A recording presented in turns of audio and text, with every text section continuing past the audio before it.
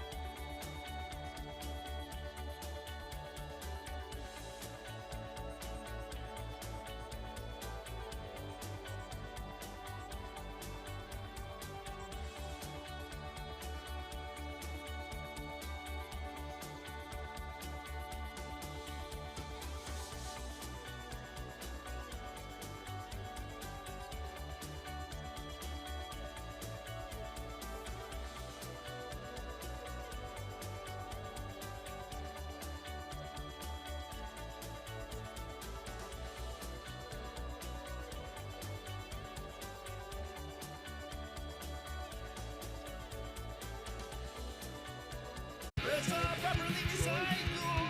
Let's all properly recycle. Let's all properly recycle. Leave out the plastic bags. You may think plastic bags can be recycled curbside, but they can't. When you put recyclables in a plastic bag, it gets tangled in the sorting machine and ruins recycling.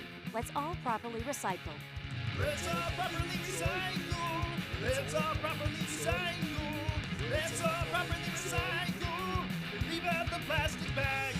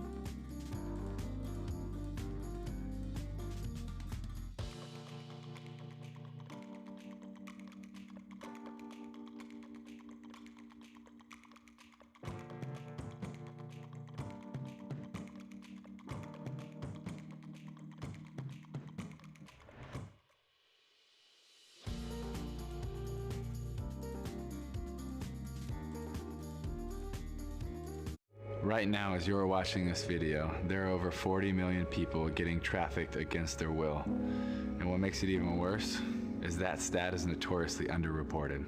So many victims even know their traffickers well. A parent, a family friend, even spouses. 7 out of 10 victims are female. 1 out of 4 is a child. We gotta do better. We need you to enter the fight, and we need you now.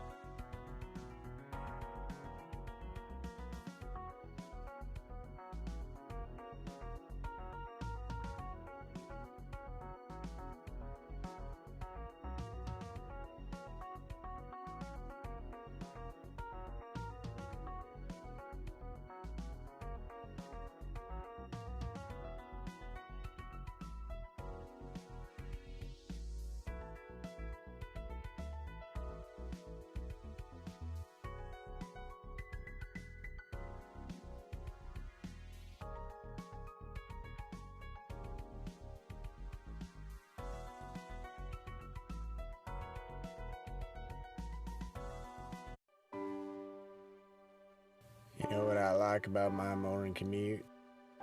It's time to reflect. Ponder those big questions. Who are we? Why are we here? Sometimes you just gotta take those bumps in the road and keep on moving forward. Dude, you couldn't possibly be any more wrong. Stop the car.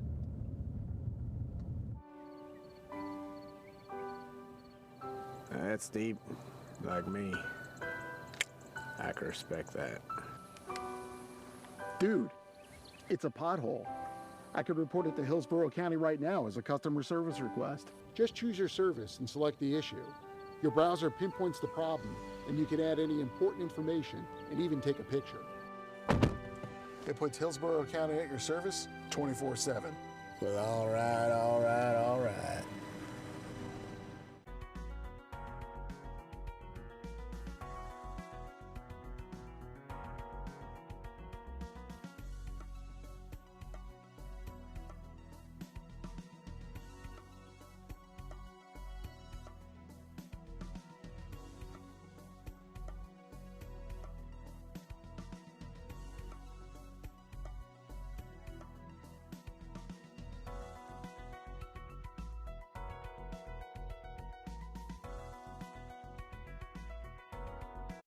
This is Dave.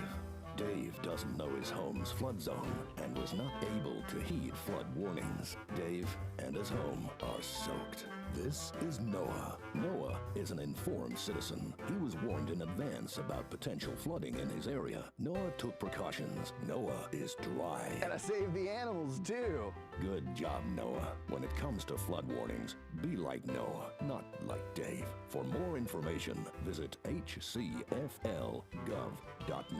Be safe, be informed, know your flood zone.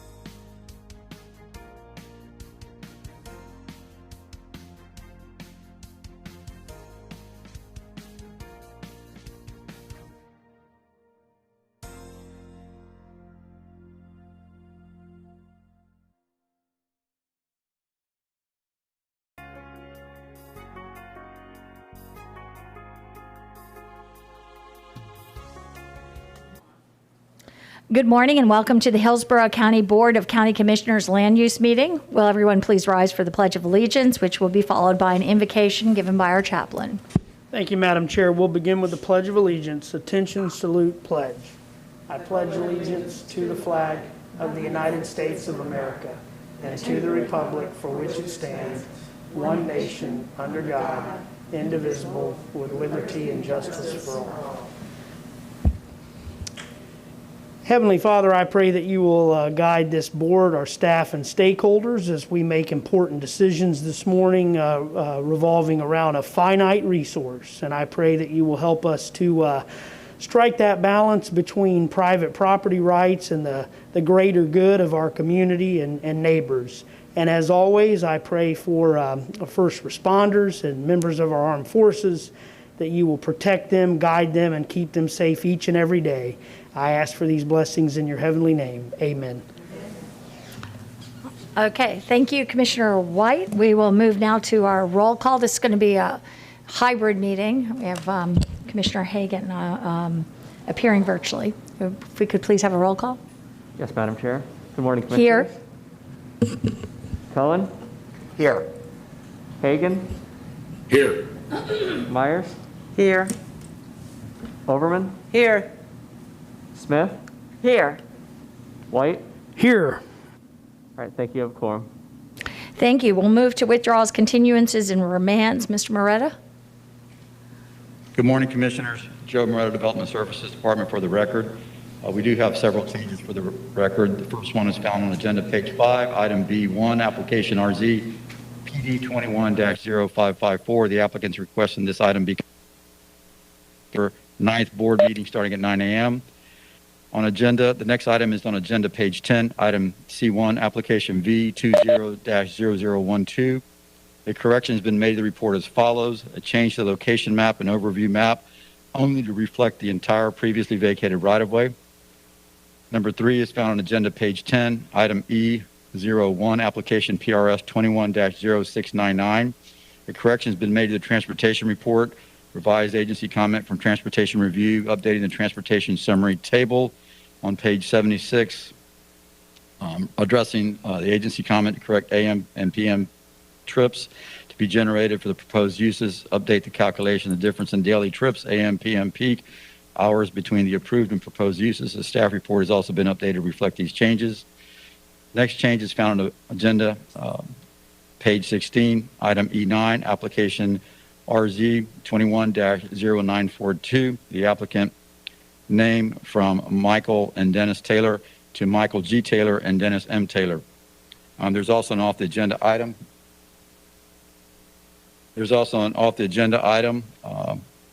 Report from Development Services Department on golf course potential redevelopment.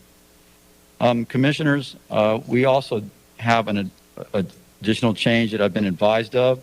I'm going to take you back to number 3. I just read on agenda page 10, item E1. This is related to personal appearance 21-0699. Correction to that is that the staff is requesting a continuance of this item to the next hearing on November 9th. That will be a 9 a.m. board land use meeting. Now, moving to the agenda itself, item A1,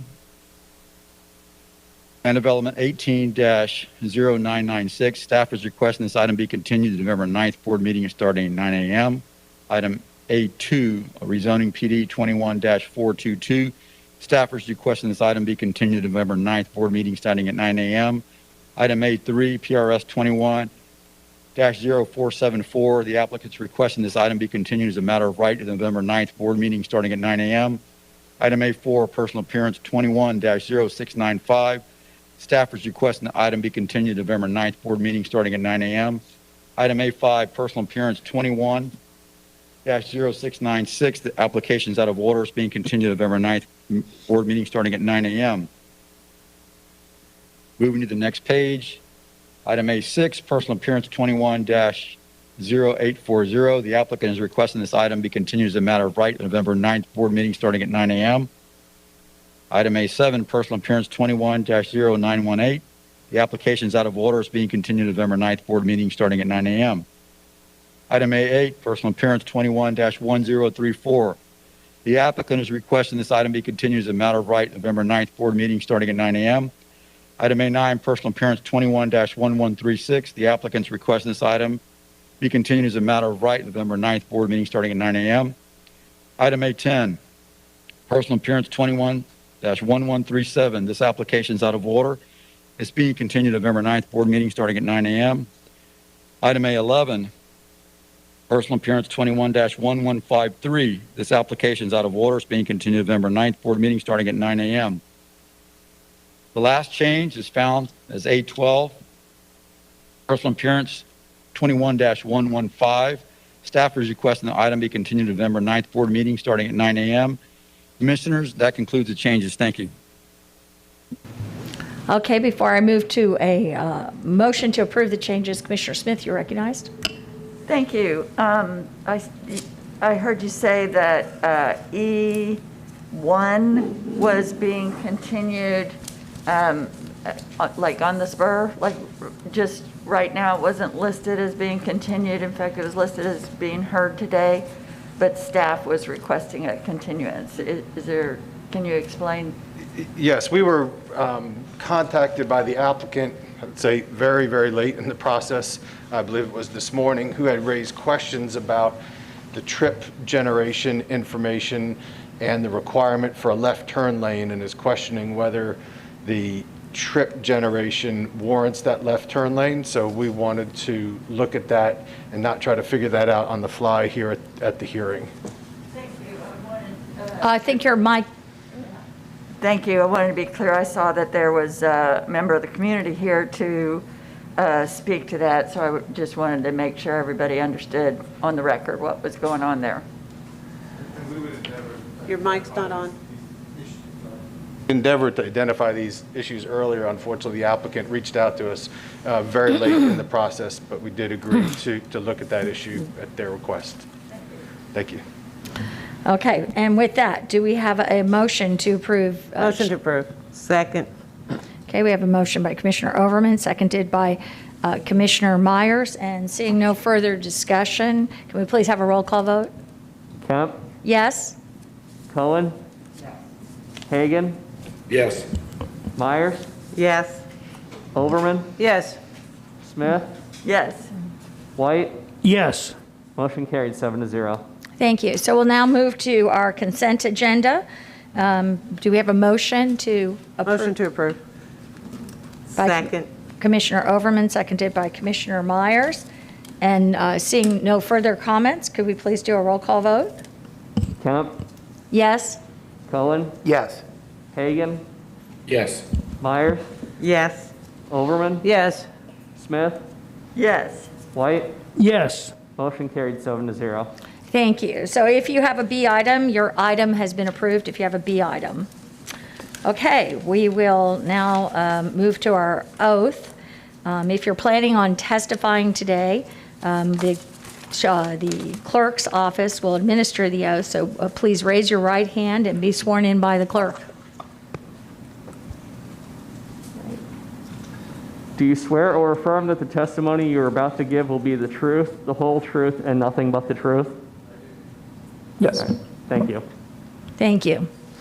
And before we begin our first public hearings this morning, I'd like to take an opportunity to remind all of the speakers, including those participating in person at Saunders Library and those participating remotely, of our meeting participation process. When it's your turn to speak, I will recognize you as a speaker. For those participating in person at the Saunders Library, I ask that you respect our social distancing guidelines, remain seated, and please do not approach the podium to speak until I've called on you. Thank you. And we'll now move to our vacating items with Mr. Moretta. Thank you, Commissioner. That brings us to item C1. This is a public hearing for vacating petition V20-0012. The Real Estate Department will present this item and be available for questions. Thank you. Good morning. My name is Brian Dion from the Real Estate Department. I should be sharing my screen for item V20-0012, which is item C1 today.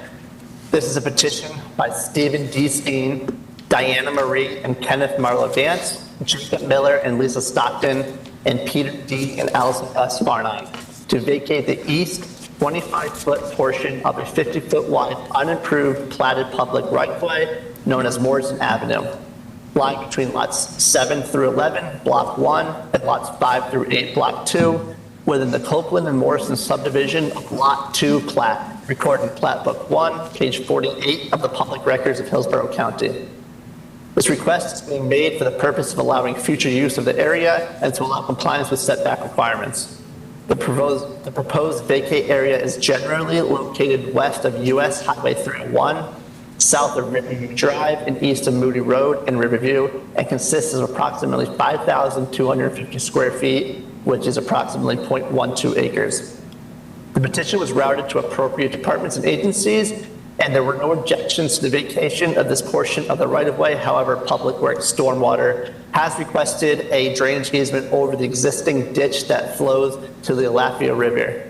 My apologies. Accordingly, the petitioners have agreed to the reservation of a 625-foot drainage easement over the north portion of the subject vacate area.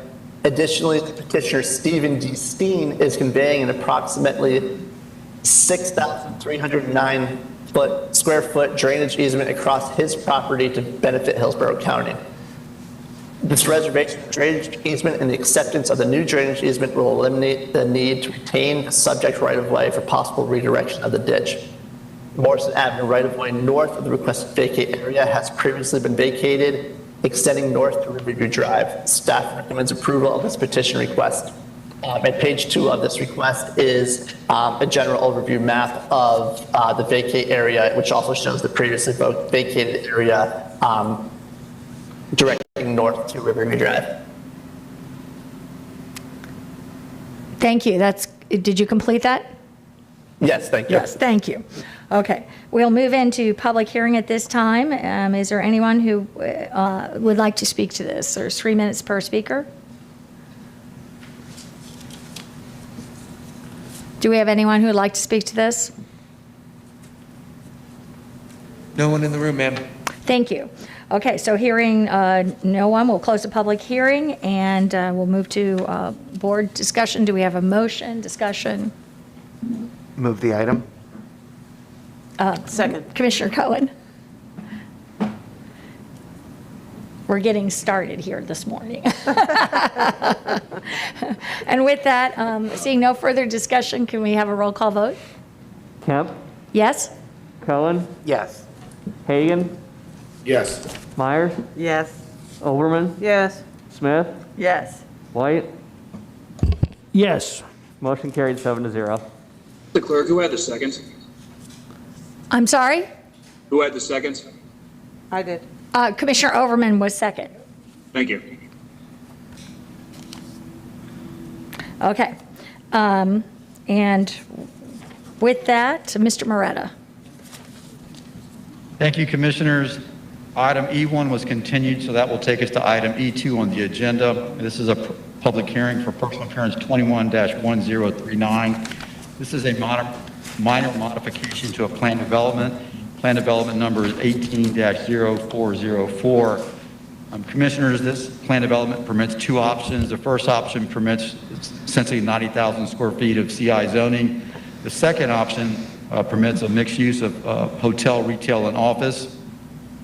This particular modification is primarily dealing with an increase in height from 50 feet to 60 feet for buildings that are non-parking garage buildings. It also provides some changes to the access. Michelle Heinrich of our staff is going to walk through the changes as they pertain to the height increase in the access. We are recommending approval with conditions. Thank you. Thank you. And we'll move now to the applicant presentation. The applicant present.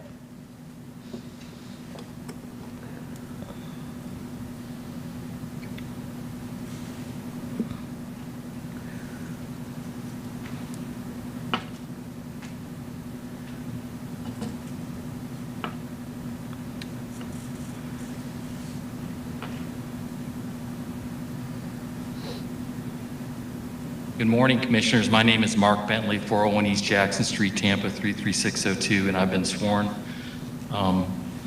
The catalyst for the minor modification today is our client has entered into a joint venture with Hard Rock Hotels for what they call their upscale boutique hotel. It's called Reverb. This would be on Hillsborough Avenue, about 300 feet west of the Hard Rock complex. If approved, this would be the second Reverb hotel in the United States.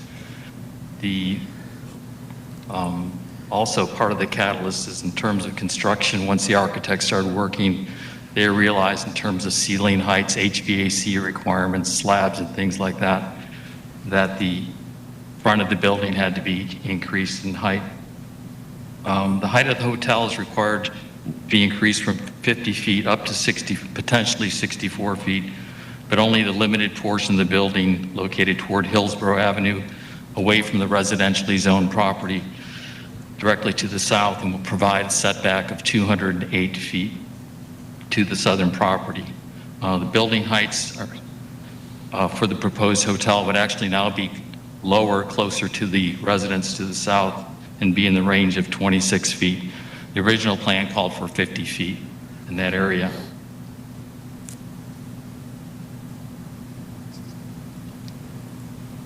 Thanks. So what you could see here is, this is Hillsborough Avenue where I'm pointing, and this would be the apex or the top of the hotel, which would be at maximum 64 feet, most likely 61. Here's the residentially zoned property to the south. So we would maintain what was approved in the original PD, a 45-foot setback with substantial vegetation and trees. Here would be the parking garage. Another point is the proposed hotel substantially exceeds the county's requirement for a 2-to-1 slope. This line right here represents a 2-to-1. As you can see, that we're substantially lower than that.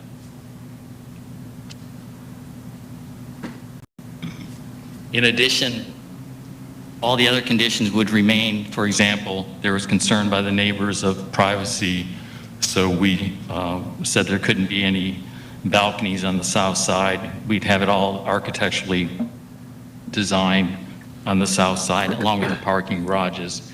Also, we have 4 letters in support, and one of them is from Ms. Joanne O'Brien. You might know Ms. O'Brien. She's pretty active in the community, and she lives directly behind the project.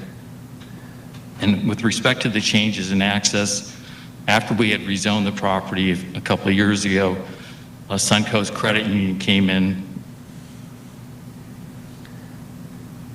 located to the west of the subject. Here's the subject property located to the west. So some of these changes relate to joint access with Suncoast out to Hillsborough Avenue. So those were driven by Suncoast primarily and staff.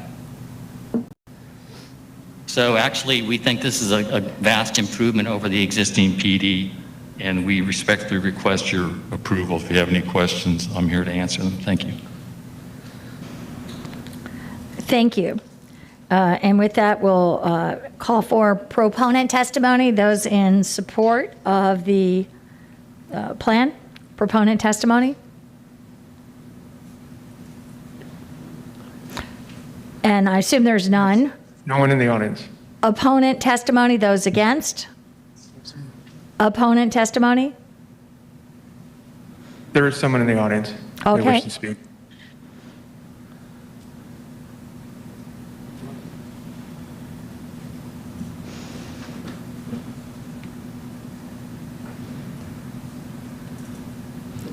Hello, I'm Dale Zeman. I'm one of the immediate neighbors. You have up to 15 minutes. Sir, can you provide your address for the record? Thank you. Okay, name for the record? Address, please. Oh, 6912 Thrasher Drive, Tampa, Florida, 33610. I'm one of the immediate neighbors right behind this proposed motel. Basically, I'm concerned about privacy of my backyard, security of my backyard. At this time, the property has a double wide trailer on it right now that is all broken into by the homeless people, and homeless people are going in and out of it. I'm worried about my security of my family, my neighbors. He doesn't protect the buildings that are already on the property. I'm worried about in the future of privacy, security, and that's the things I'm concerned about. Basically, the placement of like the waste. Where is that going to be on the property? I'm worried about rodents. Just worried about mainly privacy, and a motel looking down on a subdivision. That's why I'm kind of sort of against it. All right, thank you. Thank you. Thank you. Is there anyone else there with opponent testimony? Opponent testimony? Another person's come to the dais.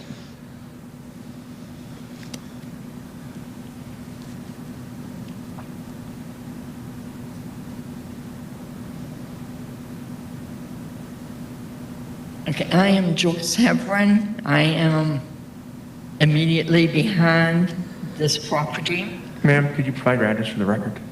What was that? Can we provide your address for the record, please? 6914 Thrasher Drive. I am just opposed to the whole thing because of privacy. Our backyard privacy will no longer be there. We will not be able to have outside functions. Just like my neighbor said, the rodent problem, where the trash is going to be, if it's going to be at the back of the building, it's going to create rodent problems. It's just that our lifestyle will change because of this hotel. And I'm just opposed to it. Thank you. Is there further opponent testimony there? No one else is indicating. Okay. Thank you. So at this point, we'll move to development services.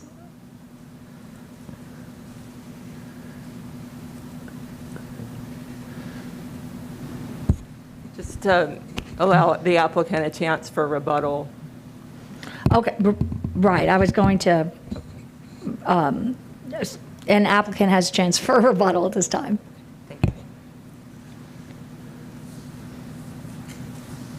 Once again, Commissioners, my name is Mark Bentley. The property is vacant. It's been an ongoing challenge dealing with some of the homeless issues out in that vicinity.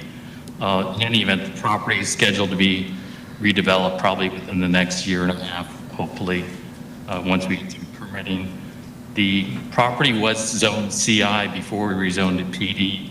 As you know, under that intense commercial classification, we could have had a myriad of uses that would actually butt up to the neighbors.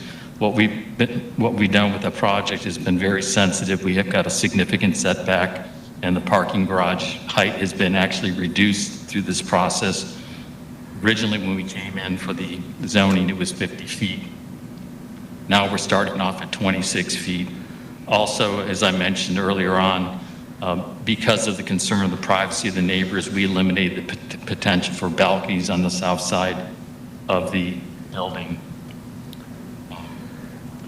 So in any event, a lot of these concerns won't come into fruition because of the fact that the property is being redeveloped. Once again, if you have any questions, I'll certainly try and answer them. Thanks. Thank you. And with that, we will move on at this point to board discussion. Commissioner Overman, you're recognized.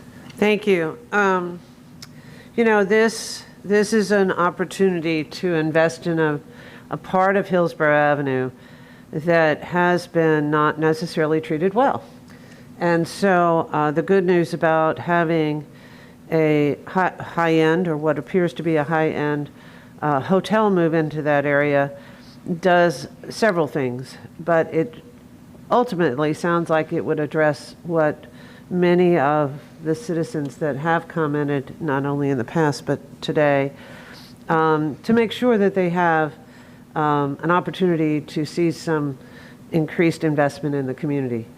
According to the record, it looks like an 8-foot masonry wall would be part of the project, if I'm not mistaken, and that would address much of the concerns regarding, waste, rodents, the privacy, in many ways of keeping this kind of activity, economic activity that is owned for, from their homes. So what I've seen here is that the applicant has worked in most positive ways to provide as much privacy as possible by moving the balconies towards the front, providing a very nice facade, and providing the buffer that's necessary to protect those homes that they have not had in the past. What I see is an applicant that is looking to what will work now for not only the community, but also for the entire neighborhood. So with that, I would recommend approval. Okay, we have a motion by Commissioner Overman, seconded by Commissioner Smith. Commissioner Smith, you're recognized. Yes, I just want to assure the residents who were coming in opposition that this has been worked on through this process to address the concerns of the height and the setback, as he showed with that image of the curve of the slope of the height. I think that will address the privacy concerns. So just in addition to what Commissioner Overman said, all of which I agree, I think there's been a lot of work done here to do something that fits in with the community and answers the community's concerns. And seeing no further board discussion at this time, we have a motion by Commissioner Overman. We have a second by Commissioner Smith. And with no further discussions, please do a roll call vote. Kemp? Yes? Cohen? Yes. Hagan? Yes. Myers? Yes. Overman? Yes. Smith? Yes. White? Yes. Motion carried 7-0. Thank you. Mr. Murata? Thank you, Commissioners. This brings us up to item E3. It's personal appearance 21-1114, located at 6619 Crackle Avenue. This is a 9.82 plan development allowing townhomes. The request is very straightforward. It's to change the lot width from 22 to 20 feet, no additional entitlements, no significant change in the site plan. Staff is recommending approval with conditions. Thank you. And do we have the applicant present? Yes, we do.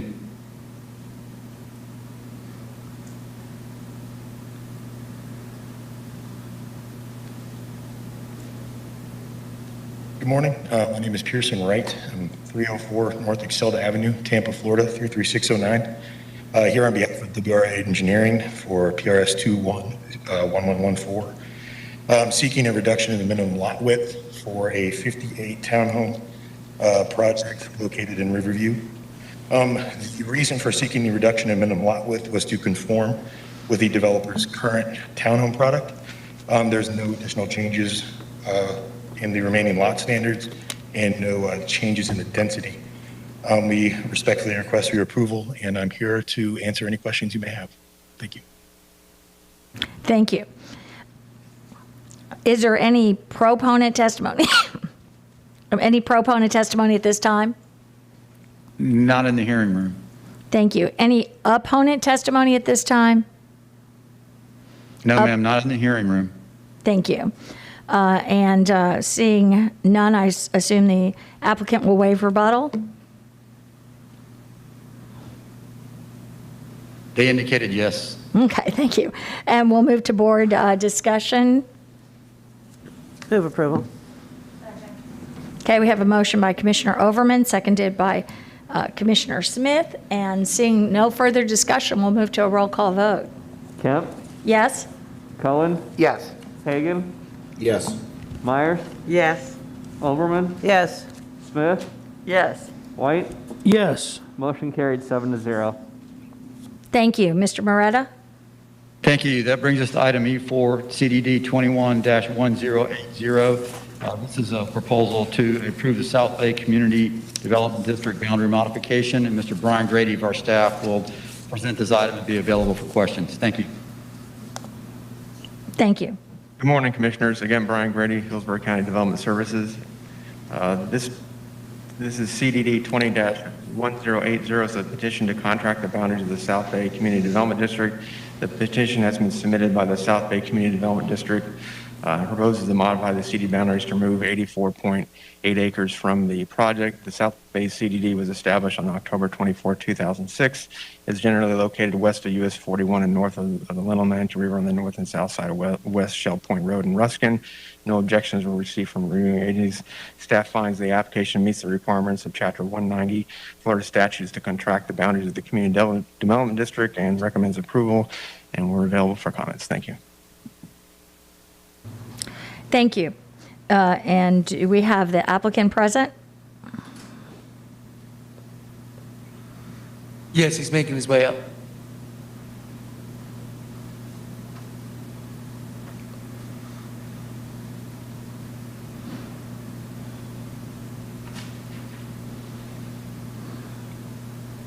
Good morning, Commissioners. My name is Thomas Grimm.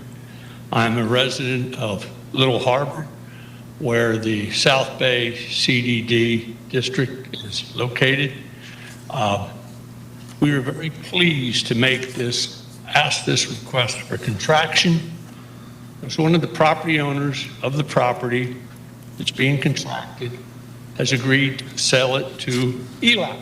And I know Commissioner Smith is, although we haven't spoken, very pleased with this because this has been an ongoing discussion since I think 06 or 07. And it will be contracted, and we're pleased to support it. I think that this property on the Little Manatee River be much better served for public purposes with the ELAP and the other governmental agencies. With that, if there are any questions, I'd be happy to answer them. Otherwise, thank you very much. Thank you. And with that, we will move to proponent testimony. Is there any proponent testimony? No one in the audience. Any opponent testimony? No one in the audience. So I'll assume that the applicant will waive rebuttal. Waive rebuttal.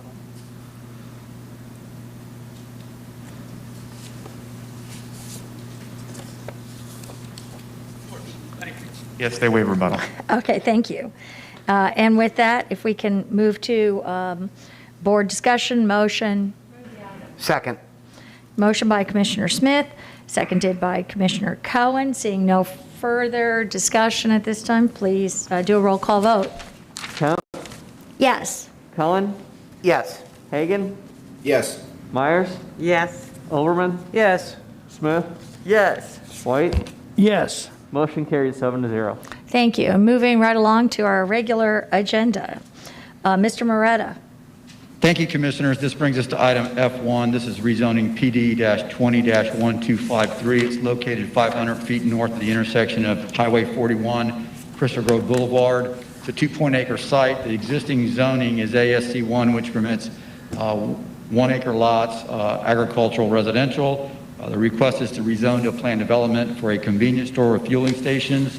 The project is located in the Lutz community plan, and Mr. Brian Grady is going to walk through some of the key elements of the site plan and some of the areas where the applicant has requested some relief from. Thank you. Thank you. Good morning again, Commissioners. Brian Grady, Hillsborough County Development Services. The site plan is on the Elmo. Just want to, again, they're requesting a 5,000 square foot convenience store with a gas station. Just want to highlight the site plan and some of the features regarding buffering and screening along the project boundaries. Along the northern boundary, they're providing a 30-foot buffer. They're providing a 30-foot buffer with Type C screening along the northern boundary. That is in excess of what the code requires. The code would require a 20-foot buffer with type B screening. Type C screening consists of masonry wall, 6 feet height, and evergreen trees planted on 20-foot centers along the eastern portion of the boundary in this location. Excuse me. We have a board member that it might be just a little bit slower, having trouble understanding what you're saying. Sure, I can. Thank you. Yes, it was very fast, because I think it's fairly clear, but yeah. So if you could slow down, please. Certainly. Again, just to repeat, along the northern boundary of the project, they're promoting a 30-foot type C buffer. The type C screening is a masonry wall, 6 feet high, and evergreen trees planted on 20-foot centers. Along the portions of the eastern boundary in this location, they have requested a 10-foot buffer with a type B screening. Type B screening is the code requires screening for this use against the agricultural zone property, which would be a 6-foot solid screen and evergreen trees planted on 20-foot centers. And then along the remainder of the eastern boundary, they are proposing code compliant buffering screening at 20 feet with type B screening. Staff is supportive of the requested relief. Part of the justifications for that is, again, the required location, the access drive, given the need to separate throat depth from the roadway. I would note this is all under single ownership, which is this is being purchased from this property owner as part of this request. The other change regarding standards is, as mentioned by Joe, this project is the loose community and subject to the loose rural development standards. They're asking for relief from one of those standards. It's in section 309-0682 that deals with roof pitches, and it requires a certain roof pitch minimum maximums along all 4 roof lines. The applicant is committed to this rendering, and they're seeking relief from the rear roof line as shown here. Based on this rendering, the commitment to the specific rendering, staff was not objecting to the relief from that standard and is recommending approval, and we're available for any questions. Okay, thank you. And with that, I just would like to notify staff too, my clock isn't timing down for whatever reasons. And we'll move now to the public hearing or our oral argument. Do we have any proponents to speak at this time? Chair Yes. Cammie Corbett with Hill Ward Henderson, 101 East Kennedy Boulevard, Suite 3700. I'm here representing the applicant, and I do have a brief presentation. Thank you.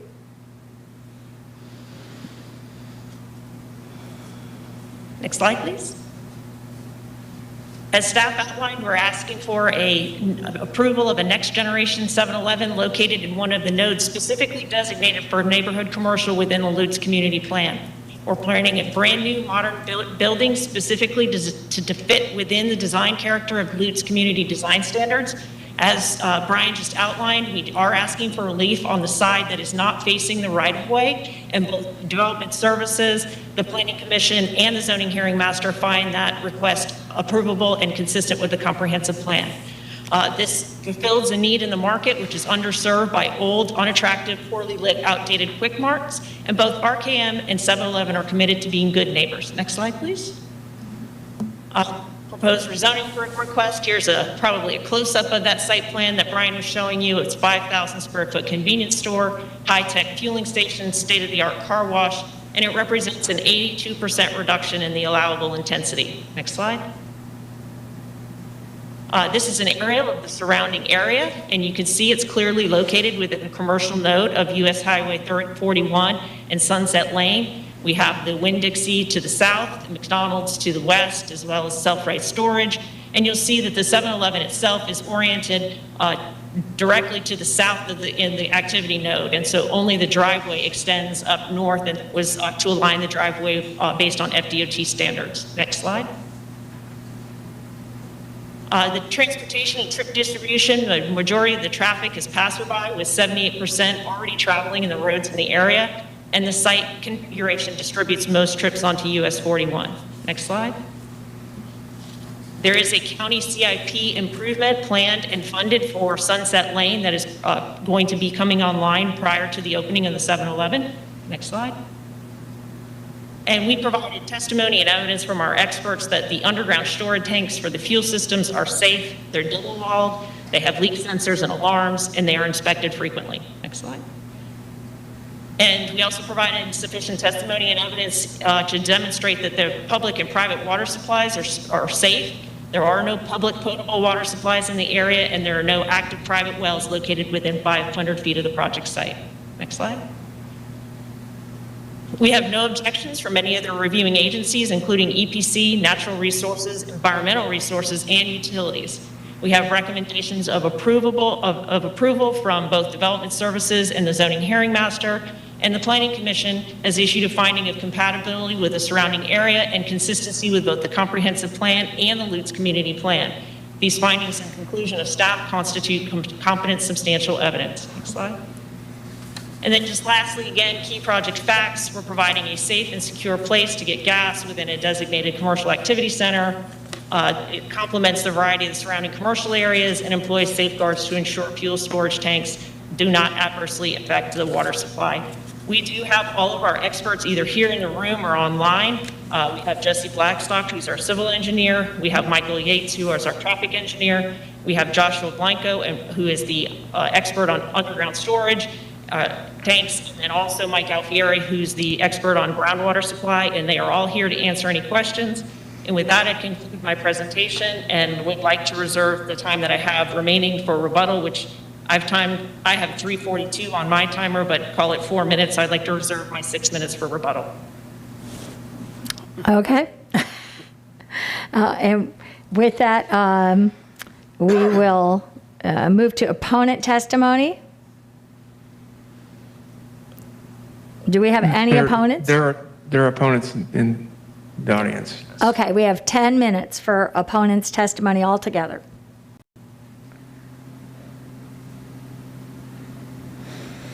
We have proponent testimony.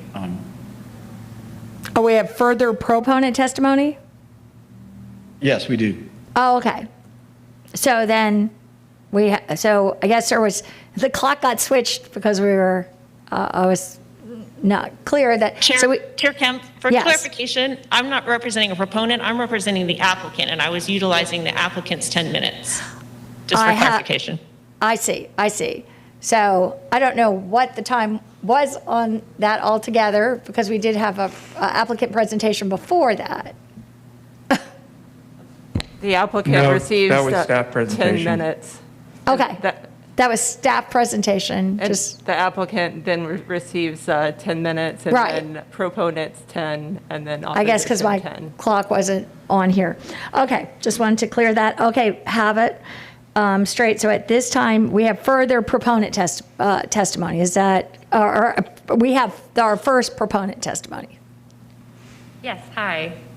Hi, good morning, everybody. My name is Natalie Davis. I am at 17880 North US Highway 41 in Lutz. I'd like to say that I grew up in Lutz, and I now have my small business there.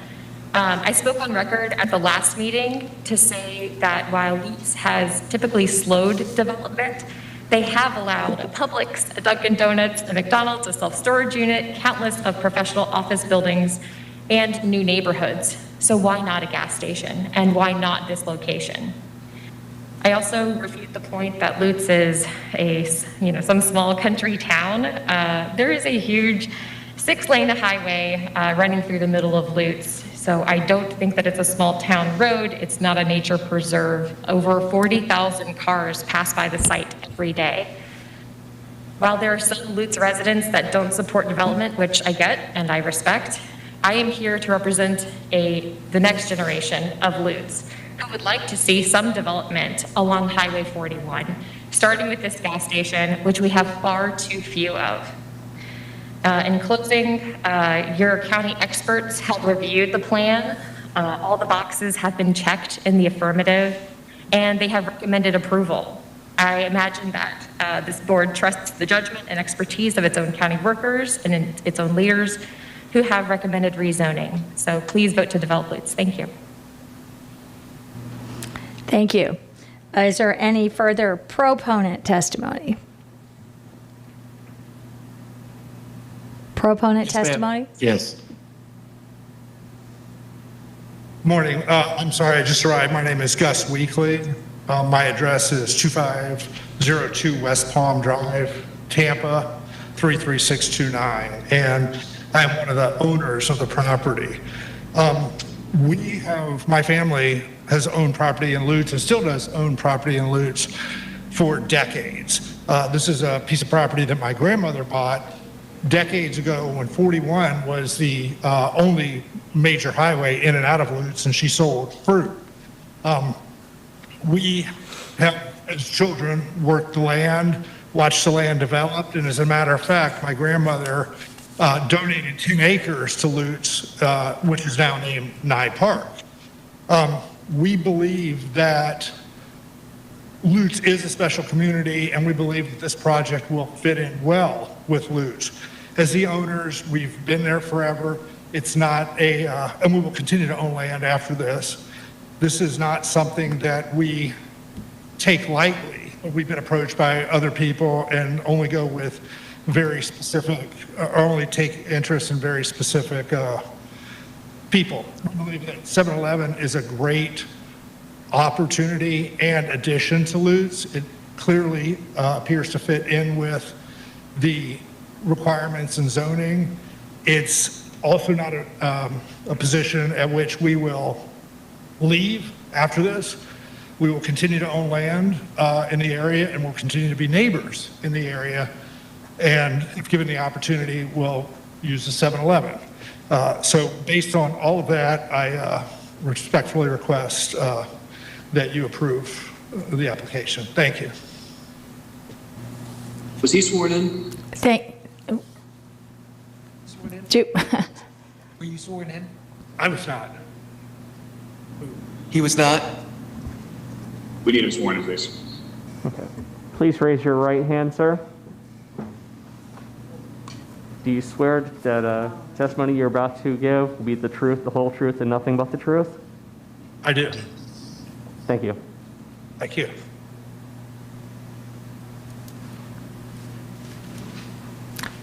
And was that swearing in after the testimony? Is there going to be an issue with this? I think you can proceed at this point. Okay. Thank you. Thank you. And with that, do we have any more proponent testimony? No, ma'am. Okay. Do we have any opponent testimony? Yes, ma'am. They're moving to the microphone at this point. Okay, we have 10 minutes together for the opponent testimony.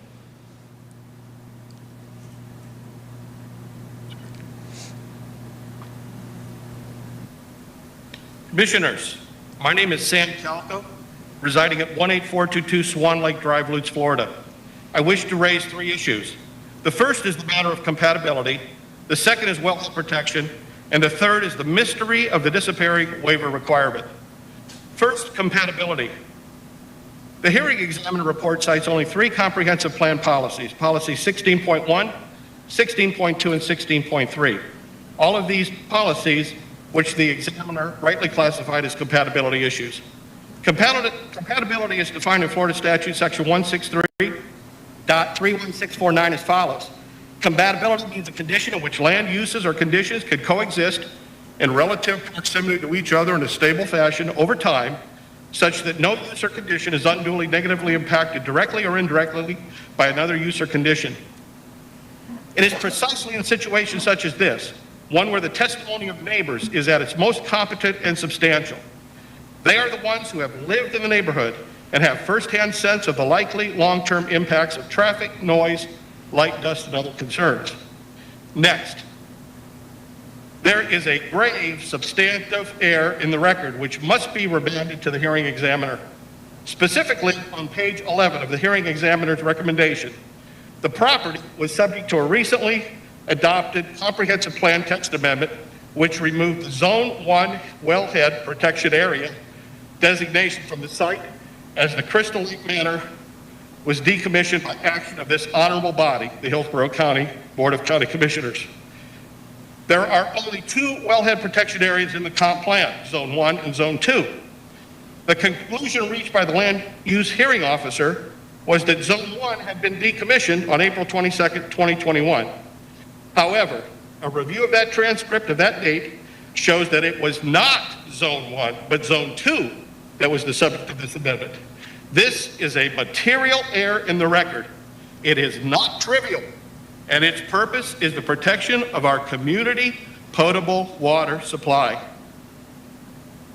That removal of Zone 2 and not Zone 1 was predicated upon a scientific memorandum which outlines the hydrogeology of the area.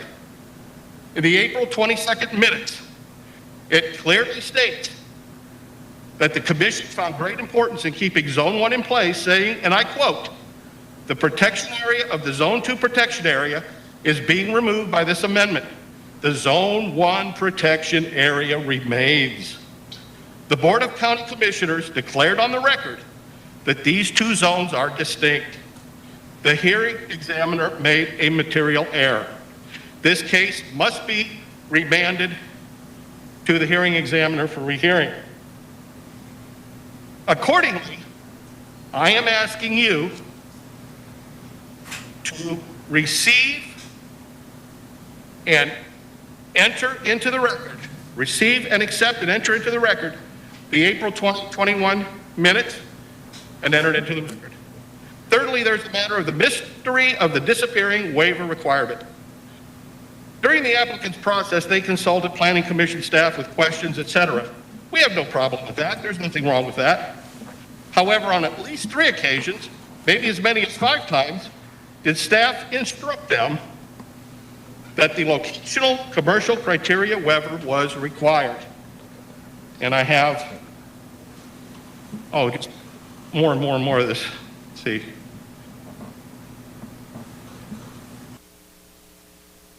Jesse Blackstock, applicant, prepared by Juwan Haley. Rezoning pre-submittal meeting, locational commercial criteria waiver needed. It's checked yes. Let's go to another. Here's Kevin DeFrank from Juwan Haley. I've updated the preliminary comments below to provide clarity concerning commercial locational criteria. The first set of concerns stated the site was not within a qualifying intersection, but then discussed in another bullet that the majority of the site is located within the 900 feet. I wanted to make sure there's not any confusion because the commercial locational criteria is required. It says it right here. The majority of the site where the development rezoning is being proposed located within the 9 feet. This does not fall within the node. Commercial locational criteria waivers required. Again, another one. Majority of the site where the development zoning being proposed located within 900 feet. And again, they say that the waiver is required. Thank you, Commissioners. I want Thank to put this you. into the record, please. We have 5 minutes left at this time. Ms. Lundgren, did you want to speak to any issue?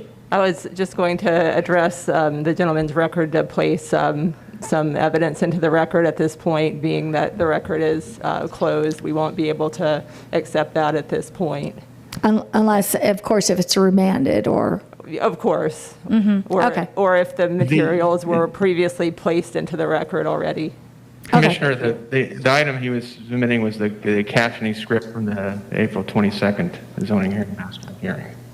Oh, it was part of the zoning master hearing, so it will be part of the record already. Then that is already part of a record. Okay, have it. Thank you. We didn't know it at the time. This came So up we have 5 minutes left, and are there further opponents that would like to speak? We have 5 minutes left. Yes, ma'am, they're coming up.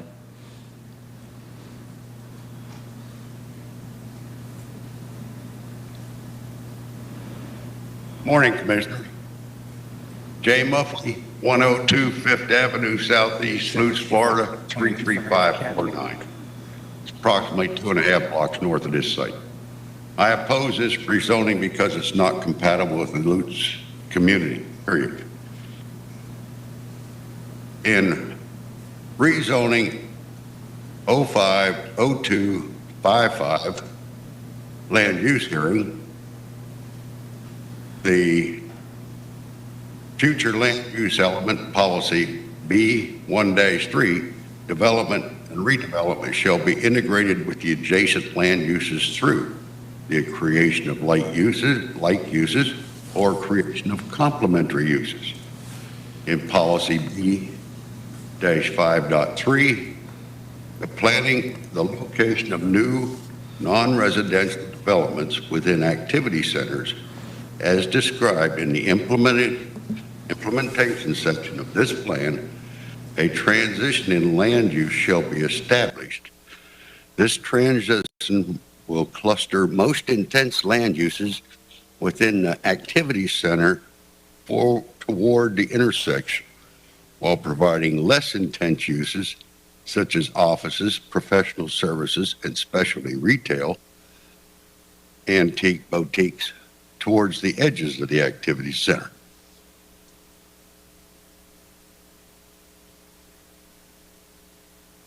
The Alutes Community Plan, the commercial uses are developed in character and/or scale with the rural look of the community and the environment. Compatibility with surrounding uses. This, never mind. I'm sorry. Anyhow, that is not compatible, and I didn't see anywhere in any reports or in the ZHM's report that the compatibility was addressed. The second item I want to discuss, light pollution. On MM 17-0897 land use hearing for the storage facility directly across the street. Excuse me. Susan Finch was the land use Excuse me, sir. master. Sir? Sir, Yes.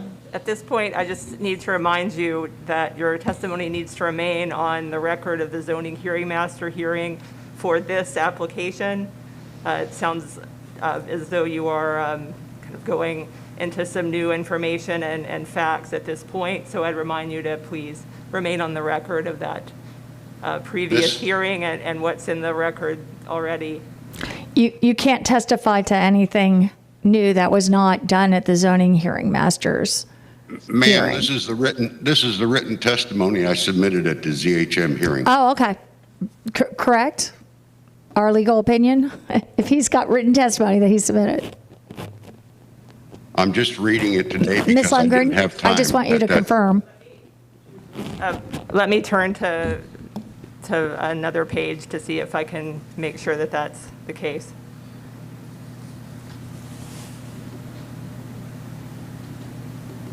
What's your pleasure, ma'am? She's looking. Oh. There's a pretty voluminous record here, so.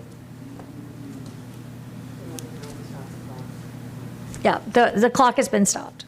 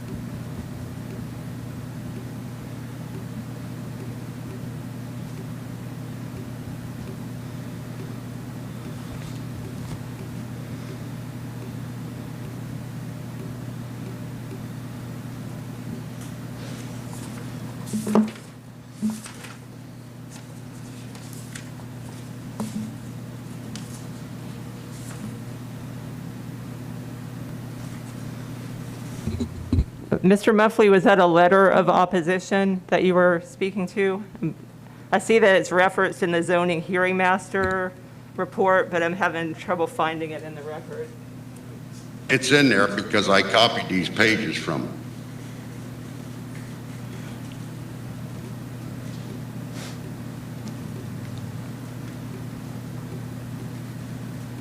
They were highlighted in yellow.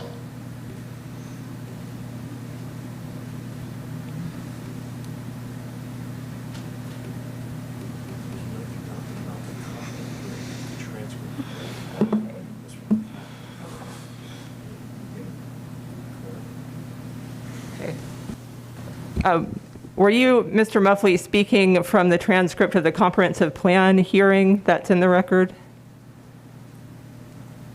No, ma'am. I was reading the pages that I submitted as my testimony at the zoning hearing master. Okay.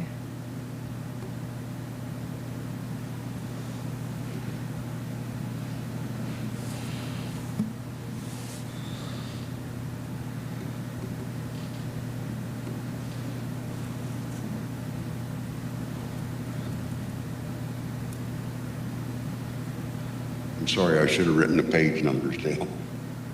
Sorry. Let me see here. There's a lot in this record. I am just trying to get through the... Was this the letter, sir? And it would be easier if we were all in one place for this meeting, but did this letter begin with a heading that says ZHM hearing at the top in the center, RZ-PD 2012-53 from J. Muffley, and starts with, I live 2.5 blocks north of this rezoning? No, that's a letter I submitted last spring. Okay. This is actually, it's the scanned in documents from the ZHM's meeting.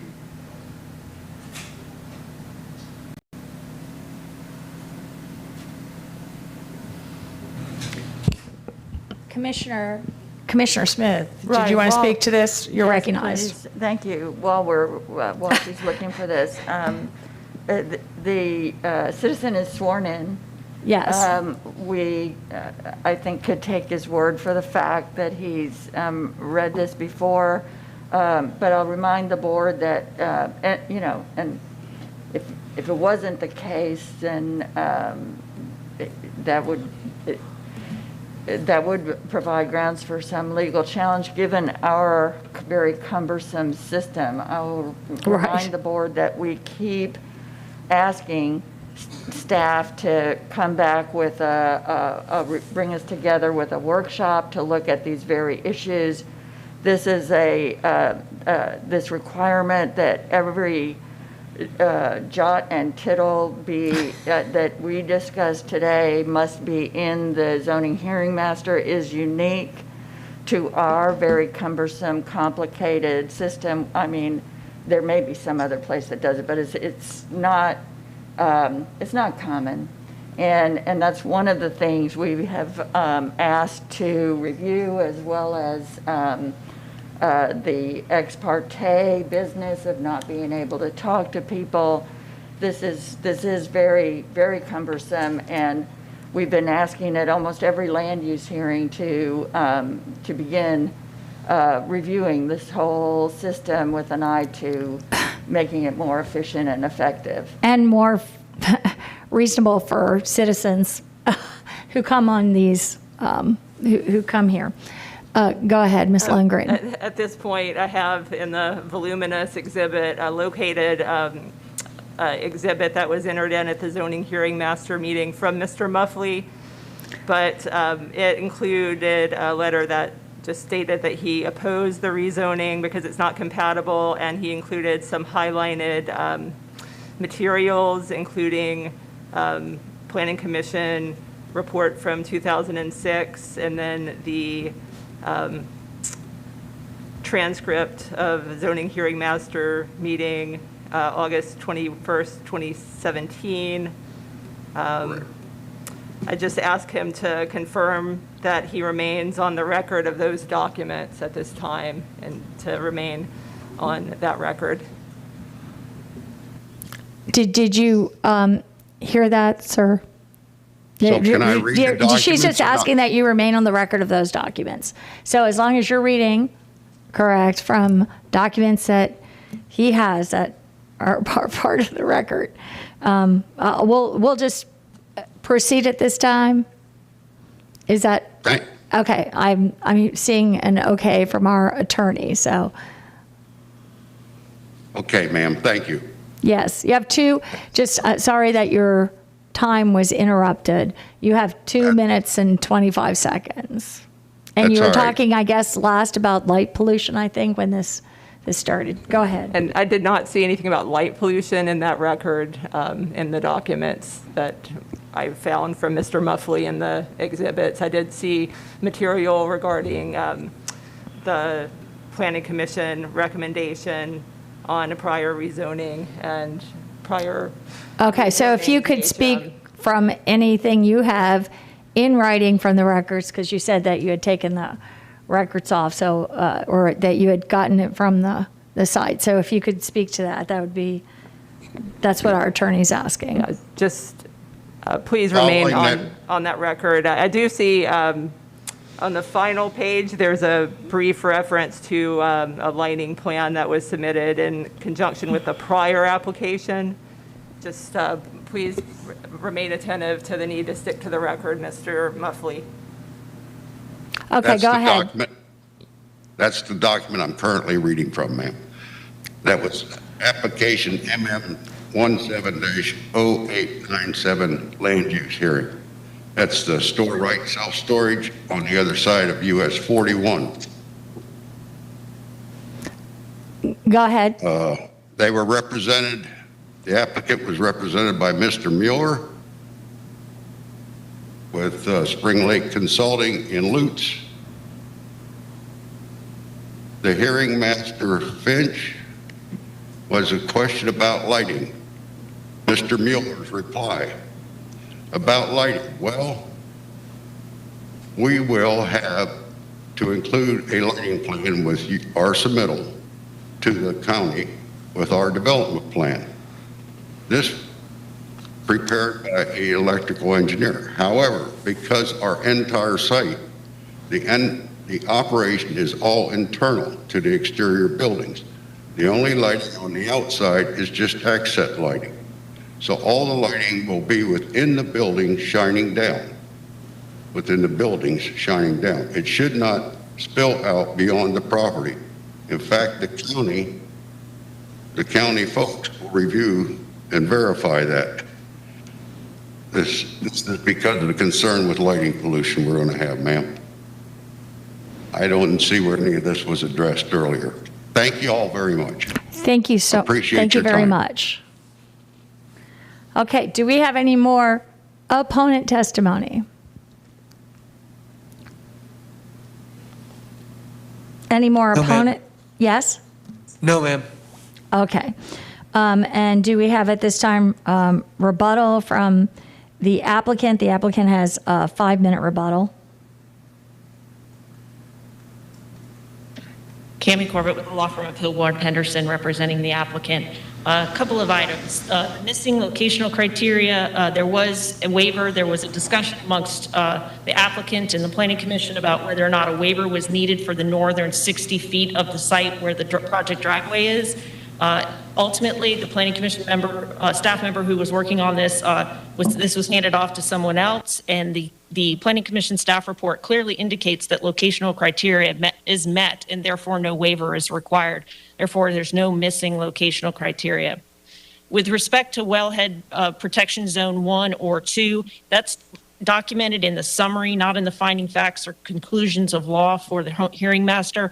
There's no dispute that this property is located within the wellhead protection area zone 1. And I would like to have Mike Alfieri come on briefly and just speak to that and just explain what the wellhead protection 1 zone protections are. Mike, are you there? Yeah, I'm online. Sorry, took a little second there to hit the mute. Mike Alfieri, Water Science Associates. I work out of Odessa, Florida.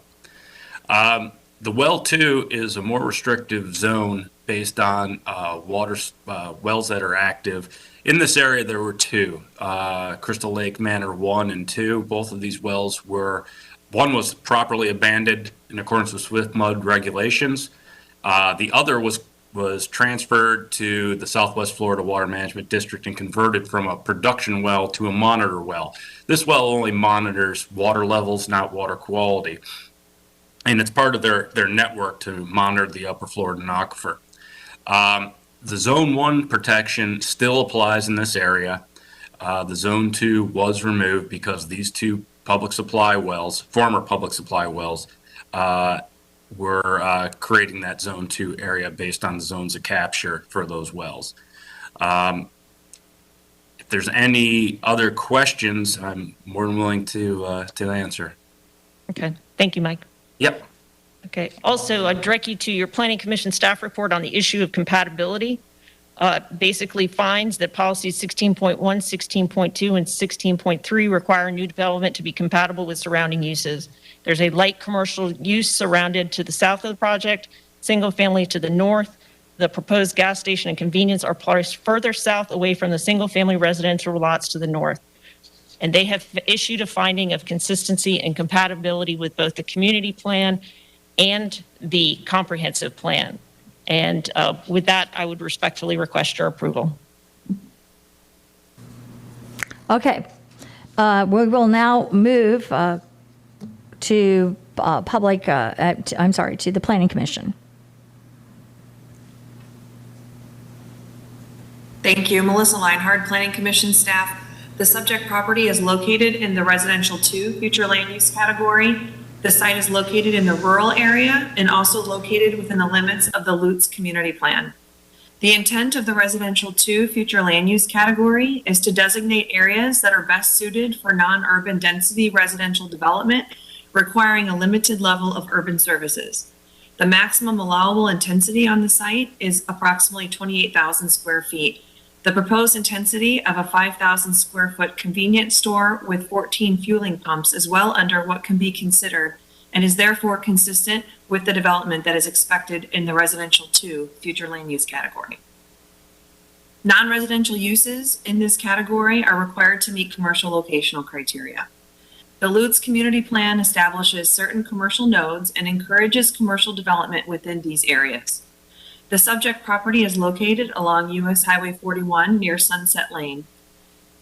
The intersection is identified as a qualifying intersection in the Lutz Community Plan. Consequently, the site does meet locational criteria per the community plan and also helps to facilitate the vision of this community plan. Future land use element policies 16.1, 16.2, and 16.3 require new development to be compatible with surrounding uses. A light commercial use is located south of the subject property, and single-family uses are located to the north of the subject site. The proposed gas station and convenience store are placed further south away from the single-family residential lots to the north. While a full access is provided on the northern portion of the site, a 30-foot Type C landscape buffer with a 6-foot masonry wall are provided to the north. This site planning technique provides for a gradual transition from the proposed development to the existing single-family lots to the north. Future land use element policy 16.5 requires development of higher intensity non-residential land uses that are adjacent to established neighborhoods to be restricted to collectors and arterial roadways and to locations that are external to established and developing neighborhoods. The proposed rezoning is located along US Highway 41, which is an arterial roadway, and satisfies this policy direction. Overall, Planning Commission staff finds the proposed use and intensity to be compatible with the surrounding area. The proposed development also fulfills the intent of the Lutz Community Plan. The proposed development is also consistent with the Residential 2 future land use category. And based upon those considerations, Planning Commission staff finds the proposed plan development consistent with the future of Hillsborough Comprehensive Plan for unincorporated Hillsborough County, subject to the conditions proposed by Development Services. Thank you. Thank you. Zoning hearing master recommendation summary. The zoning hearing master considered the request to rezone 2.6 acres from ASC 1 to planned development to develop a 5,000 square foot convenience store with 14 fueling stations and a car wash. The rezoning includes PD variations requested to reduce the required 20-foot wide buffer and, to reduce the 20-foot wide buffer to 10 feet on the eastern side. Additionally, the applicant requests to provide a flat roof instead of the pitched roof required by the Lutz rural standards only on the eastern side of the roof. The PD variation was found by the ZHM to meet LDC section 5.03.06 CB, as the applicant's representative testified that the reduction in buffer width on the east side is a result of the desire to move the building away from the residential. Additionally, the applicant's representative testified that the required amount of screening will not be reduced, thereby meeting the intent of the LDC by mitigating the reduction in buffer width. The zoning hearing master also found the request for a flat roof instead of the pitched roof that is required was justified by the fact that the flat roof will only be on the eastern facade of the building. The overall design of the convenience store was found to be rural in character. The Planning Commission found the site meets commercial locational criteria and is consistent with the Lutz Community Plan and the Comprehensive Plan. The zoning hearing master found that the property was subject to a recently approved Comprehensive Plan text amendment, which removed the Zone 1 wellhead protection area designation from the site as the Crystal Lake Manor wells were decommissioned by the board on April 22nd, 2001. The zoning hearing master noted that testimony in opposition was provided during the hearing. The testimony consisted of concerns regarding compatibility and consistency with the Lutz Community Plan, the property not meeting commercial locational criteria, and the proposed use of a septic system. The Planning Commission affirmed that the parcel meets commercial locational criteria. The zoning hearing master found that approval of the planned development zoning with the conditions proposed by Development Services serves to provide a compatible land use in the area given the surrounding non-residential development and location of the property fronting on US Highway 41. The zoning hearing master therefore recommended approval of the planned development request. Okay. And with that, we'll move to board discussion. Commissioner Smith, you're recognized. Thank you. I have several concerns about this. And first of all, having been a citizen who has come to zoning hearings like this and had to speak to the board and finding it frankly intimidating and weighed down with procedural details, you know, I really would ask that we begin moving in a direction that is more empathetic and considerate of the citizens in the process. I understand, Ms. Lundgren, that you are following the process as it is right now. But I would ask for a looser interpretation while we work on changing it to improve it for the sake of our citizens trying to participate in this cumbersome process. There was, for example, a discussion of lighting at the hearing, and whether or not anyone used the exact phrase light pollution at that hearing shouldn't restrict someone from talking about lighting and in terms of light pollution here. Furthermore, light pollution is a significant facet of compatibility with a rural area within a rural community.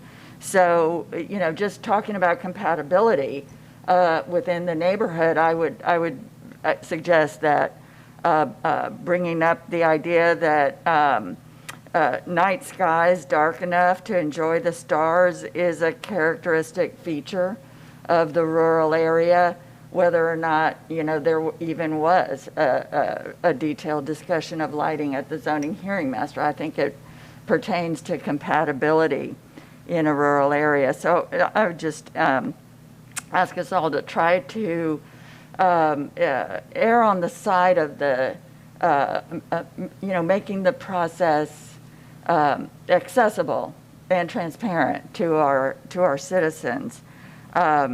So with that, let me ask the Planning Commission, is this use in this site prohibited or even frowned on in any way by the Lutz community plan? It has been suggested that yes, it's in the commercial area, but it's on the edge of the commercial area where it should be transitioning.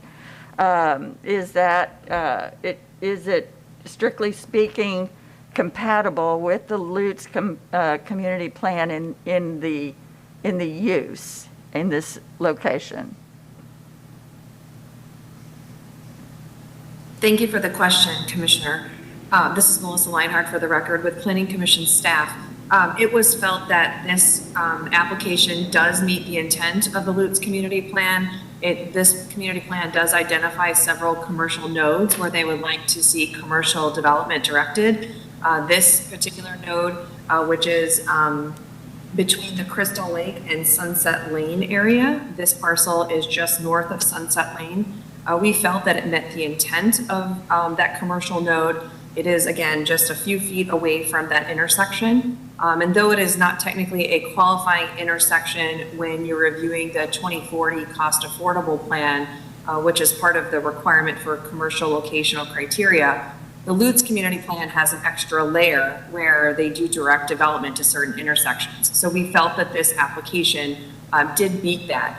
And then as far as the compatibility is concerned, with the buffer to the north and then placing the orientation of the building to the south of the property, we felt like that addressed the gradual transition policies of the plan and fulfilled that intent. Does that help answer your question? Thank you. And looking at this, I can see that there's a Walgreens, what appears to be, from Google Earth, an Ace Hardware, a Winn-Dixie. So it's not like it's stuck out in the middle of nowhere, but I just want to make sure that if it were on the edge, that we are doing proper transitioning. The other concern I have is, there were two other design things that seemed to be contrary to the Lutz community plan: the flat roof on a piece of it and the reduced buffer. Ms. Leinhardt, can you speak to why those variations from the Lutz community plan are viewed by the Planning Commission as compatible?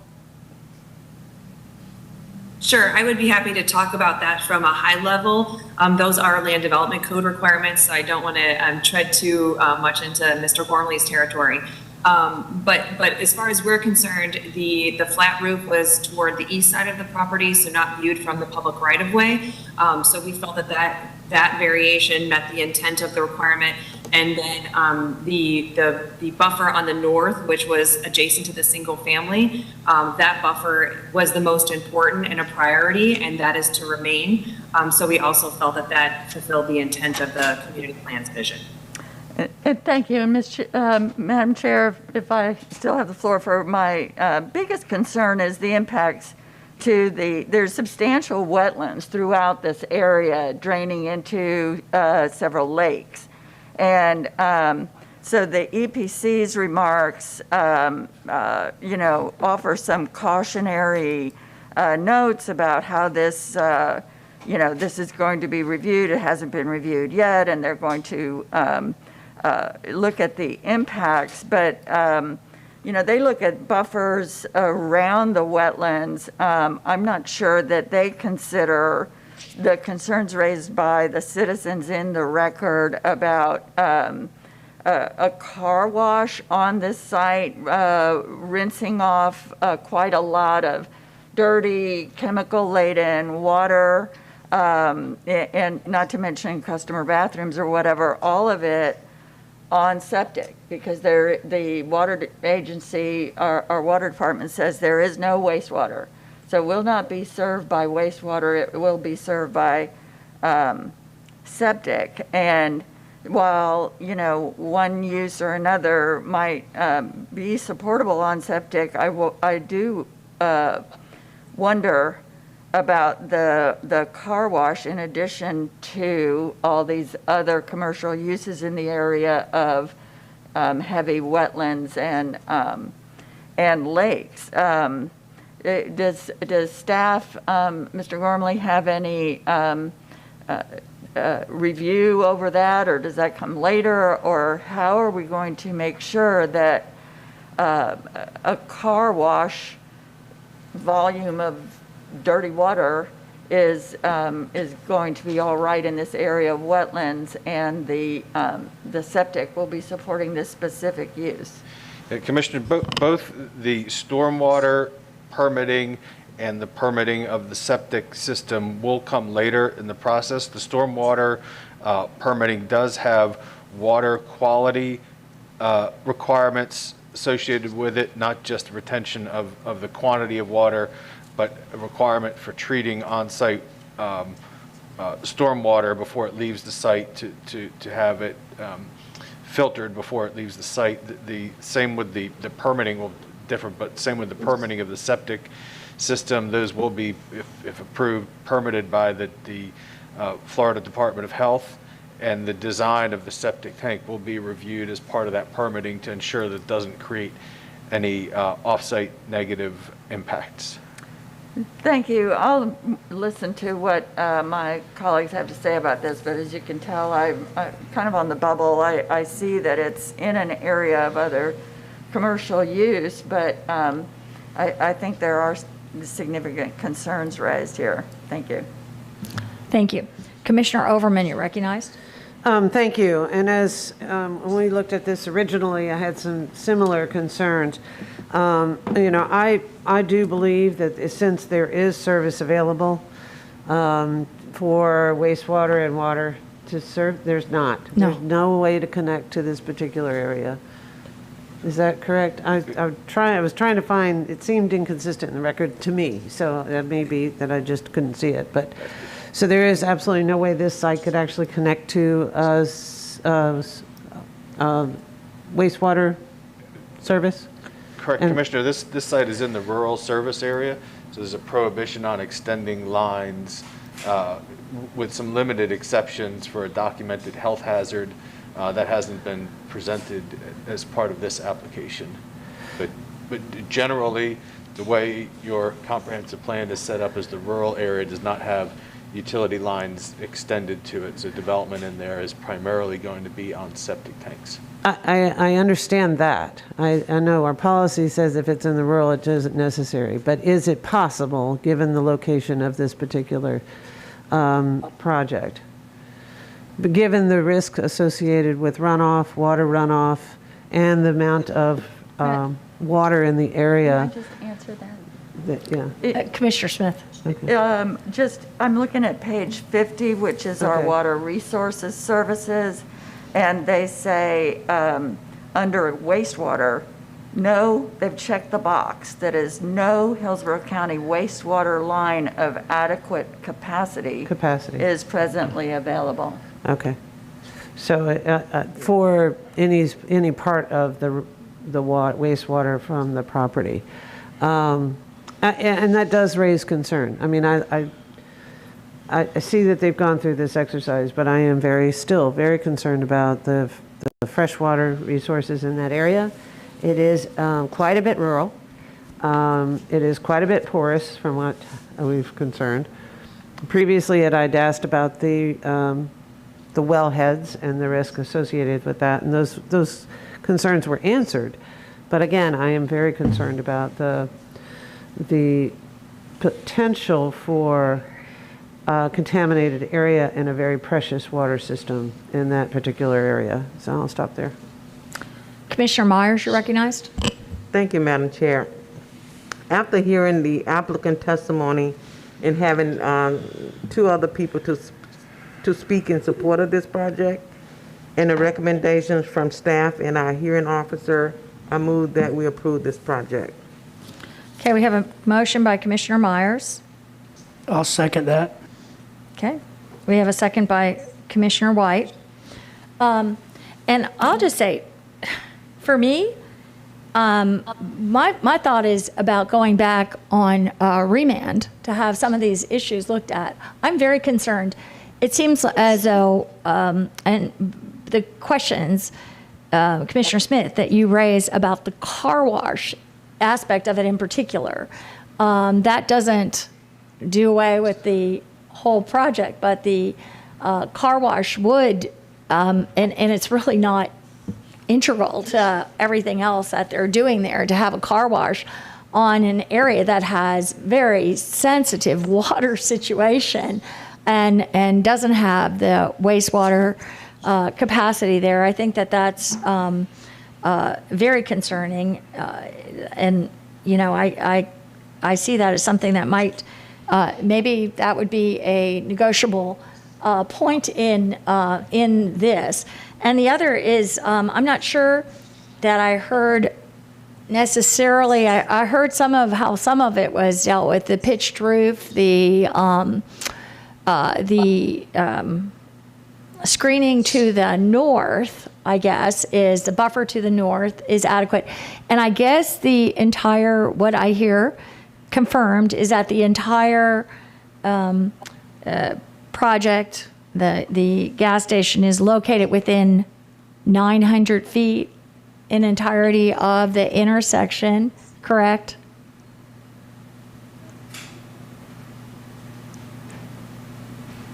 Maybe staff could answer that for me? Yes. I would be happy to answer that, Planning Yes. Commission staff. The site is just over 900 feet from the intersection of Highway 41 and Sunset Lane. So there, as Ms. Corbett testified previously, it's about 60 feet outside of technically the 900 feet. Okay. So what you were saying, it's outside, because I know we went through this recently, and there was much discussion about it being outside of the 900 feet and how significant and important that 900-foot mark was. And that is being waived. I mean, we had almost the exact thing. There was like 80 feet over in a recent project, 80 feet over the 900 feet. And I don't remember the resolution in that. I do remember a very intense discussion about just that. So, and this is being okayed 60 feet over due to that is a waiver that we would be asked to be given in this case, or can someone staff answer that? Sure, I can handle that too. Again, for the record, Melissa Leinhardt, Planning Commission staff. The way we have viewed this, because the Lutz Community Plan does have an extra layer with naming commercial nodes, it is quite different than other community plans that, because it's specifically addressed where the community wants to see commercial, Planning Commission staff did not specifically, in the beginning, yes, we did ask for a waiver with the preliminary comments, but upon further review and looking at it in detail, we did not feel that a waiver request was necessary given the community plan language and where the community nodes fall. Okay.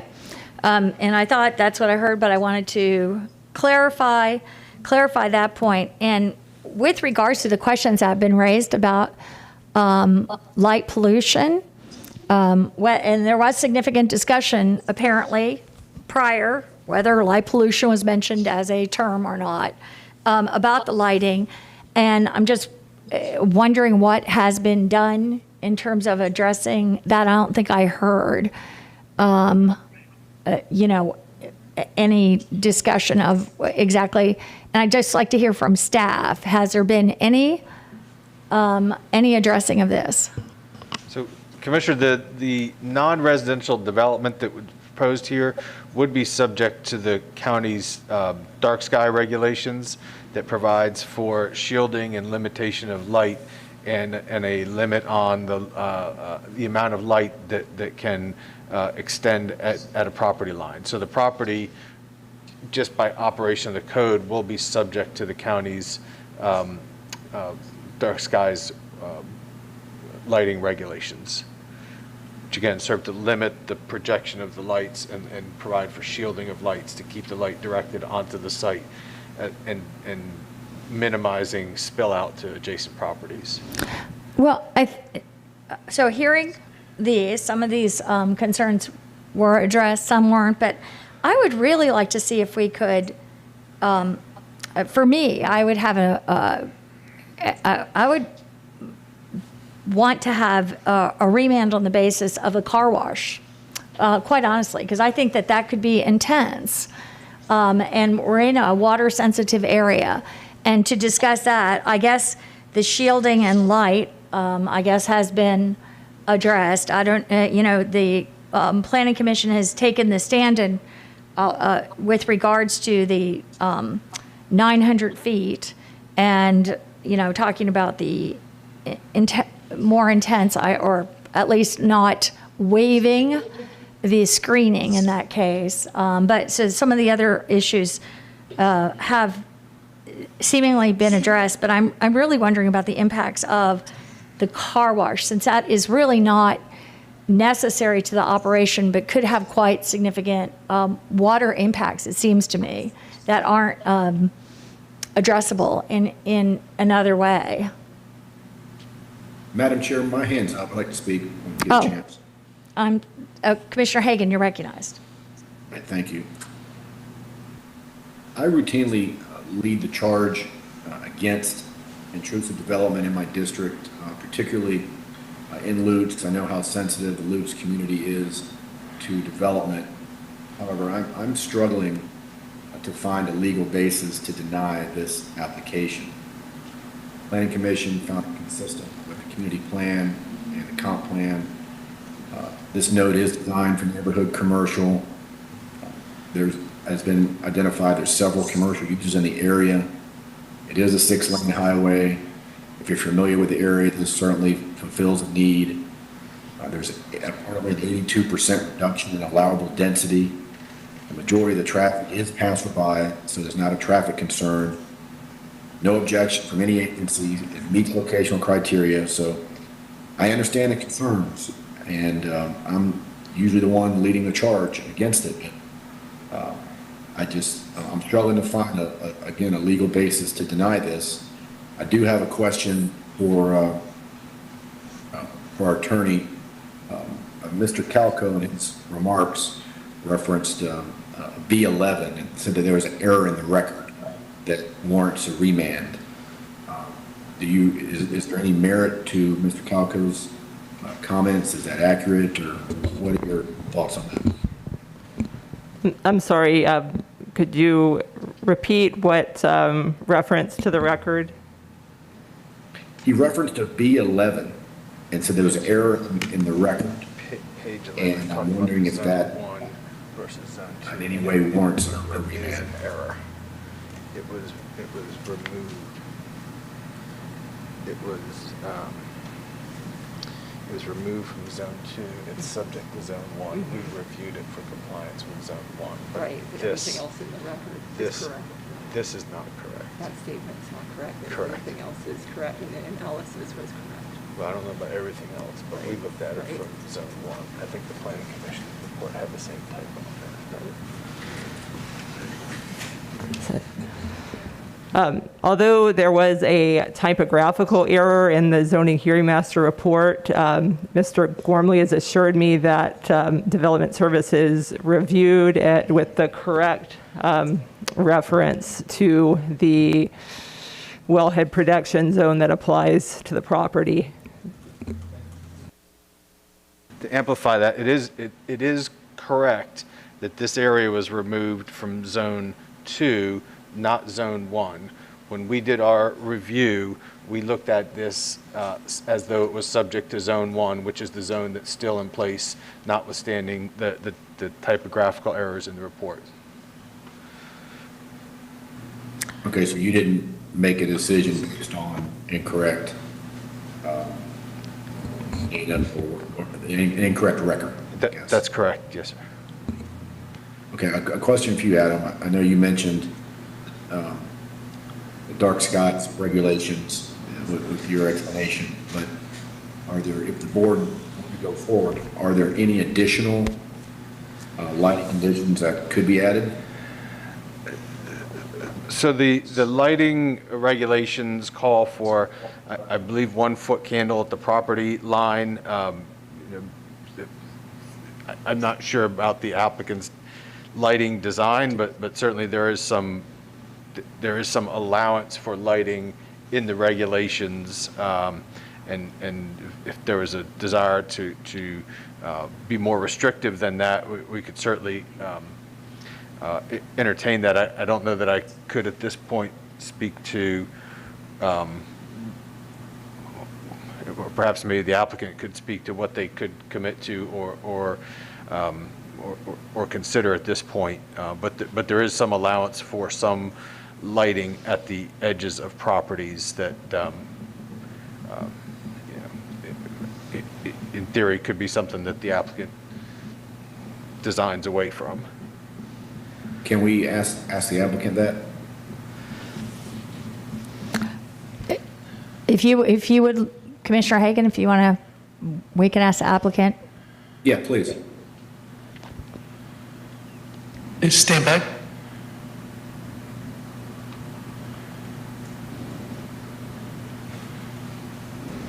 Cammie Corbett for the record, Hill Ward Henderson. We're just talking amongst our team. I think we'd need a little bit of time to discuss this. We do have it's a gas station. There's some safety concerns that we have to be mindful of, but we are certainly open to things that we are able to accommodate within the regulations. As long as Ms. Corbett is up there, Ms. Corbett, what about in regards to the car wash and the impacts of the car wash? Would the applicant consider removing that part from the project? Not at this time. There was discussion about the car wash in the record, and we did have some discussion on that. I think Mr. Alfieri, did you provide testimony, or is that you, Mr. Blackstock? It's Alfieri. He could probably answer some of those questions you have about the car wash. That's, at this time, I think we can, we'll move on. We do have other commissioners. Okay. Questions. He is available. He did speak on the hearing on this and can answer questions if the board has any. Okay. And Commissioner Cohen? Thank you. And I appreciate all of the really thoughtful questions here. I will say that the answers that the staff have given lead me to a similar conclusion to what Commissioner Hagan just said. I don't see where there's justification to deny this application. I'm not even sure I see any justification to remand it, but I do have a question about the car wash, because that is a sort of unique situation with the water. Mr. Gormley, if the wastewater analysis is going to be done after this zoning, it's not done before, it's done after, what would happen if during that analysis the staff determined that a septic system to deal with the car wash and the other uses was not acceptable? What would then be the consequence of that? So the project would have to provide for wastewater. In the event that a septic system was not able to be permitted on the site, it would not be able to develop with that condition. So, and there are some exceptions to the prohibition on extending lines in the rural service area. For instance, if there is a documented health hazard by Department of Health, EPC, PA, that could serve to allow consideration of an extension of a wastewater line if that extension would abate the health or environmental concern. But simple, with this project, if they're not able, as presented, if they're not able to get their septic system permitted, they would not be able to develop the site. At all? Or, well, in other words, would they be able to develop the site without the car wash in that eventuality? Assuming that the septic system could get permitted without the car wash but not with it, then they would have to make a decision. The car wash is not a mandatory part of their development, so if they're unable to accommodate that in their permitting, then it would not be able to be developed. And if that was the piece, and I don't know that any of this is actual fact, but just speaking to this scenario, if the car wash were to render the proposed septic unpermittable, then that would have to come out if that was the only thing that would render it unpermittable. And they could go forward without it? Yes. So it seems to me that it's not appropriate to remand it. It would be appropriate to approve it, understanding that without this issue being resolved, just like there are a lot of other issues that we deal with that get resolved after the time of zoning, school issues, and in some cases water issues, because we've been talking about that a lot lately. It seems to me this is the same type of situation, and that if it can't go forward with the car wash, it won't. Is that accurate? Yes, that's accurate. Okay, thank you. Commissioner Overman, you recognized? Just to clarify what I think I just heard. So if for example, a septic system could be installed in that area, are there different criterias for the volume of water or waste that's taken from a property that would actually prohibit it if a car wash had a greater load or whatever? I mean, do we have different septic tank standards for different circumstances in our code or in our design specs? The permitting of septic tanks, septic systems is not done by Hillsborough County. That's within the jurisdiction of the Department of Health. I believe that they have different standards for different size effluent flows. I do know sometimes the car washes will try to recycle water. I don't know if that's the case here, but in either case, I guess that's not relevant to the question. But the specs and standards for those septic systems are within the Department of Health, and they do the full permitting and inspection and licensing of those systems. Okay, so the Department of Health would ultimately decide the issue as it pertains to humans. But where does it actually protect the environment in the area as well? So to address your concerns, and I agree, I don't want to stop the project. I'd like to see if there's a solution that we can find that addresses both the health concerns, but also the environmental impact of an increased load that I perceive as being an increased load when it comes to a car wash. And I think we've all so that's sort of been the conversation. But assuming we can move forward because there's going to be a test that the septic requirements would address a difference between, a gas station and a car wash is something I technically don't know. And so that's why I was curious if there's anyone that could give us some guidance there, because the Department of Health is going to address whether or not it's affecting drinking water, which we've heard the wellhead area isn't tested for the water quality. It does not address water quality. It addresses water levels. So nowhere in any of this test is there a test to see if the impact of this development is going to affect the quality of water, other than the health department testing for water if there's an issue. But, and And that concerned me before. That issue still concerns me. But we've heard that with the gas tanks and the new tanks and all of the technology to protect the gas fuel tanks is there to provide the protection. And that's what I'm looking for. But we have no assurances that I've heard so far that there's a test to determine whether the impact of a car wash and using a septic system would get us the same level of protections that we were looking for, not only for the quality of the drinking water in the area, but also to the environment in that rural area. Which is why I said, if there's no way to connect to wastewater, this is a decision that must be addressed, whether it's continued to bring it back or in the process that can be assured, then I'm willing to move forward on the application as well. But I haven't heard the answers to those questions, and I'm not finding it in the backup either. And I'll just say, no one has talked about denial. We talked about remand, and it's just on these issues. I am just not as trusting of the future of this, because I haven't seen evidence sometimes of the future impacts of these kinds of things being handled proactively. There are holes and gaps in our system that I'm sometimes amazed by, because nobody's asked the question before and it hasn't been dealt with. And this is kind of,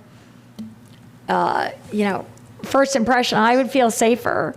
I would feel better knowing that there was just a remand addressing just this area.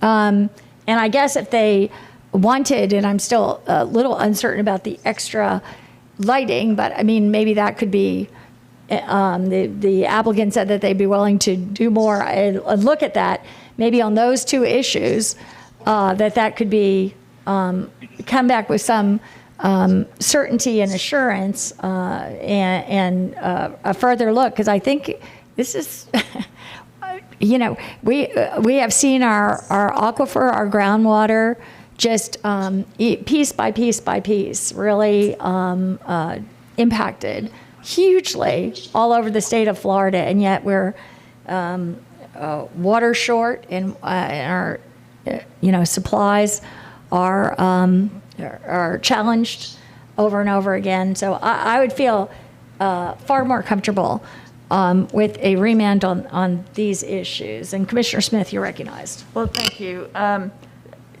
I wonder if we could, just because there does seem to be a certain level of discomfort, I will try, I don't know how far it'll get or whether we'll get 4 votes for this, but I'll make a substitute motion for a remand to ask for more review and specifically ask if the EPC, they've provided extensive comments here, but it's all informational, saying the reviews will come. But if they could give us any, more specific review and comment on the possible impacts of a car wash and these uses in an area where there is not sewer lines available to accommodate this, and where the stormwater runoff is in an area, stormwater runoff or car wash runoff, it'll be in an area of a lot of wetlands and lakes. So ask if that could, they could take another look and give specific comments. Is that possible, Mr. Gormley, or is that giving you heartburn? No, we can certainly ask them for that. It may take some additional information from the applicant, but we could certainly see what type of information could be. Okay, and then in my substitute motion for the remand, I would not have it limited, so that if it can go back and citizens can then provide additional comment and evidence with regard to some of the other issues we've brought up today about compatibility with the Lutz community plan, with the neighborhood specifically, and thoughts about light pollution, and maybe the applicant could address that as well. I will make that motion for a remand.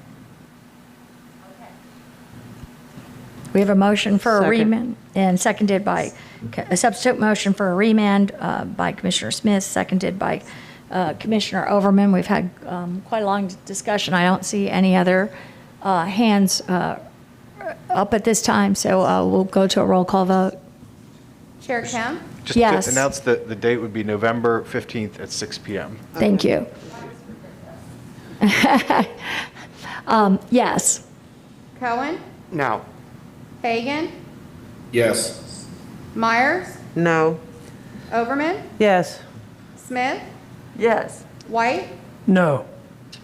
Motion carried, 4-3. Commissioner Cohen, Myers, and White voted no. Okay. Mr. Moretta. Thank you, Commissioners. That brings us to item F2 on the agenda. This is a major modification, 21-0116. I'll move to the Elmo. Commissioners, the location of this site is located, this is Gun Highway to the west. This is Van Dyke Road to the north. The planned development actually straddles a TICO easement that's right here along this area, and the red outline is the actual subject site. This portion of the planned development permits office. The applicant is requesting to amend the zoning to allow 4,000 square feet of commercial as a second development option.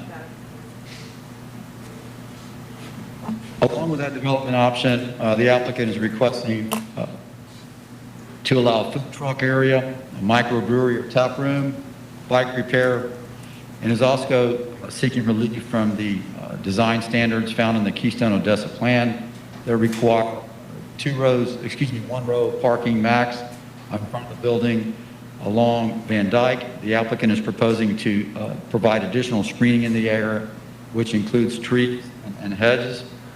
The applicant's also requesting relief from the signage limitations in the plan development.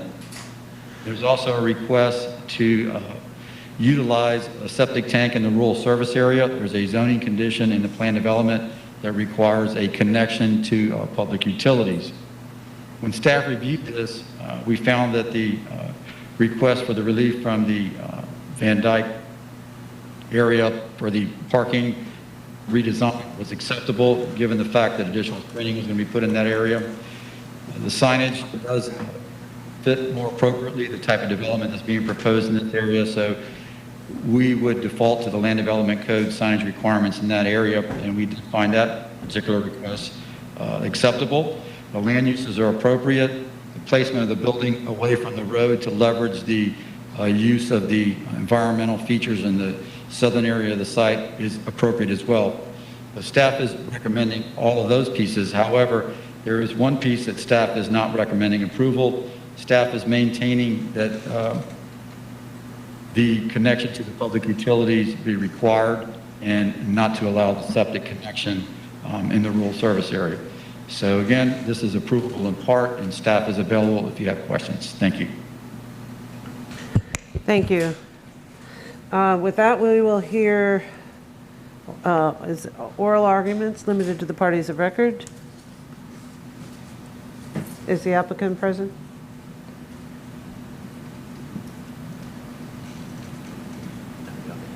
Good morning, Commissioners.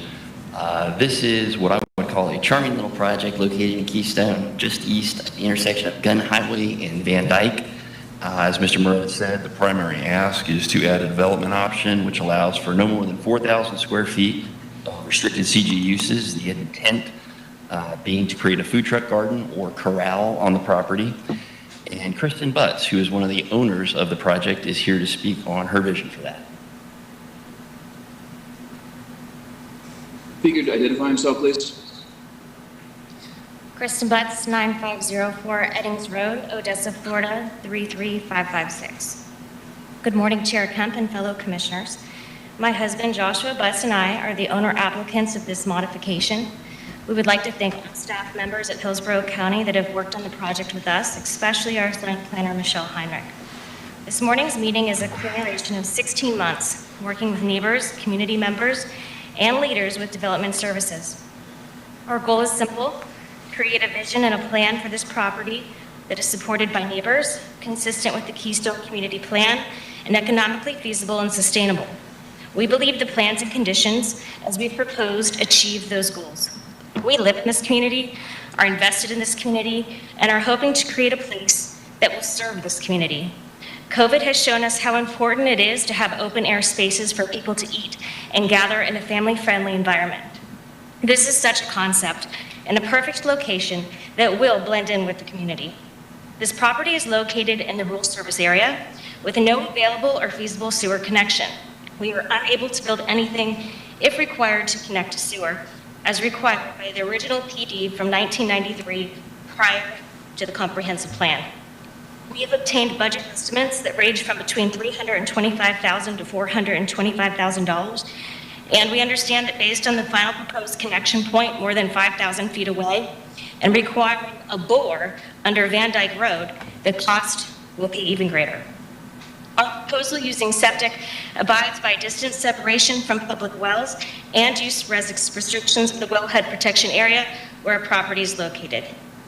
It should be noted that no other property in our area is allowed to connect to sewer.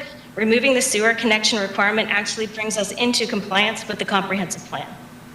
This site is also the perfect setting to allow people to gather without disturbing neighbors. If you look at the natural vegetative buffer around the entire lake, you will see that this concept, offering live outdoor music subject to EVC noise restrictions and excluding bass guitar and drums, is compatible and practical.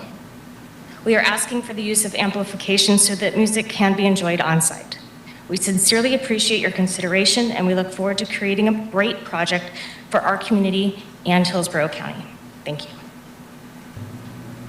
Okay, thank you. Is that the end of the applicant's presentation? It's not. I have a little bit more, Commissioners. Okay. William Malloy, 325 South Boulevard. I apologize. I believe I forgot to mention that.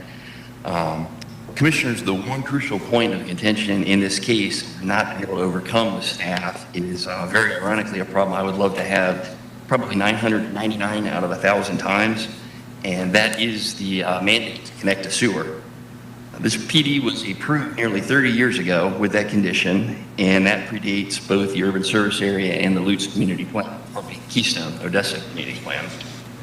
The bulk of the PD, which you would probably recognize as the Winn-Dixie Plaza, did develop at the time it was approved, connected to county water, and constructed a privately owned gravity system with a lift station. Our portion of the PD, which my client has only owned as of recently, did not develop, and we have inquired strongly and certainly as to hooking up to the private system that our neighbors installed and have been told very firmly no.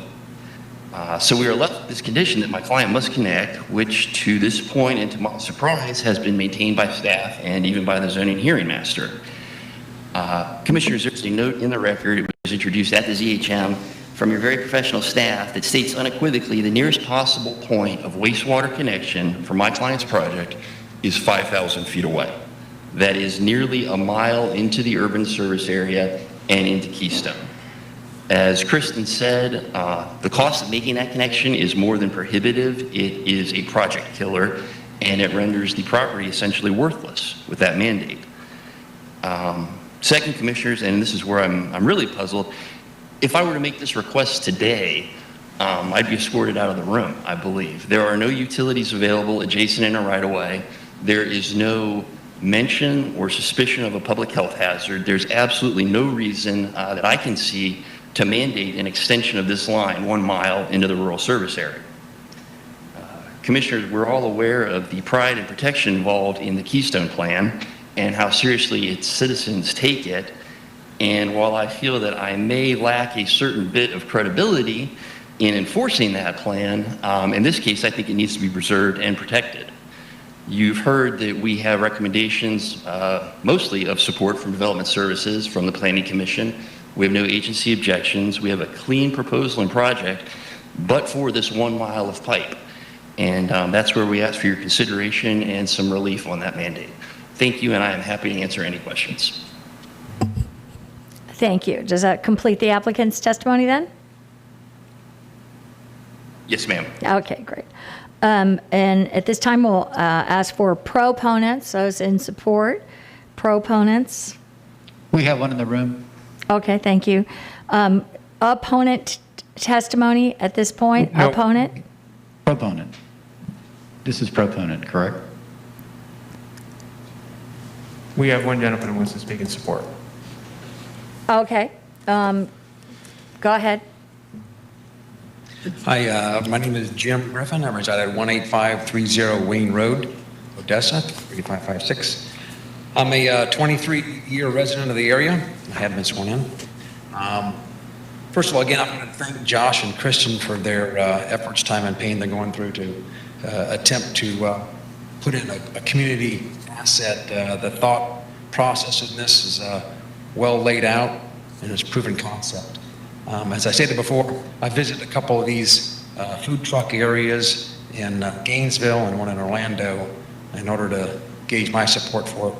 I get it, what they're trying to do. It's a well thought out project and an asset to the community. And as a restaurant owner with over 169 employees, I can speak knowledgeably about the work and effort it takes to own and operate a concept like this and that they're proposing. COVID closures, restrictions, etc. This concept works well for what we don't know is coming in the future for us. The long hours, nights, weekends, holidays, another piece of property to worry about during storms. I can go on, but building memories with families, providing a community area, very welcome to the area that we're looking for. This project has overwhelming community support. The area sees the value and wants to foster this family atmosphere and a gathering place for our family and friends.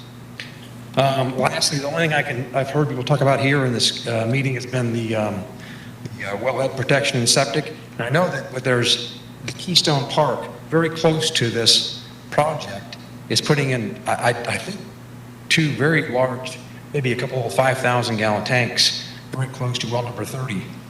This project is more than double the 500 feet buffer from well 25, so I'm not sure if that's been well looked into or not, but certainly, hopefully that's a consideration here. In summary, this project has overwhelming community support. The project protects the 30 to 40 beautiful live oaks that would be cut down if an office complex were to be put up. And if the county approves the septic for the Keystone Park, this project should be approved also. Thank you for your time. Thank you. Also appearing virtually in support, we have Barbara Adderholt. Good morning, Commissioners. Barbara Adderholt, P.O. Box 272879, Tampa, living out here in beautiful Keystone, Odessa. I fully support this project. It will be unique to Keystone and actually to Hillsborough County as well. And it truly embraces the Keystone Odessa Community Plan, which gives a place for the community to meet. You have heard that one of these conditions from the almost 30 years ago, 1992 PD, was to connect to water and sewer. And Mr. Malloy is correct. If he came in with this today, I would personally escort him out the door. We just have, we don't have infrastructure. It is in the rural service area. And Commissioners, this is a condition of a rezoning. Conditions are changed, amended, and even eliminated all the time. What was good 30 years ago is not necessarily good today. And apparently there were no provisions for this parcel to connect to the major PD system. Staff, as a reason to leave the condition in, has put forth the argument that this property is in the wellhead protection area. Well, that is true. However, all of the Keystone community is in wellhead protection. There are, however, activities that are prohibited in wellhead protection areas within a 500-foot buffer from a utility well. Well, there's no utility well within the 500, outside the 500-foot buffer. Septic is not a prohibited activity outside the 500-foot buffer, and put in correctly and maintained, it is safe. But the bigger issue in all of this to me, as shown in your 570-page backup, Water Resources Review said the closest hookup is 5,000 feet away on Van Dyke. My concern is in making this applicant extend the line to his property, you would be okaying the extension of sewer into the rural service area. This would not only violate the comp plan, but also the Keystone Odessa community plan. You would be opening up this area to greater densities, which would result in what we have in other areas, urban sprawl. And it would probably pierce the community plan. This is it's a great project. Please approve it, but please add a condition that this property does not have to connect to sewer and let them put in a septic tank. Thank you so much. Thank you. And we have, do we have anyone else appearing virtually or in person with regards to being a proponent of this project? Not in person. Okay, not virtually either, from what I No one can else tell. virtually.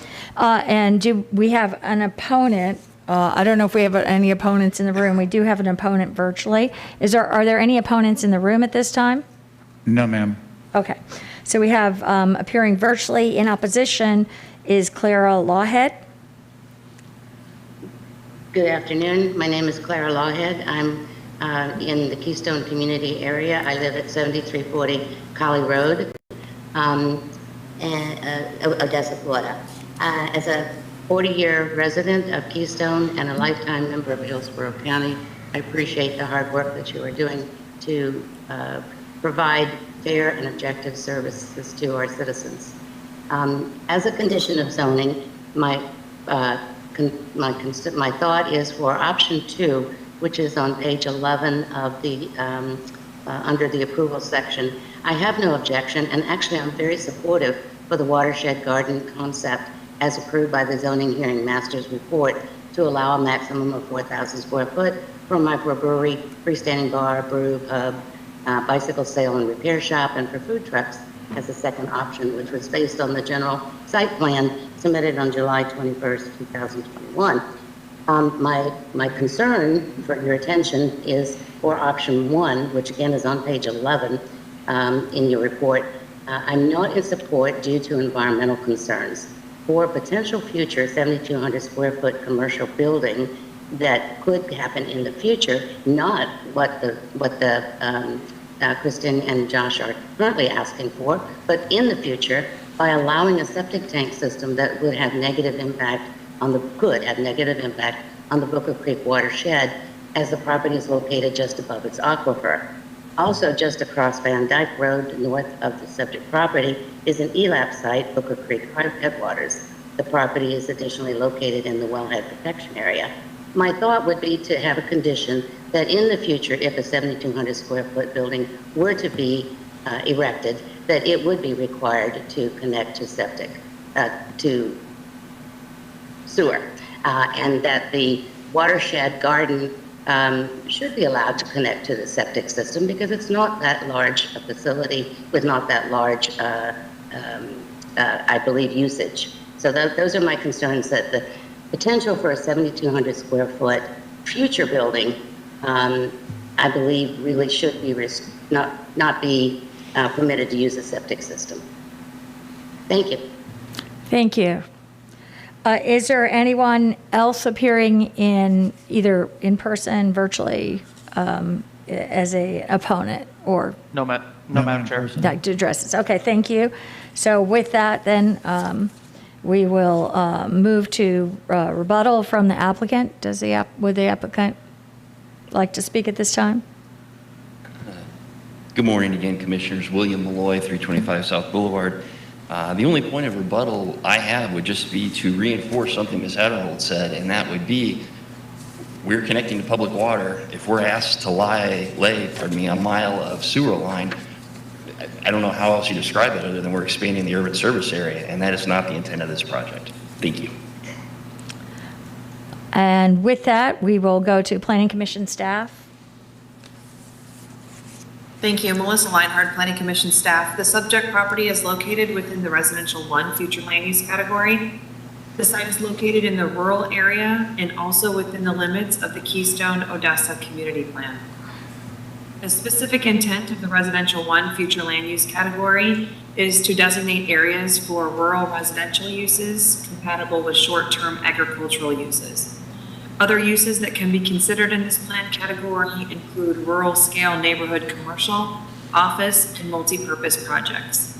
Non-residential uses are required to meet commercial locational criteria. The subject property does meet commercial locational criteria for land use element objective 22. The proposed development is located within 660 feet of Van Dyke Road and Gun Highways intersection.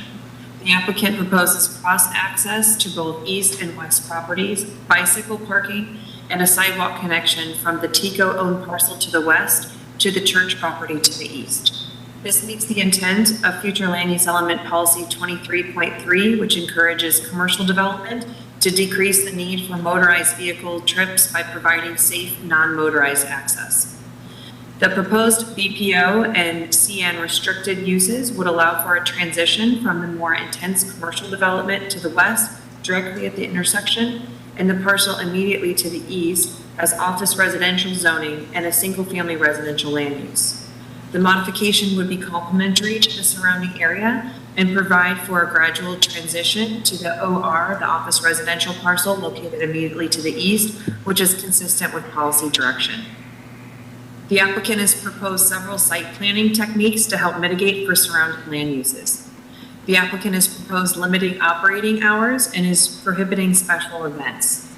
In addition, the applicant is proposing to angle the building in a southeasterly direction, where there are no homes or other structures, to help further mitigate noise.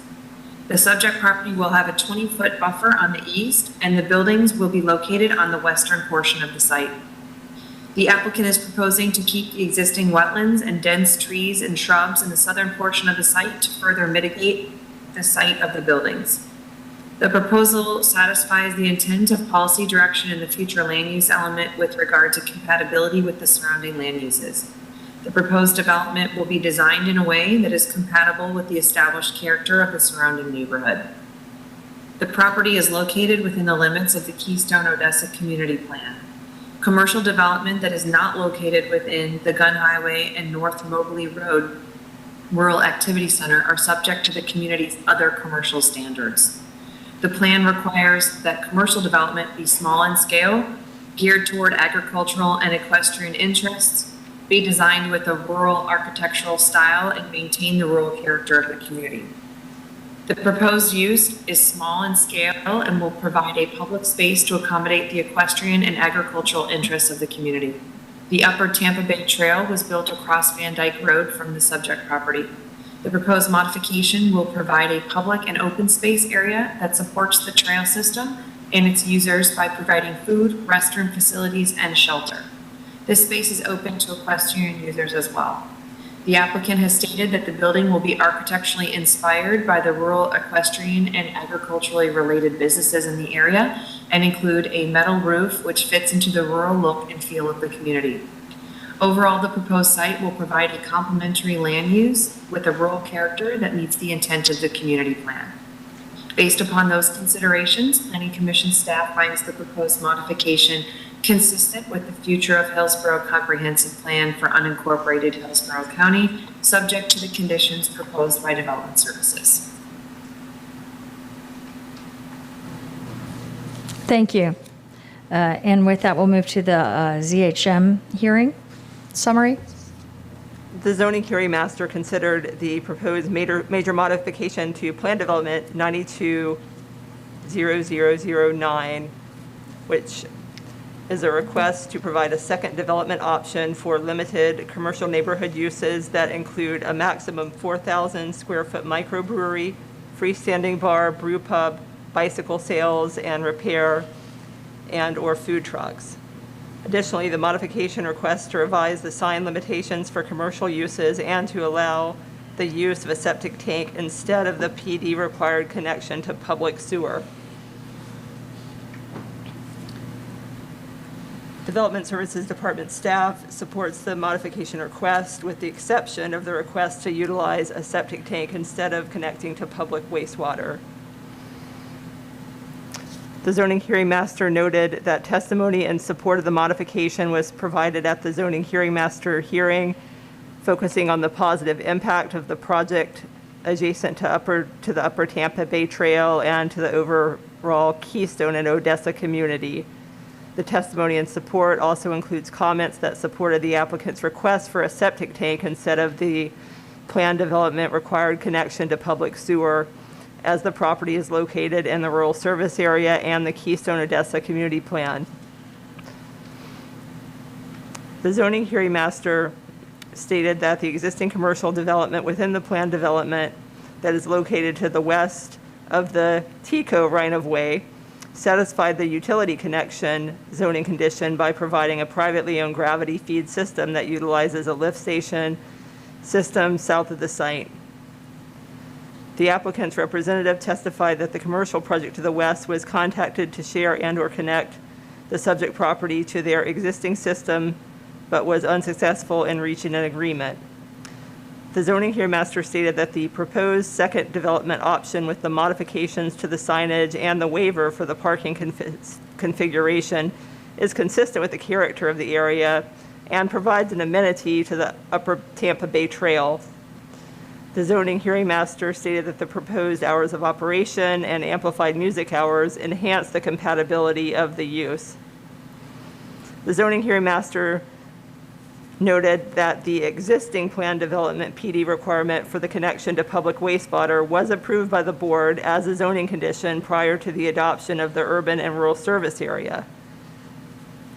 The condition was satisfied by the other existing commercial development within the PD and should remain in effect as the site is located within the wellhead protection area, which can consider the use of public utilities if capacity is available as an additional measure to protect public potable water resources.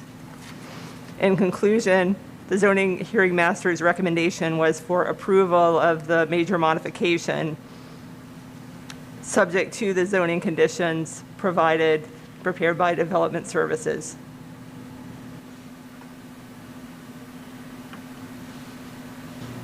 Thank you. And with that, we will move now to board discussion. Commissioner White, you're recognized. Thank you. The backup material for the condition references water and wastewater. Is the applicant looking for relief from both of those requirements or just the wastewater piece? I believe it's just the wastewater. I believe that they're intending to do a single service connection to existing water line and are not seeking any action on that piece. Okay, I'll move to approve the item with the removal of the condition that requires the wastewater hookup. Second. Okay, we have a motion by Commissioner White, seconded by Commissioners Smith and Hagan. Commissioner Smith, you're recognized. Thank you, and I want to thank the citizens who came. Both of these citizens have a long history of involvement with the Keystone Community Plan and have seriously done their homework looking through the voluminous record and giving us comfort in this motion that it is consistent with the community plan. When a community plan, well, the key is that the only condition that did require an applicant here to run a septic line a mile away was a condition that was in the underlying PD way before we had a comprehensive plan urban service area boundary designation. So that was before we had the idea of and the rules for focusing growth within the urban service area. And the citizens of Keystone have very good reason for keeping urban services like sewer out of their rural area and supporting the urban service area boundary. They well understand, as Ms. Adderhold articulated, that extending urban services approximately 1 mile into the rural area would thwart the protections of their rural lifestyle that the urban service area boundary provides. It would, I think she said it would pierce the urban service area boundary, and it certainly would. It would then invite other urban development to hook into that. And so there's good reasons for communities to understand that keeping the urban services out of the rural area is one way of protecting their rural lifestyle. When a community plan comes in after the old zoning, I just want to make the point that the community plan should prevail. So in this case, the Keystone Community Plan should prevail over the older, outdated zoning when somebody comes in for a rezoning. It's like, because I've faced this myself with other community plan issues. It's like when you're building or remodeling a house, you have to then build it according to the new current codes. I mean, as long as you don't change things, you can stay according to the old codes and nobody's making you upgrade. But once you rebuild, you have to do it according to the new codes. And in this case, the new codes and standards for this parcel include the Keystone Community Plan and the comprehensive plan's urban service area boundary. So with that, I'm very excited about this project. I can't wait to get out on the Upper Tampa Bay Trail and see this very compatible use supporting the trail with bicycle repair, microbrewery, and food trucks. I think it'll be awesome, and I wish the applicant good luck. Thank you. Thank you. Commissioner Overman, you're recognized. Thank you. And I too, I love the idea of the project. I love the whole idea. I did have some concerns about the removing the requirement to a wastewater connection for multiple reasons. But I also wanted to get clarity on why it was recommended when there's water service connection that could be happening. Because we have another area of our county that actually has had some challenges when a grocery store was having a septic tank failure system, as areas around it, still rural in nature, had uses in the area that actually caused many of the septic system that the grocery store had failed. And so we eventually were able to come to some conclusion that it would be wise to connect to the wastewater system. In this particular case, this property is right by a very large water source. So I'm trying to get a better understanding of the recommendation to, or requirement to connect to waste, or conditional approval requirement to connect to wastewater system. Is it based on the prior prior requirement for that particular area, or before we had a community plan override? Or is it based on potentially the fact that there is some collateral waste septic systems in place that might, based on the usage here, exceed what is estimated the capacity in the area to protect the water sources nearby? Because that, I'm hearing that it was because it was previously required, we're going to require it, and that we don't have to require it because of a community plan. I'm looking at the environmental impact of the use to determine if we've got 4,000 square foot capacity for a drinking establishment. That would probably create I don't know what the septic requirements there. Again, back to what's the septic requirements based on the use. That we do need to take into consideration that has justified, if that's in fact what it has been, has justified a conditional approval that required hookup. And I'm not sure in the 570-page report that I was able to find the answer to that question. Can staff assist me with that inquiry, please? Mr. Gormley, are you prepared to answer that, address that? Yes, Commissioner. So if the question is why we recommended retaining the condition, we recommended it because it was an existing condition. There was not a substantive analysis that was done that determined that it needed to that there were particular environmental concerns that would lead to, we did recognize it's in a wellhead protection area adjacent to a wetland. However, it is true that if this project did not have this condition, it would be required to use septic. Okay. Okay, that helps somewhat, but we've all learned over time that collateral decisions matter. You know, when we start seeing where we are using an opportunity for an area that's growing, when we're on a corridor that clearly has some commercial on it, and what the impact of underestimating the impact on our infrastructure. But I will support the move forward today.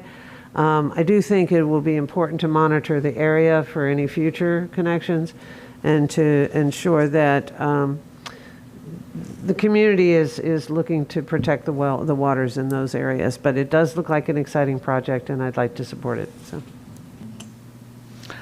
Okay, and seeing no further. Madam Chair, my hand's raised. Commissioner Hagan, you're recognized. I'm going to keep my remarks brief. This is an awesome project, significant support by the neighbors. KCA is supportive, which speaks volumes, taking advantage of excellent natural buffers. The food truck depot will be a great amendment to the Upper Tampa Bay Trail. This will certainly be an outstanding community asset, and something tells me that I'll be there quite often. So happy to support it.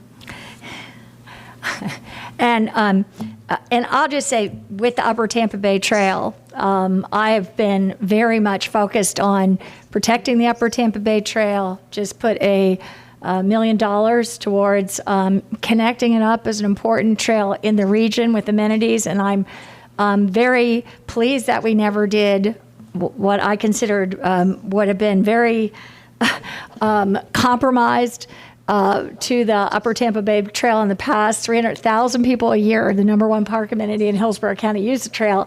And I'd like to see in all kinds of areas access to kinds of amenities like this. This is makes a part of when people use the trail, what they're looking for, particularly in their long bicycle rides and things like that. So it's exciting.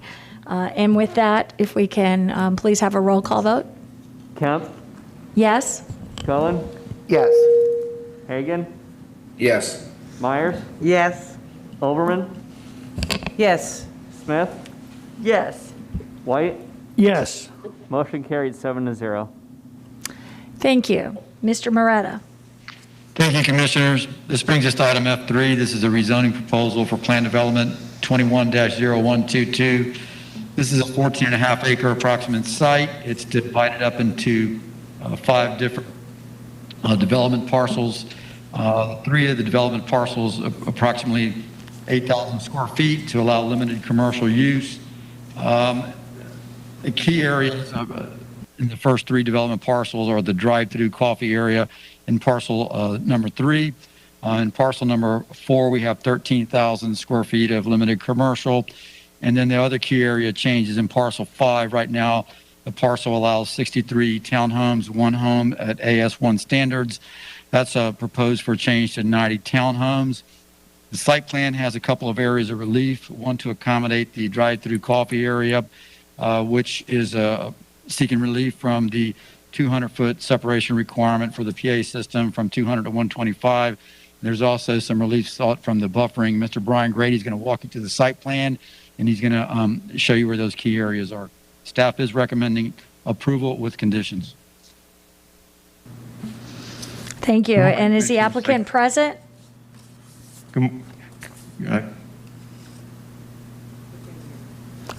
We're not hearing anything. Yes, the applicant is present. Madam Chair, I am here. Thank you. Board members, Madam Chair, I am Michael Horner, 14502 North Dale Mabry Highway, Suite 200, representing the applicant on this matter. Commissioners, if I can just lay out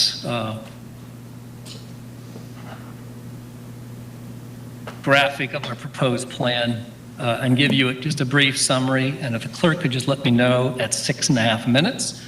I'm joined by Mr. Michael Yates, who's going to follow me briefly on traffic issues. Commissioners, we've been involved in this project since 2010. That PD in 2010 approved the Circle K at the northeast corner of Bloomingdale and Watson Road. In 2017, we filed a PD on approximately 12 acres. That PD requested, as Mr. Moreta just advised you, of 63 attached townhome units, 2-story, and 37,000 square feet of outparcel commercial. 3 of those outparcels, 1, 2, and 3, face Bloomingdale Avenue. The 4th outparcel faces Watson, and that is a mixed-use 13,000 square foot parcel. The car wash parcel is already completed. That is approved and developed on parcel 1. In 2017, we also filed a PRS to tweak the commercial entitlements of these Bloomingdale commercial outparcels, adding a 2-story, adding an office mezzanine area. Those approvals were unanimous by staff and the Board of County Commissioners, as well as the 2017 PD rezoning commissioners, which also received unanimous recommendations, hearing master, staff, and the board, with no opposition or objections from any neighbor, with 2 notices. This plan was filed initially, commissioners, with an access to Watson Road. You can see it there. North of the Circle K, it is the far northern access. We asked for that for connectivity purposes, and then we engaged in numerous meetings with the surrounding neighborhood. And by numerous, I mean throughout March, April, May, the summer. We had Zoom meetings, team meetings. We shared emails. We documented all of our records shared with their team. And we also followed up with mitigation of the concerns that they expressed. Overwhelming, commissioners, the biggest objection was traffic impacts on Watson Road. They actually hired a transportation planner, an engineer, certified, and we reviewed those findings, and he also expressed significant concerns about the backup, queuing, and impacts to the Bloomingdale-Watson signalized intersection. We maintained that plan for another month, and then after our 4th or 5th meeting and contact with the property owner representatives, the neighbors, we realized that they did not want this access, and they were very concerned about traffic impacts at that intersection. For that reason, commissioners, we amended this plan and removed that north access to Watson.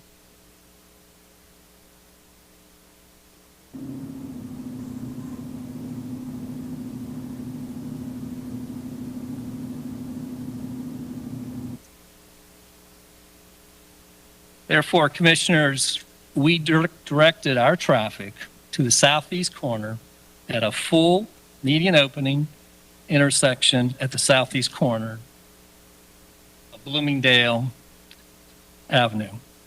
Watson Avenue continued to be proposed for a pedestrian extension or pedestrian connection. We also provided for cross access to the east at 2 separate locations per staff. Now, I would note for the record that the existing North Circle K access, which is located right here, here's the Circle K. This is the North Circle K access driveway. In 2017, commissioners, that was restricted to right turn in, right turn out. It is not right turn in, right turn out. That is a full access driveway. It has been operating that way for the last 3.5, 4 years. The county has required us to reinstate the restrictions so that becomes a right turn in, right turn out driveway. We have agreed to that. We have no objection to leaving it as it is, as a full access, but staff asked us to remove those restrictions, remove the full access and reinstate the right turn in, right turn out. Commissioners, we agreed to a number of restrictions on this PD at the request of surrounding property owners. We agreed to the type of units. We agreed at 35 feet, 2-story. We agreed to hours of operation. We agreed to detailed design elevations. We agreed to lighting standards. We agreed to internal garage orientations. We agreed to the enhanced screening to the east. That was on the coffee shop location, enhanced screening, as well as we have no objections from any property owner abutting that parcel 3 drive-through. We continue to maintain those restrictions, and we have filed for those, trying to address the concerns of staff. They have asked for the residents. They have also asked for 1-story townhomes. We're already approved for 67 commissioners. We are asking only for an additional 27, and we are attempting to maintain the same elevation, same 2-story, the same product. I would note that that northeast parcel, you can see at the top, that is the parcel we have added to this PD. That is almost 1.5 acres solely of a pond. No units, no improvements, no pavement, just a stormwater retention pond. So we have no commercial, no townhome units directly abutting any residential platted lot. We have worked diligently to try to address all these issues. If you could please read, I don't know what my time is. How much time do I have? Clerk, please. Yes, 3 minutes. Is that total or is it my 6.5? You used 7. We're freezing the clock here. You used 7 minutes, All and right, there's thank 3 you. minutes left. I will close. If you could just read the summary findings of fact by Hearing Master Finch. She reviews the transportation impacts, reviews the drive-through. She has complete support of this request as a development services.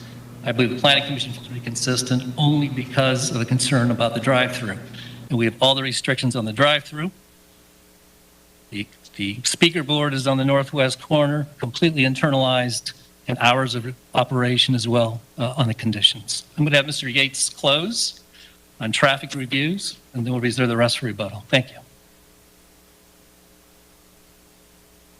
Thank you. So there's 2.5 minutes left. Good afternoon. Michael Yates with Palm Traffic, and I have been sworn 400 North Tampa Street, 15th floor.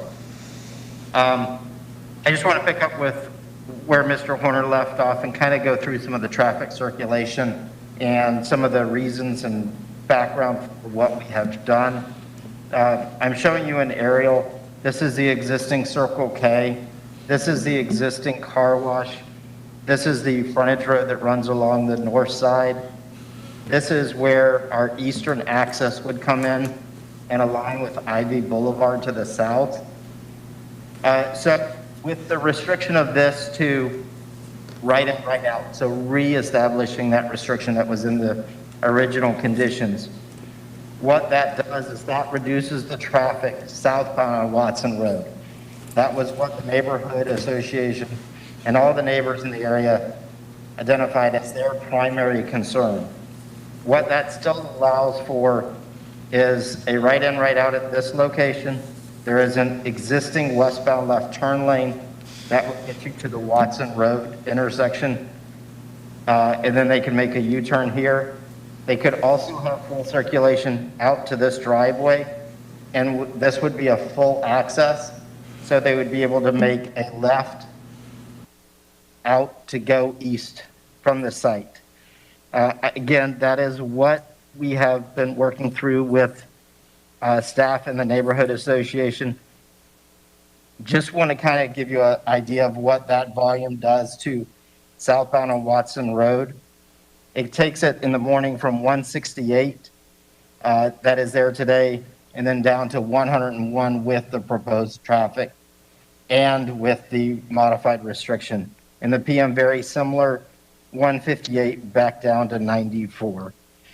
And from a traffic standpoint, we do have a design exception that is part of this.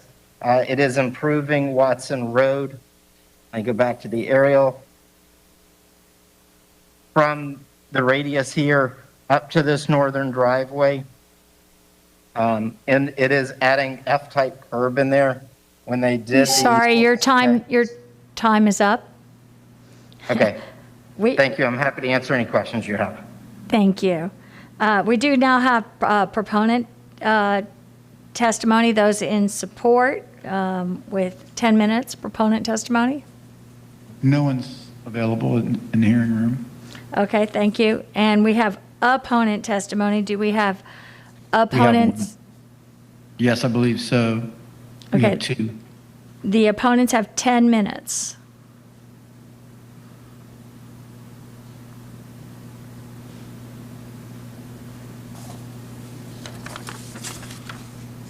Good morning, Madam Chairman, Commissioners. My name is Todd Pressman, 200 2nd Avenue South in St. Petersburg, Florida, number 451. I'm here representing and proudly representing the Random Oaks citizens and residents, also surrounding residents. I will say that you have plenty of competent, substantial evidence that's already in the file. I do want to make you immediately aware that you've received some 140 letters and petitions in opposition, of which correspond to the following locations. Respond to the following locations from the project site. I'm going to read and mention just some of the highlights from Drew Rourke Engineering, as the transportation expert, and also Kathleen Berkey, who is the AICP planner and attorney who's been working with the case as well. Primarily, the study area influence should have been 2 miles for regulated roadways and should have included adjacent intersections.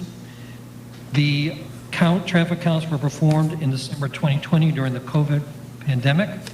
Trip generation and bypass reductions have several errors. Some of the data does not exist in the ITE trip generation manual. Although required by the LDC, no background traffic growth or vested trips were included in the estimate of background. It generalized proportions of project traffic and utilized generalization for the trip assignment. The project trips were not fully assigned. Coming in and out of the site, no roadway facility analysis was provided in the transportation analysis. The intersection analysis provided VC ratios and not levels of service. The AICP planner had presented already that compatibility was a significant concern regarding the architecture proposed, regarding the density, and primarily what I would like to show you as well, that there is a confluence of traffic that does come through the site. And primarily, one critical factor that the Planning Commission clearly discusses and presents in their report of non-support is the Circle K. Is this mic on? Is a Circle K that's located here, which would be a very high traffic generator, which would generate traffic circulation in this manner here, which would affect all of the access points that are being discussed, which would, in our opinion, generate large traffic thoroughfare into the neighborhood, also generate blockage points generated because of the Starbucks, which again, the Planning Commission would not support and did not recommend. I heard a couple things from Mr. Horner with respect to him in regard to access points. One of the major concerns is access onto Watson. There's 2 points here, but the access onto Watson also brings 480 residential units approved here, existing community access through here. But if you're accessing and required to access to the right, it's a roadway really to nowhere, just to residential community. This is looking up the street, and it just ends at a couple subdivisions. And then also on that roadway is typically a backup of traffic. Regarding Ms. Berkey, she notes that mixed-use development is to offer street-friendly housing that includes porches on the front and garages to the side or rear. This is inconsistent with the vision of livability, and the proposed housing units are not street-friendly. The applicant has yet to provide a delineated jurisdictional wetline in the plans to determine the proposed development would be in unauthorized wetland areas. As known in the Planning Commission staff report, and particularly in the pre-submittal, there are compatibility concerns due to the project's proximity to detached single-family residential lots will create an adverse impact on the surrounding area. The applicant is attempting to rely on their PD approval bump up to 9 units per acre maximum density in light of the mixture of uses proposed in the comp plan. The 27 units, or nearly 43% increase over the current number of entitled dwelling units, will only be concentrated on 1.5 acres of land added to the PD. So it does not reflect a logical transition from low-density residential. And as noted by Mr. James Ratliff, gating the residential development from the other proposed uses does not make the project a unified mixed use. Finally, Ms. Berkey notes, and this is all part of the record, that staff seek to include drive-through facilities were previously prohibited because they are high traffic generation uses under condition 1.6 of the prior PD plan. Also noted in the zoning staff comments that is a high traffic generating use such as fast food and such describes the proposed development as significantly intensifying. So with that, Madam Chair, there is another representative from the resident group who would like to speak. Thank you. Is that Rebecca Williams? Yes, it is. Go ahead.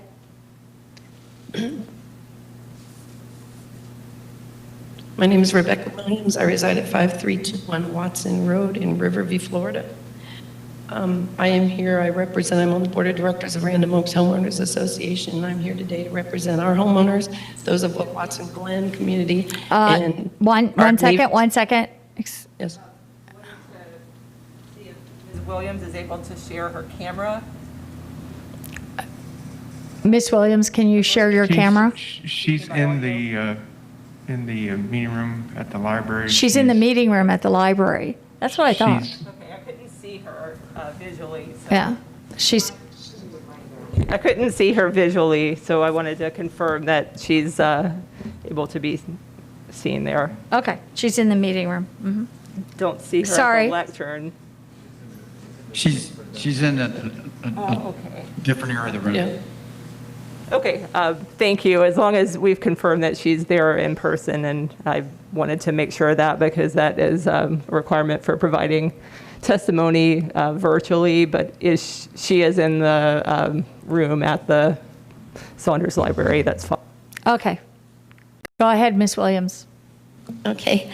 Many of the people I represent today are regretful that they were unable to attend and participate in this today simply because they're working due to the schedule and timing today. Over many years, we've witnessed the development in our area that seemingly has been approved without regard to the future of the area. Specifically, despite significant increases in housing density over the years, our 1,450 feet of long stretch of Watson Road remains the same narrow two-lane country road that was originally intended to serve as an access from what was then two-lane Bloomingdale Avenue into a small crop dusting airport that was in place back in what is now our development in the 1980s. We are 466 county residents, owners with vested interest in our properties, and we're participants in county and state affairs.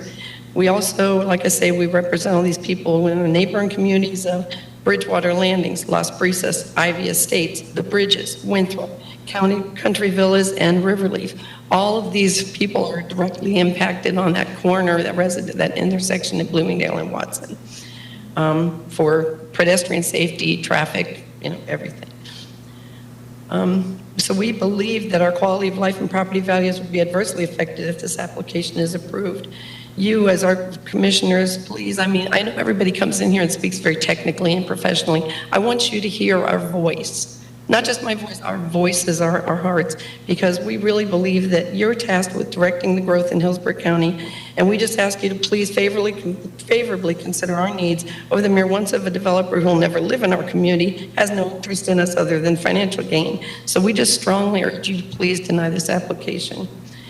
Our main concerns are the drive-through lane that was inconsistent with the comprehensive plan already. That's been deemed by you guys as being incompatible. The increased traffic congestion, increased pedestrian safety, threats to pedestrian safety, and the hindrance of just the traffic. It's going to be unbearable where I don't want to contradict Mr. Yates, but he's been saying that traffic will be reduced on southbound Watson because of that right-in, right-out access onto Watson Road. That simply is not true. That road does, as Mr. Pressman just showed you, lead to nowhere. That road goes nowhere. It comes up into the entrance to two communities, Watson Glen rather, and Random Oaks. And what you come to is these people are going to leave that gas station with their boats, their RVs. It's a huge Circle K. We get a lot of boats, a lot of landscapers with their trailers, a lot of people with big vehicles, RVs, that sort of thing. They're going to traverse up this road, and they're going to come to this place right here. Watson Glen goes off this direction. Random Oaks goes off this direction. They're going to be making 3-point turns, blocking and hindering the entrance exits to both of these communities so that they can turn and return southbound, because where they wanted to go in the first place was Bloomingdale Avenue. So it may initially look like it's going to reduce that southbound traffic, but it's not. And not only is it going to still be going southbound, but it's going to be tying up traffic to the entrances to actually 3 communities, because Riverleaf, their entrance is down right about here. So people will be making U-turns and 3-point turns all day long. We're concerned about the fact that it's only 1,450 feet. That's what we're talking about here when we're talking about the distances. From intersection of Bloomingdale to Watson, up here where I just showed you where those communities align, 1,450 square feet. You're talking a distance of 3.5, 4 football fields. So you've got all the traffic coming out of Circle K, only being forced up into our communities just to turn around and come back again. You're talking about 482 apartments that have already been approved for construction right here behind the IHOP. So it's going to be right there with no egress really to speak of other than coming out onto Watson Road. Because you can't go through IHOP right now. If I were IHOP's owner, I'd be furious because their parking lot is becoming a thoroughfare. People are trying desperately to get Okay, your time is up, but thank you. Thank you. And with that, we'll move to the applicant who has 5 minutes of rebuttal.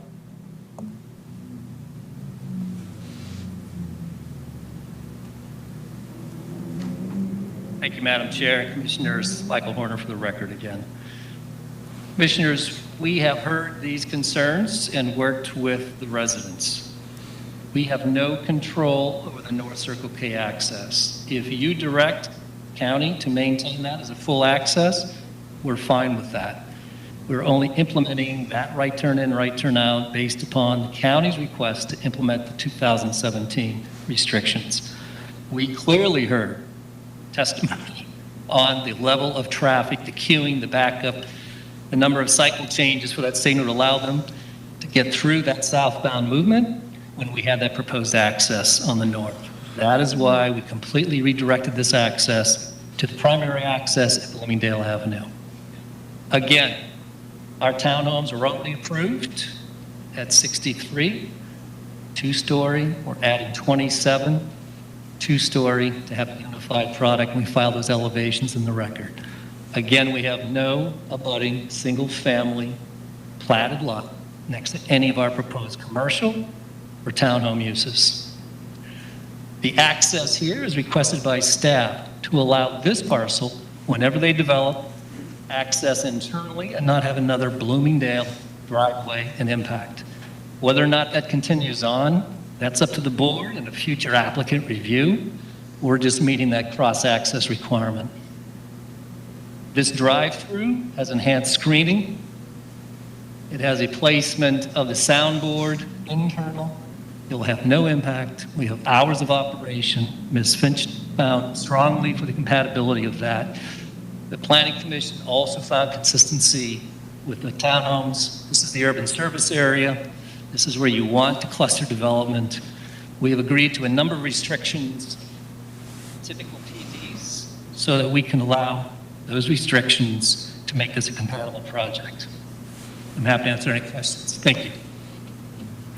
Thank you. Planning Commission staff? Thank you. Melissa Leinhardt, Planning Commission staff. The subject property is located within the Residential 6 future land use category. The site is located in the urban service area and also within the limits of the Brandon Community Plan. The intent of Residential 6 is to designate areas that are suitable for low-density residential development. In addition, suburban scale neighborhood commercial, office, and mixed-use projects serving the area may be permitted subject to locational criteria. The site located east of the intersection of Bloomingdale Avenue and Watson Road does not meet commercial locational criteria, and a waiver request has been submitted by the applicant for staff review. Planning Commission staff recognizes the gradual transition from commercial along Bloomingdale to townhomes and ultimately into lower density single-family residential lots moving northward. The applicant places retail, office, and residential uses internally to the site, while the higher intensity uses, including the drive-through, are located along Bloomingdale. The applicant is also committing to elevations and design guidelines that are provided in the conditions of approval. The applicant has provided accesses along Watson Road, Bloomingdale Avenue, and cross-access to the existing Circle K and parcels located to the east. The applicant is also committing to design guidelines and elevations for the commercial uses which are provided in the conditions of approval. The applicant proposes a 10-foot buffer along the northern and western perimeter of the subject property, which is adjacent to existing residential properties. Excuse me. The applicant is also requesting a variance to reduce the call box distance to 102 feet from residentially zoned property. The previously approved plan development, 17-0068, placed restrictions that did not permit the use of drive-through facilities. This restriction allowed for an improved project design and compatibility with the adjacent land uses. This plan development requests a drive-through commercial use with a call box for parcel 3, the parcel in closest proximity to residential homes. While there is a gradual transition to the north, the placement of drive-through commercial uses in parcel 3 disrupts the gradual transition from Watson and Bloomingdale intersection to the single-family lots that are adjacent to the site to the east. Policy 16.1 of the future land use element requires the use of locational criteria for placement of non-residential uses. Policy 16.2 requires the gradual transition of intensities through site planning, but it also requires the gradual transition to occur through the control of specific land uses. Policy 16.3 requires that development and redevelopment be integrated with adjacent land uses through the creation of complementary uses. Future land use element policy 23.2 requires that scattered, unplanned retail commercial of development be discouraged and that commercial and office concentration be encouraged. Commercial drive-through uses are not complementary to the adjacent residential uses, and they are too intense, resulting in compatibility concerns. Therefore, the request undermines the intent of future land use element policies 16.1, 16.2, 16.3, and 23.2. The subject site was previously approved for a mixed-use density bonus under PD 17-0068. The current application includes an additional 2.9 acres and seeks to be considered for the same mixed-use density bonus. Parcel 5 will contain attached townhome units. The applicant is requesting to apply the mixed-use density increase per future land use element policy 19.3, as the overall site will continue to have a mix of uses, which is commercial, retail, office, and residential.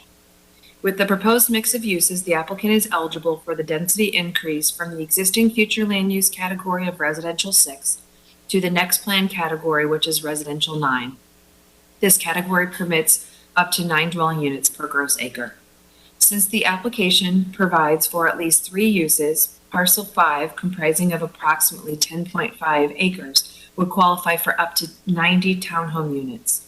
The request for a mixed-use bonus is consistent with future land use element policy 19.3. The applicant is requesting a pedestrian gated access off of Watson Road due to security and privacy reasons. Policies 13.1.4 and 13.1.5 of the community design component encourages designing communities around a grid of streets to provide connections and direct links to social services, community focal points, and surrounding neighborhood servicing uses. The proposed pedestrian gated access does not allow community members on Watson Road from accessing the development at the parcel 5 proposed gate location. While the applicant is allowing for connectivity further south on Watson Road at parcel 4, the proposed gate access does not provide interconnectivity between the northern neighborhoods and the proposed mixed-use development.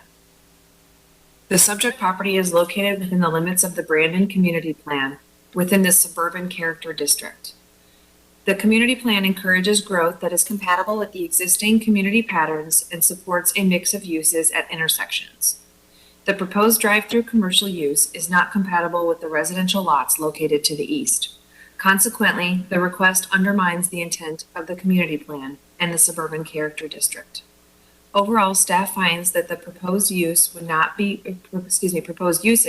complementary to the development in the area.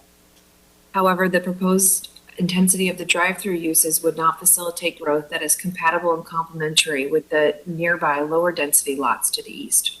Based upon those considerations, Planning Commission staff finds the proposed plan development inconsistent with the future of Hillsborough Comprehensive Plan for unincorporated Hillsborough County. Thank you. Thank you. Zoning hearing master summary.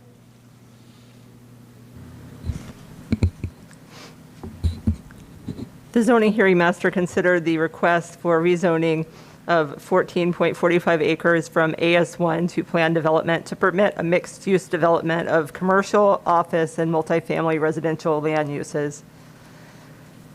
The existing planned development is currently approved. That's planned development 1768 for 37,000 square feet of commercial and 63 townhomes.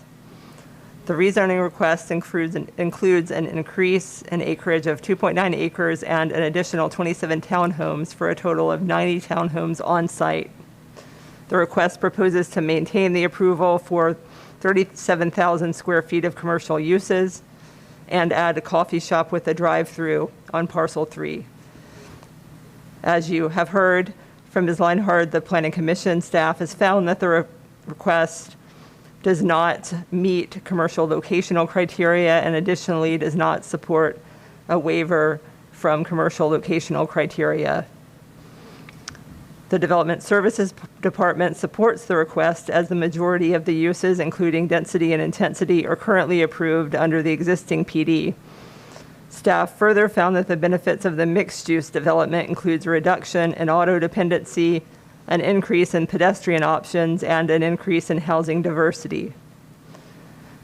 The zoning hearing master noted that the rezoning includes a plan development variation request.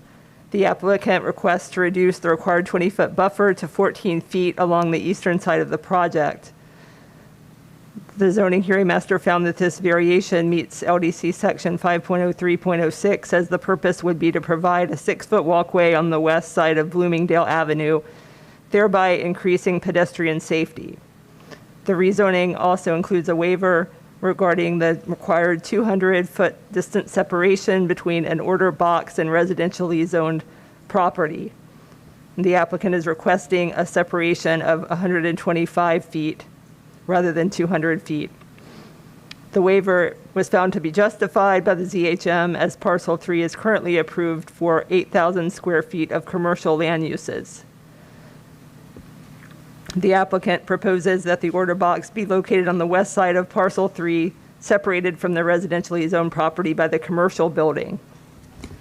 The zoning hearing master noted that testimony in opposition was provided at the ZHM hearing, including numerous letters in opposition. Information was also submitted from a professional engineer regarding the county's transportation agency comments, as well as the administrative variance for the project. County's transportation staff, refuted the opposition's assertions regarding transportation and testified that the elimination of the northernmost access into the townhomes would result in less traffic on Watson Road, and that the proposed full access will eliminate the need to U-turn and instead access Bloomingdale. Staff testified that there is no direct connection to Bamboo Orchid Court and that zoning conditions require cross-connectivity for the parcels to the east of the subject property. The applicant's transportation expert also testified that there will be a reduction in the overall trip generation of the project compared to the existing approval. The zoning hearing master found that the impact of the project on the surrounding community from a transportation standpoint is lessened based on the decrease in the overall trip generation as a result of passerby traffic.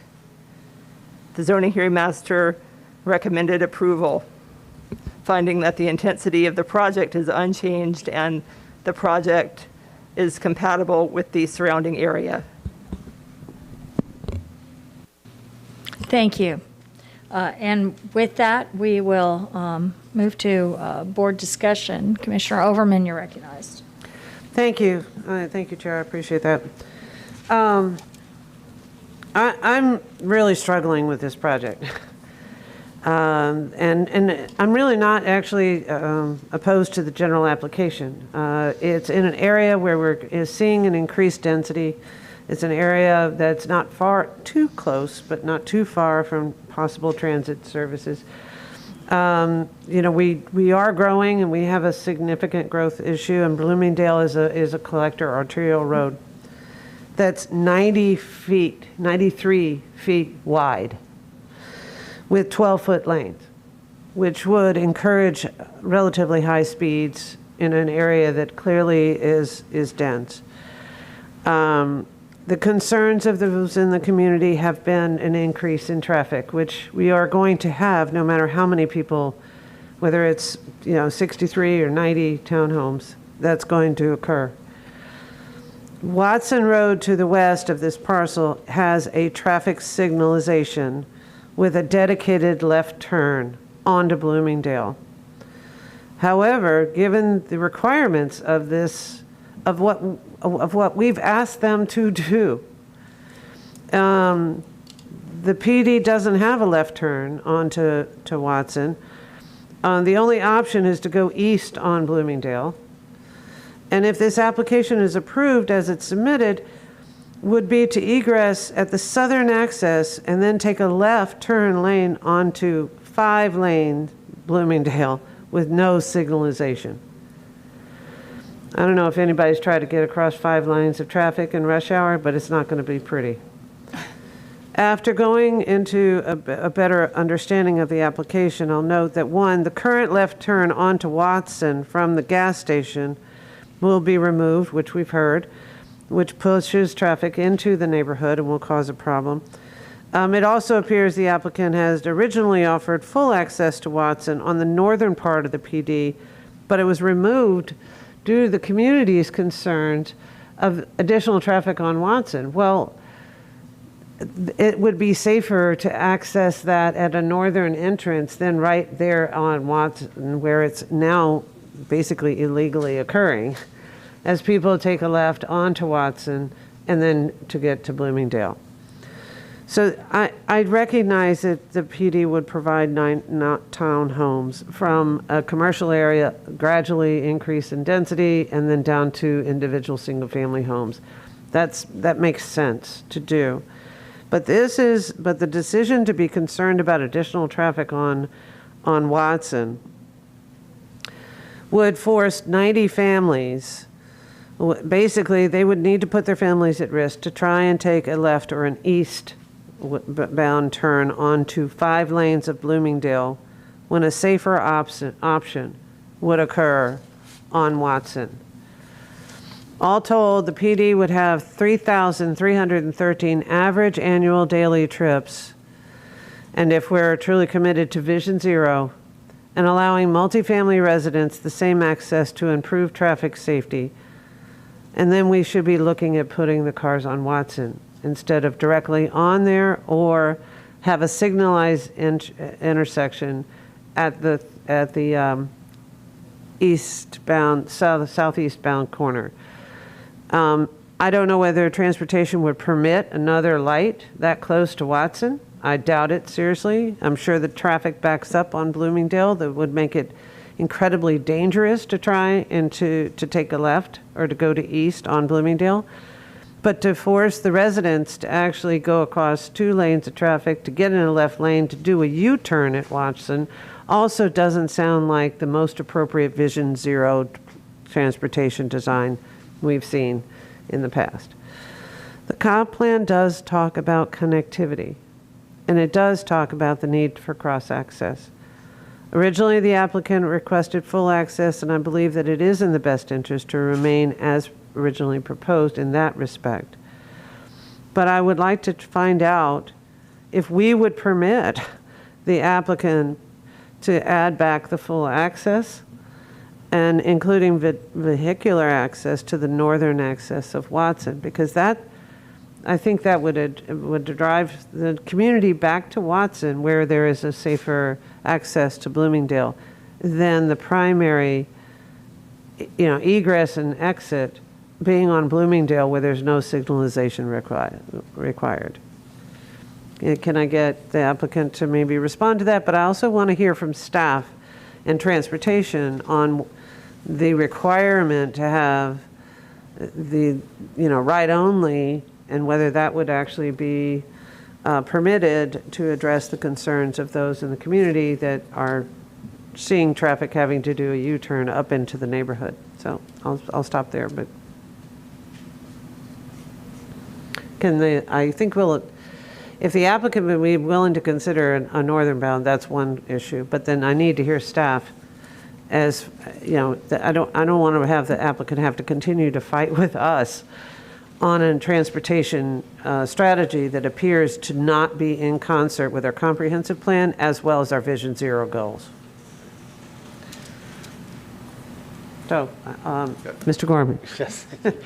Commissioners, as it relates to the two accesses on proposed accesses on Watson, if the proposal were for the northern access point, which is currently non-vehicular, to be a vehicular full connection to Watson Road, that is something that we would be supportive of.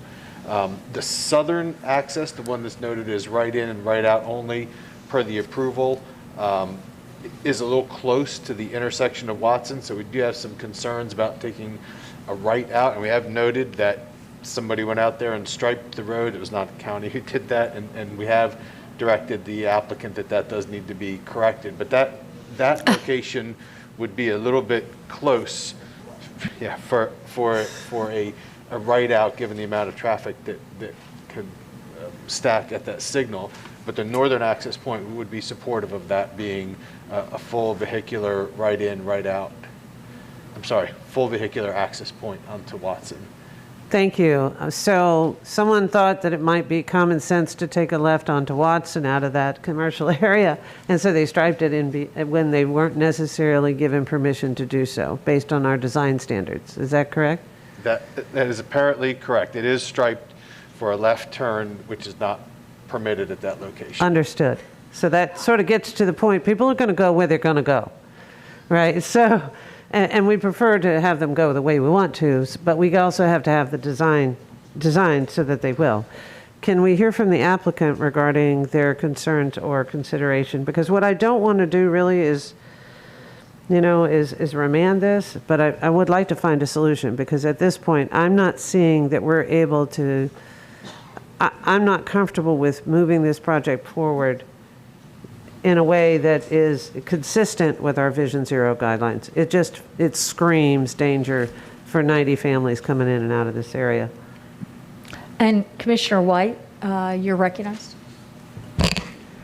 Well, I'd like to hear some further discussion, because I'm inclined to just move for complete denial of the application, pointing to the Planning Commission's inconsistency finding and everything that's on the record related to that. In fact, I'll go ahead and just put a motion on the floor to do just that. We have a motion by Commissioner White. Do we have a second? I'll second it. We have a second by Commissioner Overman. No, Myers. Myers, I'm sorry. Myers. Can I just ask a question for clarification? Commissioner Overman, I couldn't hear what you said. Did you say you weren't for a remand, or you were? I couldn't, it didn't. I actually asked for an answer from the applicant before I made a motion to remand. Oh, okay. But I didn't make the motion, so. No, I understood. Okay. Okay.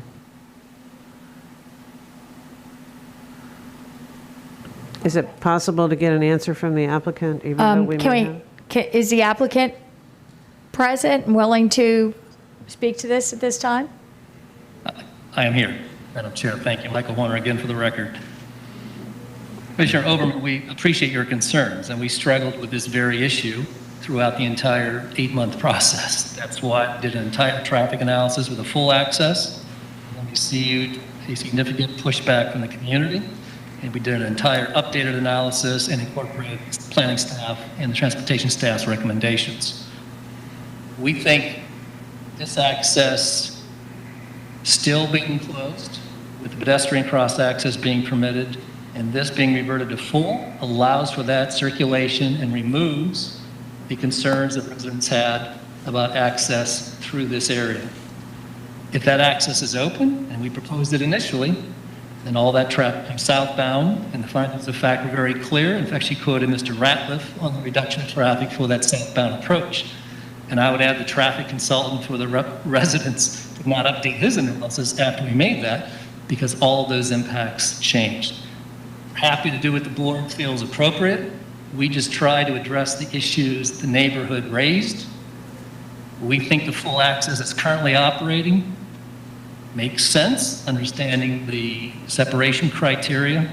When we proposed that reinstatement of the restrictions to the homeowners, they were very concerned. They wanted that to be full access. So we're between a rock and a hard place. We'll go with your direction. We think the easier solution is the southbound full access. Otherwise, we'll agree to the full access on Watson Road, but we think the better option is opening up the north circle access as is. Thank you. Commissioner Smith, you're recognized. Thank you. And I fully agree with the concerns raised by Commissioner Overman about traffic. By the way, I was just on Bloomingdale Road Saturday at 12:30, and it is chock-a-block. You don't have to worry about people speeding, because it is just chock-a-block, cars waiting more than one light to get through, and that's not even rush hour. So we are, and as you mentioned, Bloomingdale is constrained. We're not going to be able to widen our way out of that while we're putting more development in that area. And so, you know, the answers are going to have to come by increasing transit options to take cars off the road, and give people options with bicycle and pedestrian access, but also providing mixed uses and connecting the grid. And, you know, we know there's always concerns by the neighborhoods when you're connecting the grid, but in the end, I think some of these concerns that were raised by the neighborhood, you know, I'm hearing them say, if you have only right in, right out on Watson, people are going to have to come out, take a right heading north, and make a U-turn and come back down. That's what, you know, that's what they're going to want to do, because that's where the light is at Watson. And like you said, I doubt that we can have another light right away, you know, a block away. So we are, I think, you know, honestly, people kind of have a knee-jerk reaction to not wanting to connect the grid. But in the end, all that residential north and around here will be better served by connecting the grid through Watson. So I agree, either making the south full access, if, you know, if there was some reason to be, compromising and not having the full, in my view, there has to be full access. And I would just ask about the accesses that are already there on Watson Road. I mean, as I'm looking at the aerial on Google Earth, there's a Circle K and some kinds of shopping on the right, on the east of Watson, and there's this IHOP on the west. And they both have full access in and out of Watson. So it's not like we're going to be doing something, if we were to add full access on Watson, we wouldn't be doing something that's not already done by this car wash and Circle K and some other big box thing there. So when Mr. Horner said there currently is a two-way access point, is that what he's talking about? The access point behind the Circle K, the two there? I believe that's what he's referring to. The access point that's north of Circle K currently, again, is striped to have right out, left out, but is actually restricted by the zoning to being a right in, right out. But I believe that's what he's speaking to, yes. And is that the access that this project would use, or would they be putting a third one on there? They're proposing to have an additional access point. Well, I'm sorry. The plan has an additional point where the project touches Watson Road. It's currently limited to non-vehicular access. But that's the discussion point, is that northern access point that's currently non-vehicular, whether it should be vehicular and provide for full traffic movements left and right out of the site onto Watson. May I ask Mr. Horner a question? Go ahead. Mr. Horner, because I was a little bit confused. You seem to be saying, you've already got an access that is currently functioning as a two-way access. Do you mean you'd be sharing the access at the northern part of that development behind the Circle K, or do you mean you would be adding another road? Commissioner Smith, Michael Horner for the record. Again, as Mr. Gormley pointed out, this access, which we refer to as the North Circle K access, is currently a full access with all movements. We initially proposed an access to Watson in the north. Then after opposition was raised, we removed that and had pedestrian connection only and all internal pedestrian connectivity. If this is restricted to right turn in, right turn out, then it does eliminate some of that access maneuverability. If it's lifted as restricted and as a proposed full access, then it does allow for full access connectivity through this area. So we're willing to do whatever the board deems necessary. Thank you. Aerial. And it was striped, Commissioner Smith. This was a 2017 existing restriction for right turn in, right turn out. That's not how it's been built. That's Right. not how it functions.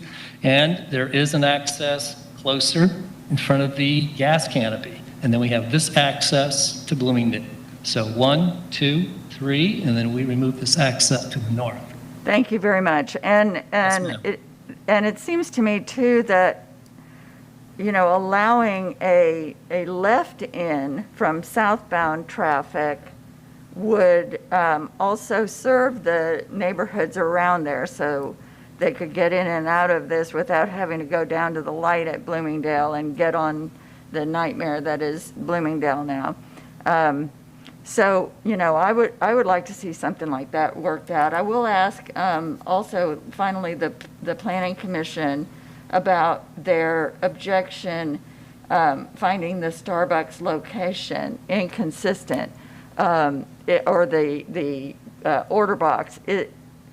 So the order box is too close to the residential, which, as you said, is currently zoned RSC2, but the comprehensive plan designates it as, I believe, Res R6, right, for future land use. So, it is in an area planned for multifamily housing eventually.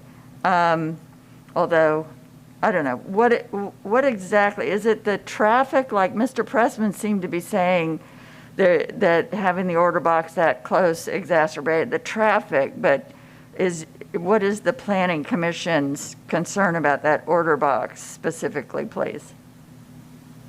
Thank you for the opportunity to speak. Melissa Leinhardt, Planning Commission staff.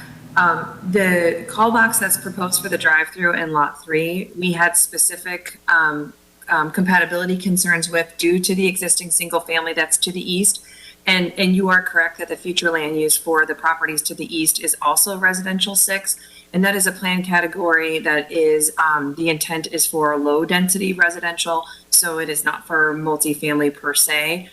This site is proposing the townhome use, and they're proposing the mixed-use density bonus to allow them to get up to 9 units an acre to do an attached townhome product.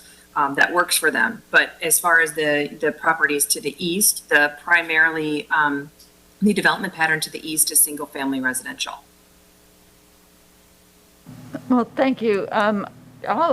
Did we have a motion yet? We had a motion to deny Oh, by to Commissioner White and seconded by Commissioner Myers. Well, I would respectfully make a substitute motion to remand to work out these traffic, understanding that, and to see if there's a way to work out a full access point onto Watson, either south or north or both, whatever works better with the, if our traffic engineers would look at that one more time, as well as considering the order box and seeing whether the applicant has any way of adjusting the plan to make that further away or make it somehow consistent. Second. Okay, we have a motion to remand by Commissioner Smith, seconded by Commissioner Overman. And we have Commissioner Overman. You're recognized. Thank you. And that's what I wanted to indicate. I don't really want to deny this. I'm glad you offered this substitute motion because I think there's potential here. But I think there is a conflict we're at that nexus point where our planning and our transportation engineering and our Vision Zero and our goals here is putting both the applicant and staff sort of at odds. But I think there is a solution, and stacking the traffic on Watson more safely at a northern opportunity may be the appropriate thing. Having possibly even, an access gate for the people that live in that community to come and go in order to have just that traffic coming onto Watson, and then have the rest of the commercial traffic down closer to Bloomingdale. That's another option. There's lots of options here, so I don't want to see a denial keep this project from moving forward. So I will support the substitute motion going forward. Commissioner Cohen, you recognized? Yeah, I'm also going to support the substitute motion, but I have to just say I am not sure if I think this can be salvaged or not. This is the number of problems that have been identified, and you have all done a beautiful job of ferreting out all of these issues. I just don't know if this is going to work or not, but I do agree that we ought to try to give it a chance. I just want to say about the call box, with low density, single family residential right next to it, it's a high bar to allow that right in somebody's backyard. And I hope that the applicant will look closely at that and see what can be done to ameliorate that, because I do think that that's another problem. Okay, we have a substitute motion to remand by Commissioner Smith, second by Commissioner Overman. I'm sorry, Commissioner Myers, you recognized? Thank you. Need to ask Mr. Gormley, how much time would this be coming back to us in November, since we're talking about remanding, that they would have enough time to look at what all the traffic engineers to come back and really give us an opinion on this? Yeah, I'd recommend a remand date of November 15th. Should be for the zoning hearing master, which would come back, if it was heard on the 5th November, it would come back to the board in January. Believe that would be enough time, but in the event that it's not, that ZHM hearing can always be continued to a later date. Thank you. Thank you. Okay, and seeing no further comments this time, we have a motion to remand with Commissioner Smith, seconded by Commissioner Overman. Can you do a roll call vote? Kemp? Yes?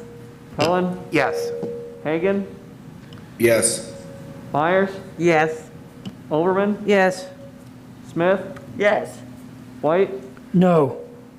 Motion carried 6-1. Commissioner White voted no. Okay, and with that, I did a little misestimating here, I'll say. But anyway, how about if we take a break for lunch and we go to 1:45? Okay. With that, we stand adjourned.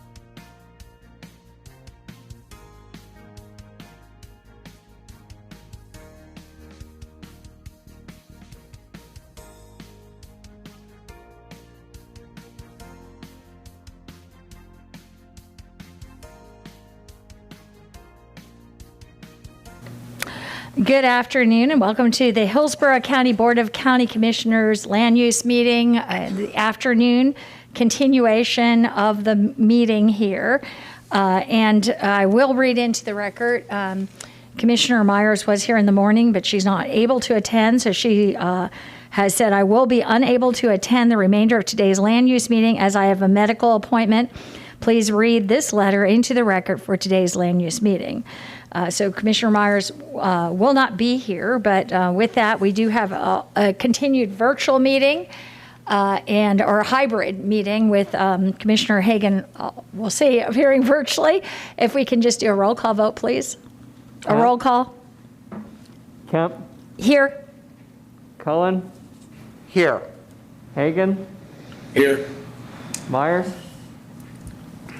Overman, Yeah, here. Smith, Here. White. Here. All right, thank you, you have quorum.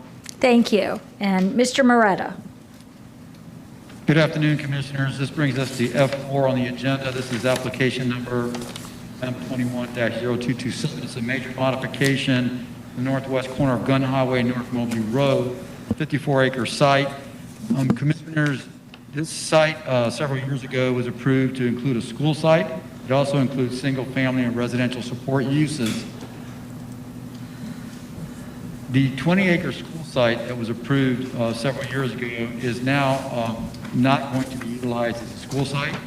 That has driven some proposals to redistribute, introduce some new land uses into the site.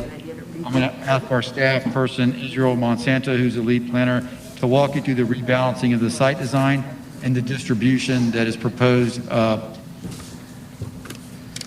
subsequent to the school site being moved away from the proposal. Thank you. Thank you. Commissioners, Israel Monsanto Development Services.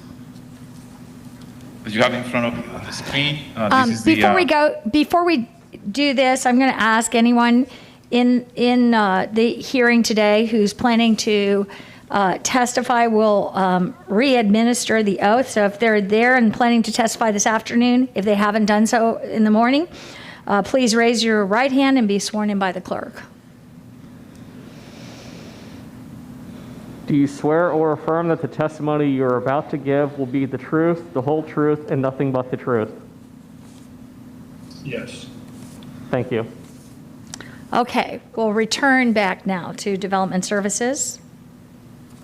Again, Israel Monsanto Development Services. On your screen, you have the current plan development district, PD, and this is the current approvals that you have on the top.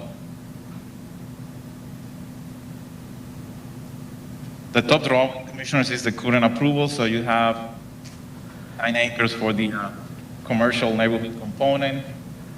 You have 20 acres for the school site on the northeast corner. And then you have 25 acres more or less for the residential component, 11 lots. This major modification is replacing the school use with a temple, and the size of the land for the temple is now 5 acres.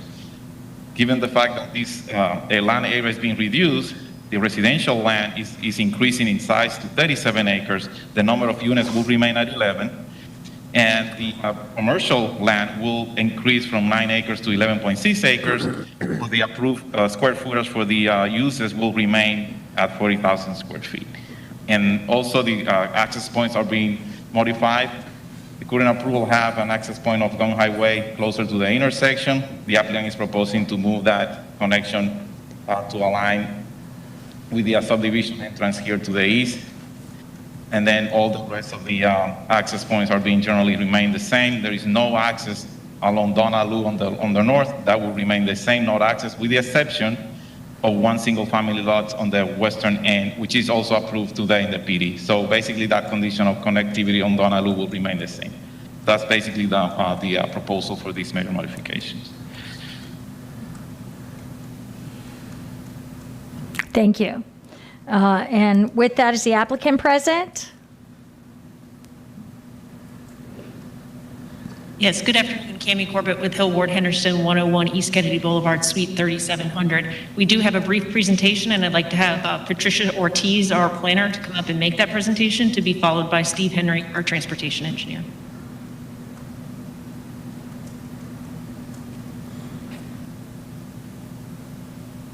Good afternoon, Commissioners. My name is Patricia Ortiz. My address is 2810 North Central Avenue, Tampa, 33602. And I am here today on behalf of the Molly family business, presenting a major modification to an approved plan development. Next slide, please. The site is, as Israel described, located at the northwest corner of North Mobley Road and Gunn Highway. It's just south of Donaloo Drive, and within the Keystone Odessa Community Activity Center. Next slide, please. This plan development was originally approved back in 1998, allowing for a mix of commercial, residential, and residential support uses. In 2002, the Keystone Odessa Community Plan was established, and the rural design standards were adopted. In 2004, a major modification was approved, allowing for the same 40,000 square feet of CN uses. It reduced the number of residential homes from 28 previously approved and allowed a 98,000 square foot school as the residential support use. Next slide, please. The intent of our petition is to remove the school use and replace it with a church use. And in doing so, we would like to reduce the 20-acre school site down to 5 acres, and then reallocate the surplus land area between the residential component and the retail component. In doing so, there will be no increases in intensity or density. Next slide, please. The church we're proposing is 15,000 square feet in size, and it seats 299 people. The maximum height is 35 feet, and it will be 2 stories. The 5-acre parcel will have an impervious surface ratio of 60%. The building will be set back 60 feet from Gunn Highway and 30 feet from Donaloo Drive. Access to the church will be through internal access ways coming off of Gunn Highway and North Mobley Road. There will be no vehicular access from Donaloo Drive, and all signage for the church will comply with the rural design standards. Next slide, please. We've worked closely with staff and the community to come up with conditions which maintain and increase compatibility. For example, we are maintaining the density as approved at 11 homes. We're maintaining the 40,000 square feet of commercial entitlement. The church building reflects a 94% reduction in square foot area for the residential support use. Very limited access from Donaloo Drive. We're reducing access points from 4 to 3, enhancing landscaping along Gunn Highway for the church parcel, and increasing the setback from Gunn Highway to 60 feet. Again, signage will comply with the Keystone sign regulation. Next slide, please. Some key findings from the staff reports indicate that churches are allowed in all zoning districts and exempt from certain Keystone design standards. The proposed rezoning results in a reduction of non-residential intensity. We're increasing buffers along the church parcel. The conditions for the commercial component are unchanged. And probably most importantly, trip generation is significantly reduced. Next slide, please. We're coming to you with recommendations from development services of approvable with conditions and no objections from the reviewing agencies, and a finding from the Planning Commission staff of consistent and supporting the vision of the Keystone Community Plan. Furthermore, the zoning hearing master made a recommendation of approval at the August 16th public hearing. And with that, I'll stand for questions.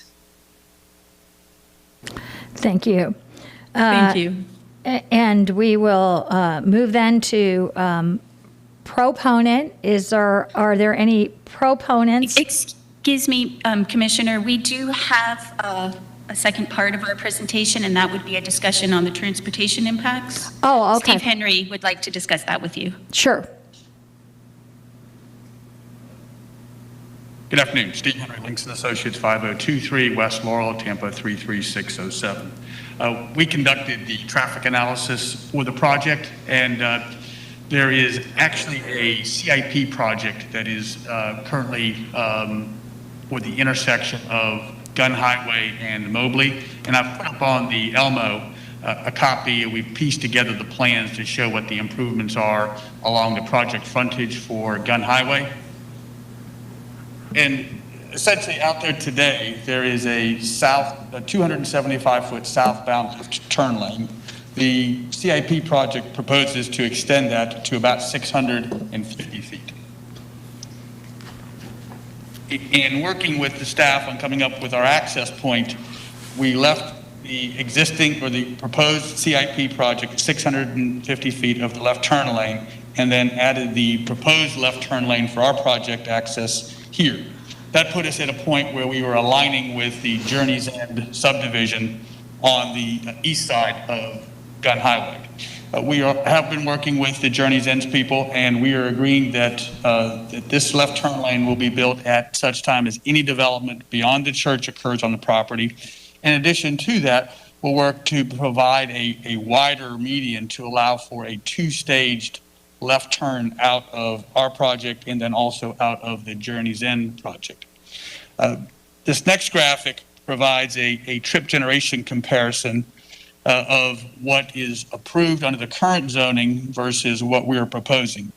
The green illustrates the current zoning, and the blue illustrates the proposed zoning that's before you today. The difference between the black number and the red number is the zoning has 990 students. There's a stipulated settlement agreement that there's a question as to whether that's 775, but in the staff report they used the 775, so we looked at both numbers. So in the AM peak hour, it would either be the 799 versus 703, as opposed to what we're proposing, which is around 167 trips. So you can see a significant reduction in traffic in the AM peak hour. And the same thing in the PM peak hour, 447, 329, versus what we would be having, which is around 294, 206. So both in the AM and PM peak hour, there'd be a significant reduction in the traffic associated with the proposed zoning that's before you today. That concludes my presentation, unless you've got any questions. Thank you. Does that conclude the entire presentation? Yes? Tammy Corbett, yes, Chair. Okay. Then we'll now move on to proponents. Are there any proponents that would like to speak in support of the project? Proponents? No, ma'am. Wait, no, I'm sorry, yes. It looks They're like, coming up now. Yes, we have someone virtually. We have two virtually. Hi, my name is Amarjit Dhaliwal. Do we also have, just before you start, do we also have anyone in person? We asked a question and we only have one person. No, two. Two? Three. Three? If you're here to speak in support or opposition, can you come up to the front and stay spaced out, please? And how many of those are in support? So it's going to be 5 total, 2 virtually, 3 in person. Yes. How many in support and how many against? So they're all in support. Okay. And then okay. we So have one person online that is in opposition. okay. So I just want to clarify because we had some issue this morning where someone felt as if they didn't have an opportunity to speak. So okay. So we have 10 minutes between 5 people in support. So the 5 people in support, even if you're not in coordination, have to be mindful of that. We have 10 minutes for the whole group. So go ahead and start with what you'd like to say. Dimitri Arcebucha, 16555 Hutchison Road, Odessa. Fully support of the church and the modifications doing for this project. I see absolutely makes total sense and reduces the traffic. Thank you. Thank you. Next speaker. Hi, my name is Amarjit Taliwal, and I'm a resident of Tampa. And prior Gurdwara temple was built in 1993. It was approximately 2,000 to 2,500 square feet, accommodating approximately 150 people.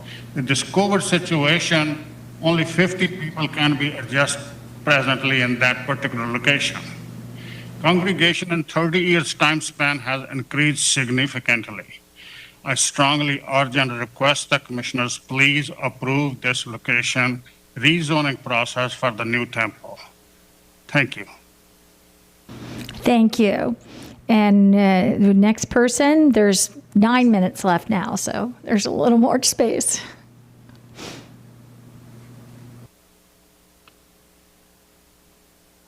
We have Mr. Marwal and Mr. Singh. Mr. Marwan?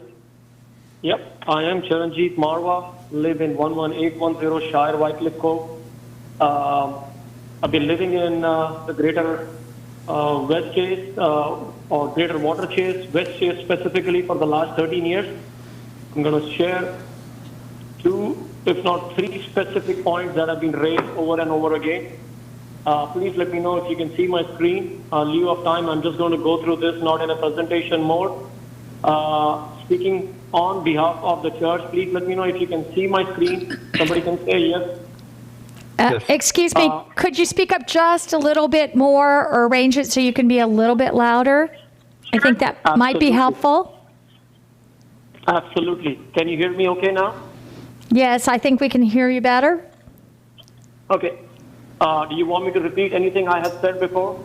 No, I think it's okay. You can start from where you are now.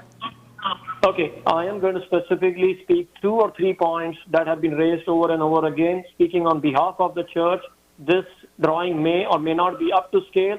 Speaking on behalf of traffic, our congregational meets specifically either on Sunday 10:30 to 2 or Saturday 11 to 2. I want to put a question mark or. We don't meet Saturdays and Sundays, but I did want to have a contingency. All the discussion around traffic is Monday to Friday week hours. Weekdays I have gone, the traffic is about 5, if not 10% of the standard traffic. And we also discussed there is going to be an internal road. I live in the community. Safety matters first. Safety is very important to us. We can tell our congregational to go this way, down into the internal road and go on to the North Mobley where there is a signal. There is no issue on that. I'm going to leave the technicalities to the people who have done the drawing. Going ahead, just want to bring it to an attention. This is not 5 square miles. This is 3 square miles right across the zone. There are, if not 20 plus churches right around there. I don't need to go and name them. The pictorial speaks for itself. And there is a reason why the churches are there. Excuse me, sir. Sir, excuse me. I'm just going to ask the gentleman to confirm that this was previously placed into the record, this material that is being displayed. This was not shown. So I am. It was not shown. No? It was. Okay, we're hearing it was not shown. This was discussed in the planning commission. This was discussed. The pictorial. I mean, I'm showing it now. Picture speaks 1,000 words. So this was discussed. But the question, sir, is whether you showed the slide. I don't see that in the backup and the exhibits from the zoning hearing master. Okay, I can talk through it. If you don't want me to show the slide, that's fine. I can talk through it. I was told that I can share a slide. Yes, sir, thank you. The only issue is that if the slide was not shown during the prior meeting or placed into the record, it cannot be shown now. I appreciate your assistance. Thank you. That's okay. Thank you. Sorry about that. My apologies. I was just, I'll voice over it. If anybody can go into the site and probably look at 3 or if not 5 square miles, there are about 20 plus churches. Can you hear me, guys? Can you guys hear me? Yes, we can. Okay. All right, carrying forward, we live in a pandemic and we started the zoning process sometime, if not March of this year. 20 months have passed by. I humbly request the zoning powers to help us proceed in the next step. The process has taken extremely long. Our community, our citizens here, kids, elderly have all gotten impacted. Lack of transportation and has been an impact to the society. Church, we have also lost quite a bit members due to COVID. Church can help them repurpose, put a purpose in their life. What is the real purpose of a church? To provide comfort, to provide a place for reunion, something that we can give back to the society, maybe have a place for celebration. We have been participating in partnering with Keystone Association, Feeding Tampa Bay, and Talbot Ministry. So all these activities are going to help the community and our neighbors. And all I say is, please let us get together to build a place where all of us can come and meet and congregate and do all the things that we are, we would love to do. That's all from my side. Thank you. And I believe that we have one more, at least it seems like we have one more providing, one more person, John Tileston, providing testimony. Oh, I'm sorry, one more in support. Mr. Singh in support. Parmajit Singh? Yes, hello. Can you hear me okay? Yes. Okay.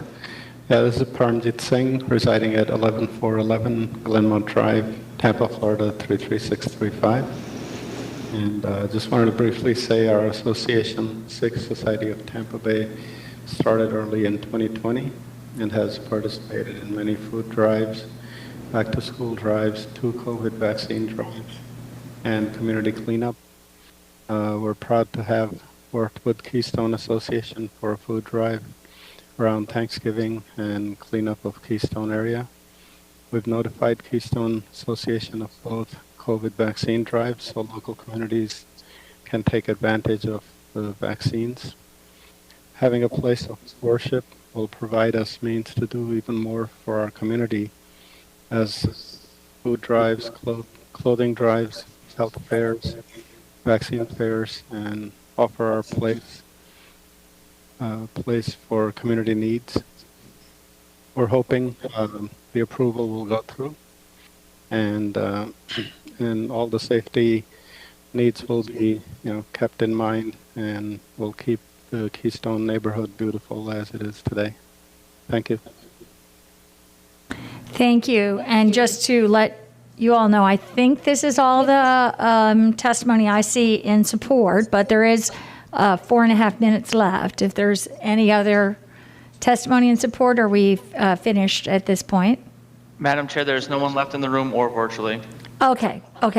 And we do have, from what I see, I'll call for testimony against, in opposition to this. I see we have one person signed up virtually. Is there anyone in the room? We have one person in the room. Okay. So between the virtual, if the virtual person is on, I have Tammy, I have John Tileston virtually in opposition. So if one virtual and one in the room, basically you have 10 minutes between you. So I guess we can call on the person in the room first. Sure. Yes, thank you. My name is Dr. Jason Collins. Our office is at 201 East Kennedy Boulevard in Tampa, 33602. In light of the testimony provided by the traffic engineer, Steve Henry, we'd like to change our opposition because of what we heard regarding condition number 13. And just to clarify that, prior to or concurrent with the plat site construction plan approval for any development outside of parcel B, the developer shall construct a northbound and westbound left turn lane into the project driveway. So any additional development beyond the temple or the church would instigate that turn lane and then be coordinated with the Keystone Shores Association to allow that two-stage gap acceptance. So if that condition can be amended, I help represent the Keystone Shores, and they find that acceptable and would not have an objection to the proposed site plan, because all along their only concern was regarding the traffic and transportation circulation with the totality of the site plan for the PUD. Thank you. Thank you. And we have one more person virtually, if he's there, John Tileston. Yes, my name's John Tileston. I live at 8901 Donaloo Drive, and I'd like to state that we can support what the applicant is proposing and what the staff is recommending, which has only one lot accessing Donaloo Drive. However, our concern was the access for pedestrians and bicycles across the development needs to be opened up. If you can understand the history of what's going on in this area, if you go to the northwest corner of this site, on the site plan, where their access is to their one individual lot, there's a trail that has been there for like 30 years that basically connects Donaloo Drive with Parsonage, which allows the neighbors from those two areas to interact. It also allows the Donaloo residents the ability to either walk or take their bicycles through that trail down Parsonage over to Rogers Park, and eventually we'll be able to connect up to the Upper Tampa Bay Trail when that portion is completed. And there is no bicycle or pedestrian access along Gun Highway. There's no sidewalk, so it's unsafe. Initially, when I saw the plan, it showed that they were providing a pedestrian and bicycle access right around where the church site was. And I assumed what was going to be happening is that access would be provided entirely across the entire frontage to connect to North Mobley, which would give an alternative access to either the sidewalks along North Mobley, Rogers Park, and eventually the Upper Tampa Bay Park. I've been advised, or I've been led to believe, that they are not building that connection, that pedestrian bicycle access will not, at this time, connect to North Mobley. At the same time, when I brought up the access, the existing 30-year access that goes across on the northwest corner, when I brought that up, one of the applicant and his tenant went and fenced off that opening. So basically where we are at right now is the access we've been utilizing prior to the zoning petition has been fenced off. The new proposed access does not at this time appear that it's going to allow access to North Mobley.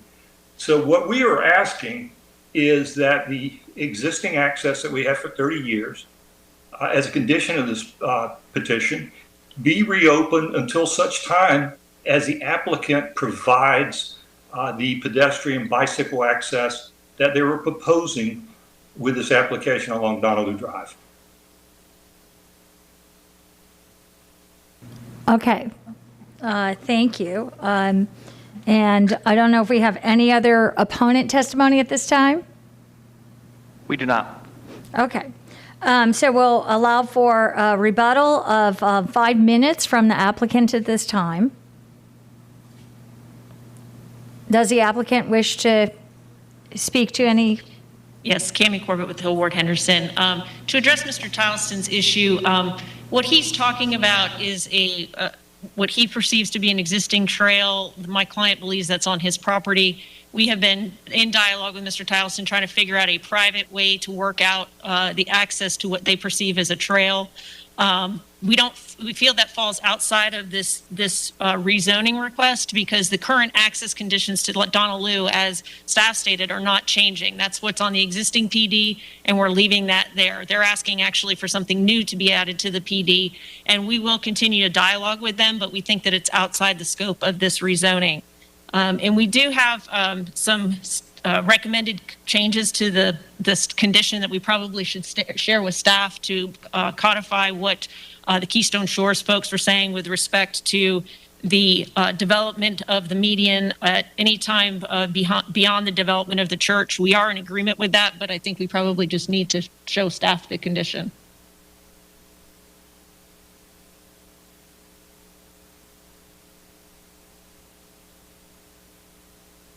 Steve Henry has been in contact with Mike Williams, and he has agreed. They're all agreed in concept as to what we're doing. We're just trying to make sure that the condition language gives Keystone Shores the comfort that they need to support the condition. It is what we believe it's what's in our design exception, but there's a concern from Keystone Shores that the conditions don't accurately reflect it. And so we're willing to, I mean, even if we want to pause this hearing until a little bit later on the agenda, we can come back with it. I don't think it's a complicated thing that requires a continuance or anything like that. It's just a few minutes with your staff. And otherwise, I think we've addressed the concerns. We really do appreciate the open dialogue. Keystone Community Association, Keystone Shores, Mr. Titleson, we have dialogued for several months, and we do appreciate it, and we're hopeful that we can continue to work with them to resolve the items that fall outside of the request of this rezoning. Okay, and with that, we will now move to Planning Commission staff. Thank you, Melissa Leinhard, Planning Commission staff. The subject property is located in the Residential 1 Future Land Use category. The site is in the rural area and also located within the limits of the Keystone Odessa Community Plan. The intent of the Residential 1 Future Land Use category is to designate areas for rural residential uses compatible with short-term agricultural uses and other uses, including rural scale neighborhood commercial, office, and multi-purpose projects subject to locational criteria. The application proposes a religious assembly use accommodating up to 299 people. The proposed intensity is 15,000 square feet, and the maximum floor area ratio that can be considered in the Residential 1 Future Land Use category is 0.25. The maximum allowable intensity on Parcel C translates to up to 35,000 square feet. The proposed use and intensity is consistent with the Residential 1 Future Land Use category. The application is consistent with Objective 16 of the Future Land Use element and its accompanying policies with regard to compatibility. The proposed religious use provides a gradual transition to the residential lots located within the currently approved planned development and in the general area. The religious facility will be accessed via both North Mobley Road and Gun Highway. There will be bicycle and pedestrian access to the facility via Donaloo Drive. The subject property is located within the Keystone Rural Activity Center. The intersection at Gun Highway and North Mobley Road is recognized as an activity center by the community and is designed to serve the majority of the community's daily shopping needs, such as groceries, post office, animal supplies, etc. The proposed development is consistent with the vision of the community plan. Overall, staff finds the proposed development is consistent with the rural area policies of the Future Land Use element and supports the vision of the Keystone Odessa Community Plan. The request would allow for a development that is consistent with the goals, objectives, and policies of the community plan. of the comprehensive plan. Based upon those considerations, Planning Commission staff finds the proposed modification consistent with the future of Hillsborough Comprehensive Plan for unincorporated Hillsborough County, subject to the conditions proposed by Development Services. Thank you. Thank you. Can we have a zoning hearing master recommendation summary? The zoning hearing master considered the proposed major modification to Plan Development 98503. This plan development is currently approved for 11 single-family homes on 25.46 acres, 40,000 square feet of neighborhood commercial uses on 9 acres, and a 950 student, 98,000 square feet elementary school use on 20 acres. The major modification proposes to retain the 11 single-family homes and 40,000 square feet of neighborhood commercial land use. The modification also proposes to eliminate the approved 950 student, 998,000 square foot elementary school and replace it with a 299 seat, 15,000 square foot church. The number of access points will be reduced from 4 to 3. 2 waivers were requested as part of the application. These waivers pertain to the required individual lot access measures and individual lots not having direct access to the adjacent local road, Donaloo Drive. These waivers were found to be acceptable. The Planning Commission, as you heard, supports the request and found the modification consistent with the Keystone Odessa Community Plan and with the comprehensive plan. The zoning hearing master summarized testimony in support of the modification, which was provided at the hearing.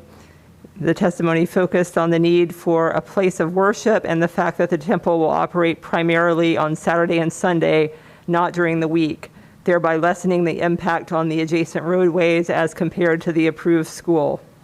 Testimony in opposition was provided at the hearing, including concerns regarding existing traffic problems on Gun Highway and North Mobley Road, and that the proposed temple would increase congestion. Concerns were also stated regarding the existing traffic from the off-site east of the site, as well as the subject property access points. A transportation engineer for the opposition testified that the rural character of Gun Highway should be preserved with better access. County transportation staff testified that there will be a significant increase in the traffic generated by the proposed temple as compared to the approved elementary school. Staff also confirmed that access will continue to be limited to Donna Lou Drive as permitted under the prior zoning, and that the number of access points will be reduced from 4 to 3. The applicant's transportation engineer testified that the trip generation rate for the 299-seat, 15,000 square foot temple is significantly less than the 550-student, 98,000 square foot elementary school. The zoning hearing master stated that the planned development is currently approved for residential support use, and the proposed residential support use of church is a complementary use to the area and represents a much less intense use in terms of impacts to the community surrounding the project. And the zoning hearing master recommended approval.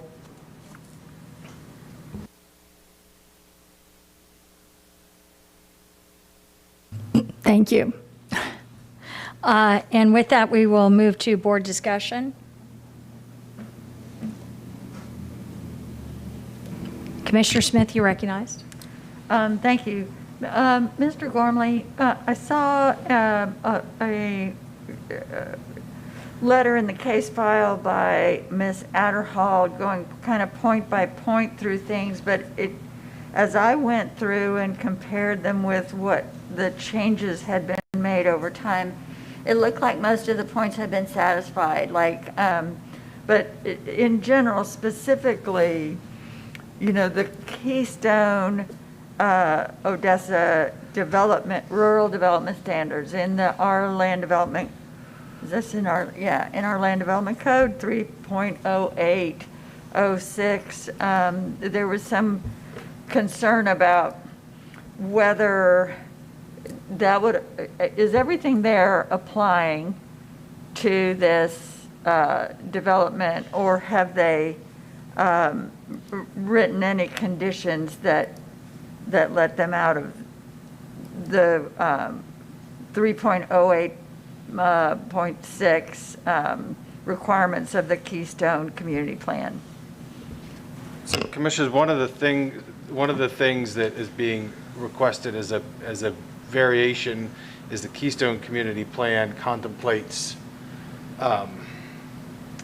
various types of access, like easements and atypical access arrangements.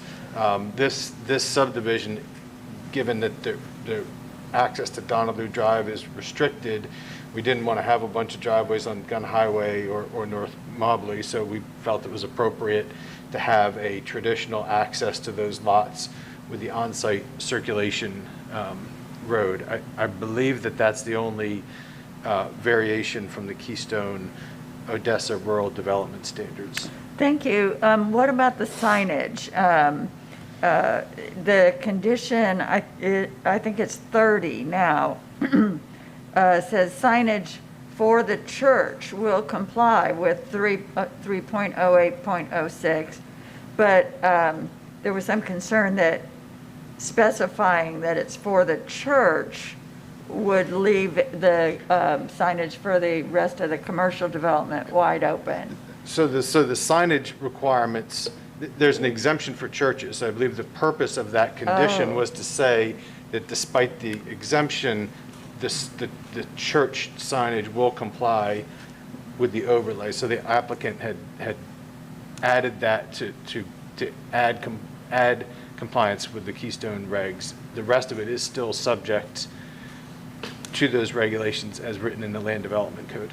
Thank you. It really looks like there has been a lot of effort to work closely with the community on this, and I appreciate that. My last question is about the gopher tortoises on the site. Some people wrote in and even provided pictures of gopher tortoises on the site. And when I looked in the report, the staff report, on page 144 is where there's Conservation and Environmental Lands Management comment sheet by Mr. Kaiser, but that seems to reference a wholly different PD. Although it looks like it's the same PD, it's not. It's speaking to something in the Triple Creek Preserve. And it doesn't seem to have anything to, the comments by. Yes, I think that's, they do seem to not apply to this site. However, as it relates to any gopher tortoises or burrows that may be on site, they'll have, if the project's approved at the time of development, they'll have to do a survey of protected wildlife on site. If there are gopher tortoises, they'll have to either protect their area or relocate them to another approved relocation site. Thank you. And I know that is the rules. There's what they're supposed to do. So they will have to get a survey of the gopher tortoises at what point? At the point that they come in for either site development or subdivision of the site, their initial development of the site. Yeah, I'm just going to say, and that's fine for now. I'm just going to say that I'm very concerned with, I believe our land development code it needs to be updated. Our code regarding significant wildlife habitat and essential wildlife habitat needs an overhaul, and we could consider putting in stronger regulations. I don't know if you all read the article by Craig Pittman about Pulte homes, again and again destroying gopher tortoise burrows and killing all the tortoises living there in a very gruesome way. It's a horrific crime when that happens, and partly it's because the fine for, there's very little enforcement, there's very little oversight, and the fine for doing that is much less than the cost of doing the right thing, relocating. It's a negligible fine if you're caught. So I am just saying I'm going to be looking into hopefully seeing what we can do about strengthening. The Thousand Friends of Florida has just made some recommendations in that regard, and I know other counties are looking into that as well. So just to signal that's something I'll be looking into. But otherwise, I'll support that and just put on the record that I would expect these gopher tortoises on this site to be treated humanely and according to the rules. Thank you. Commissioner Overman, you're recognized. Thank you. And thank you, Commissioner Smith, for bringing that up. I, in the last several weeks, have been working on gopher turtles. I have family members that have been doing some of the surveying, or extended family members that have been doing this, and it had the article that you referenced definitely had gotten my attention. I've been actually working in multiple conversations with Forrest Turbeville of our ELAP lands to find out how Hillsborough County's ELAP properties, where appropriate, could be used as a registration bank or a bank for mitigating. The challenge we have is we are running out of mitigation bank land in Florida for gopher tortoises rather. And since I'm a TERP from Maryland. I happen to love gopher tortoises. But that being said, I think there is an opportunity to see if there's ways that they can mitigate or protect the tortoises on site. Keeping a colony together is also always a preference if possible. And if the applicant and their client is willing to do what they can to try and stabilize it, if there's not a very large colony there, that's obviously our first option. But if there needs to be another alternative, I look forward to continuing working with Mr. Turveville, with the Thousand Friends, as well as with our legislation to see if FWC could identify other sites locally to try and keep as many of our gopher tortoise population in Hillsborough County. But that being said, I do like the project. It does sound like they've done a lot of work to try and work through the details. And so I'm looking forward to moving this forward. So if I need to make an motion to approve, I'm willing to do so. Commissioners, if I could, there was a condition that was referenced. I'd just like to read it into the record. We have it here. It's a added language to condition 13, which currently reads, well, I'll read it as amended by the proposed condition. Prior to or concurrent with plat/site/construction plan approval for any development beyond the church, the developer shall construct a northbound to westbound left turn lane on Gun Highway into the project driveway. The painted median within Gun Highway for the project access shall be designed to accommodate a two-stage left turn movement from the side street. The applicant shall coordinate with representatives of Journeys and Access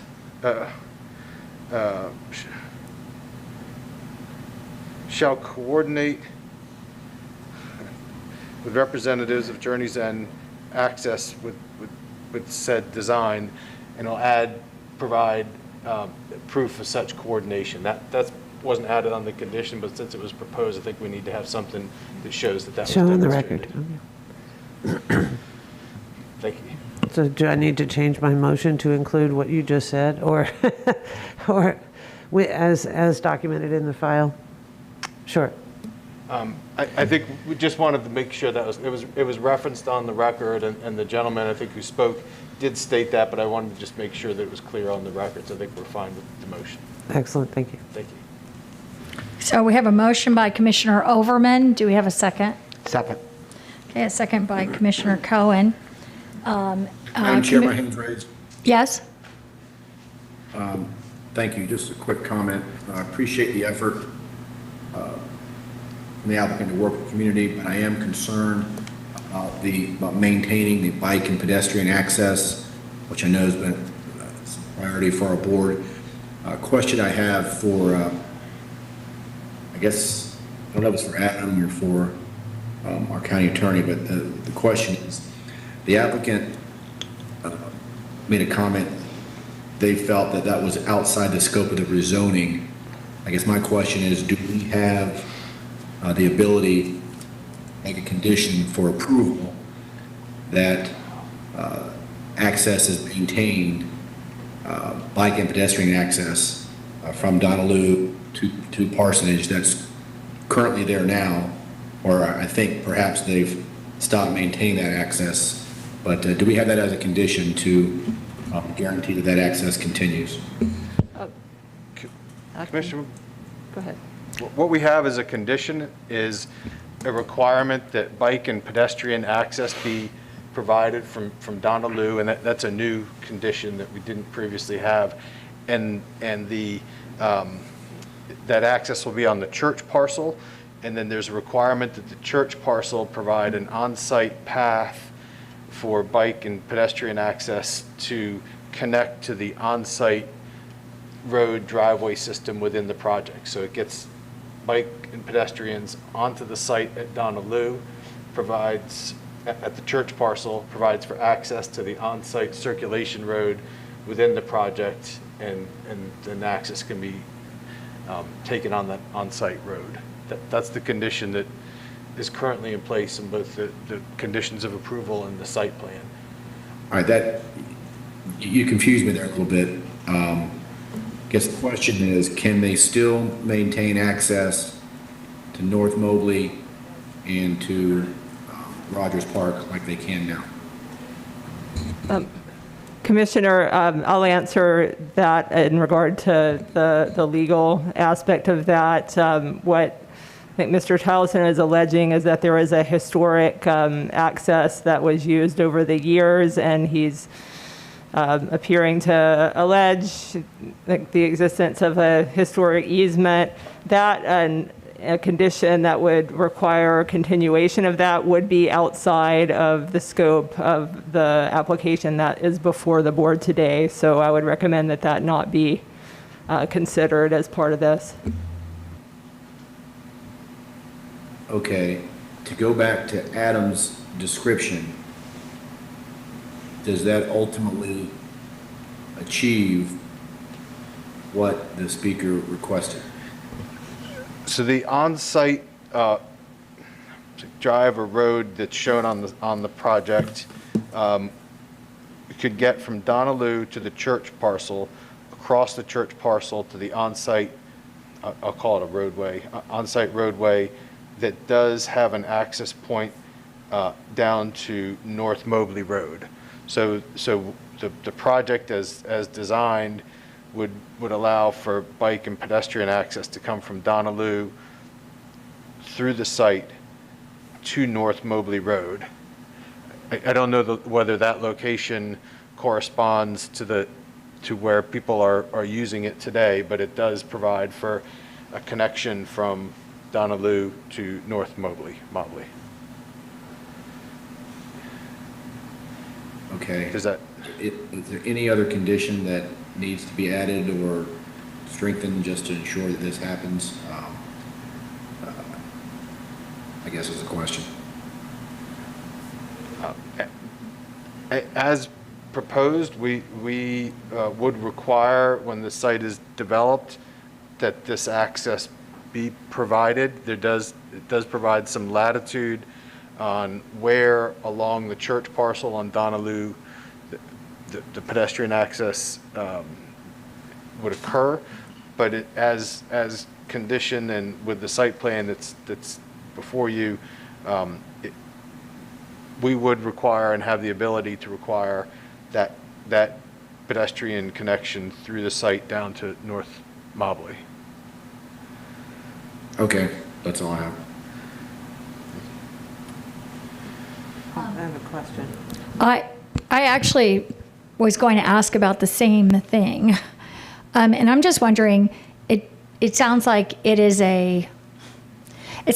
an easier connection that's already been being made just by traditional use that is not, that is owned by the property, is within the PD, that this is a more kind of convoluted access through what was traditionally used.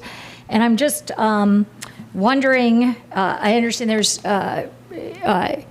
no requirement apparently, or that be an access point for pedestrians and bicyclists for people that would prefer to use that trail, that there's no requirement of that pedestrian bicycle access, and that some other less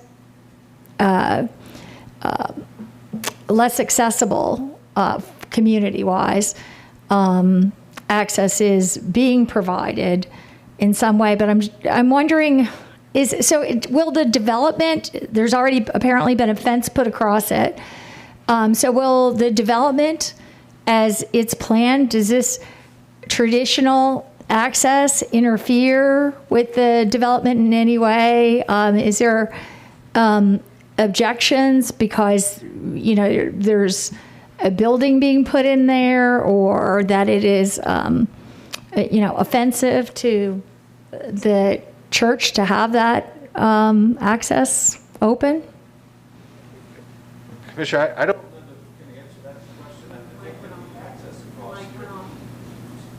I don't know that I can answer that question. I believe that the access that's being talked here has been an informal access of people Right. simply traversing the property, so it's not something that we have knowledge of, here's what it is and here's where it is, nor do we have record of any easement or anything like that that would denote where this access would take place. So I understand. I'm just, and I'd actually like to address that to the applicant.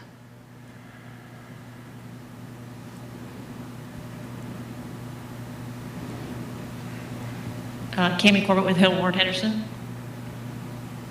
Yes. And you were asking, was there a reason why, was it interfering with the church development? Yes. I mean, is there on the part of the church, I understand that this is not a required easement, that this is not part of what they need to do, but is it possible that they would, it apparently has already been blocked off. Is it possible that the church would consider opening that and doing the traditional access? Because it sounds as though the other kind of pedestrian bicycle access that's being suggested now it would not be as desirable in some ways for the community to get across. So is there a reason that the church would be opposed to ever making that a continued access? So just to orient you to the site, to just kind of talk about where we're talking about, they're talking about right here is where they're currently accessing down through another private road, which they may or may not have legal access to.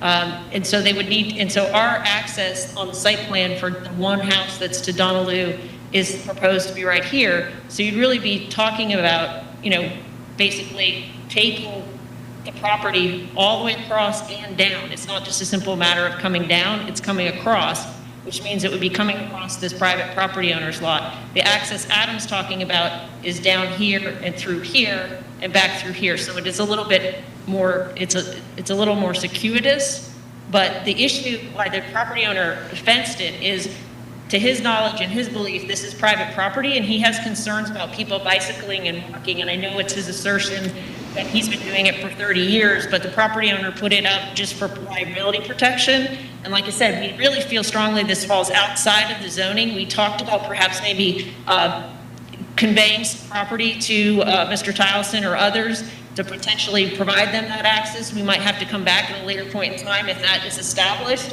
perhaps to do a PRS. But again, there is no bicycle and pedestrian access shown on the existing PD for this. So whatever they've been doing is either in conflict with the zoning, or this rezoning is no more in conflict with them continuing to use it.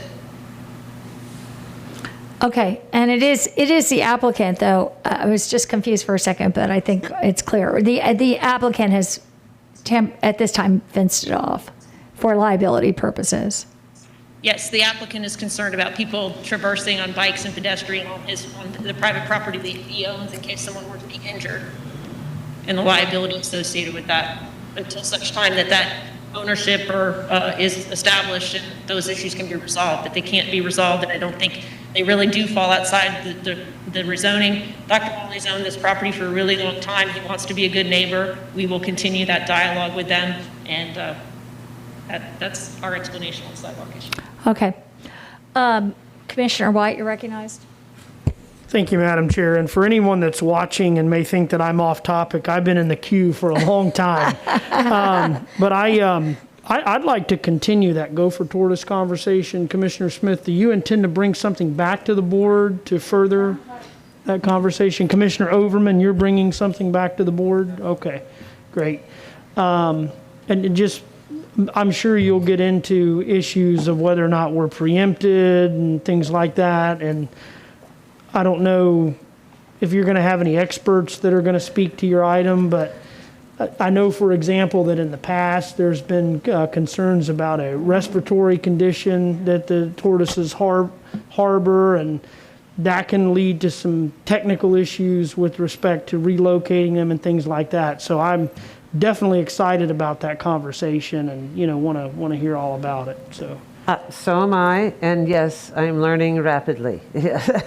So I do look forward to bringing that back, but I don't have a date at this point. There's a lot of things suddenly came up, so it's looking like there's a little more to it than I originally anticipated, but the good news is I think there's some good opportunities now, so I think we can move some things forward.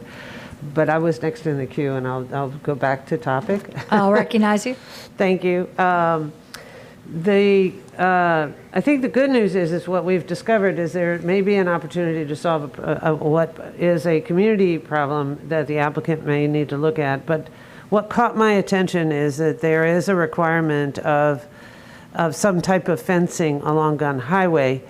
And there was apparently along Mobley at one point in time, but there doesn't appear to be now. So, you know, if there's a way that citizens in the community or residents in the community, you know, have access to the property, the roadways within the property to get to Mobley, there may be a good solution. So my question to staff, for clarity's purposes and for the applicant's understanding, do I need to make an amendment to my motion that would open the door for a discussion or at least consideration of some type of pedestrian or trail access on South Mobley, given what I think I hear is the board's concern about this issue, even though it may not currently be, you know, inside the scope of the application as it stands right now.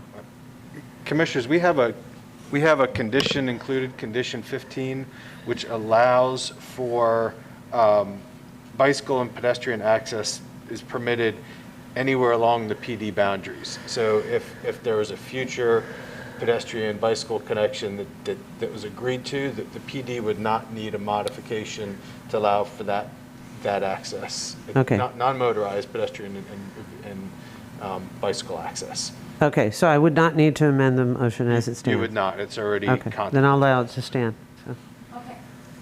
We now have we have a motion by Commissioner Overman, seconded by Commissioner Cohen. Seeing no further discussion, can we please have a roll call vote? Kemp? Yes. Cullen? Yes. Hagan? Yes. Overman? Yes. Smith? Yes. White? Yes. Motion carried 6-0. Mr. Moretta?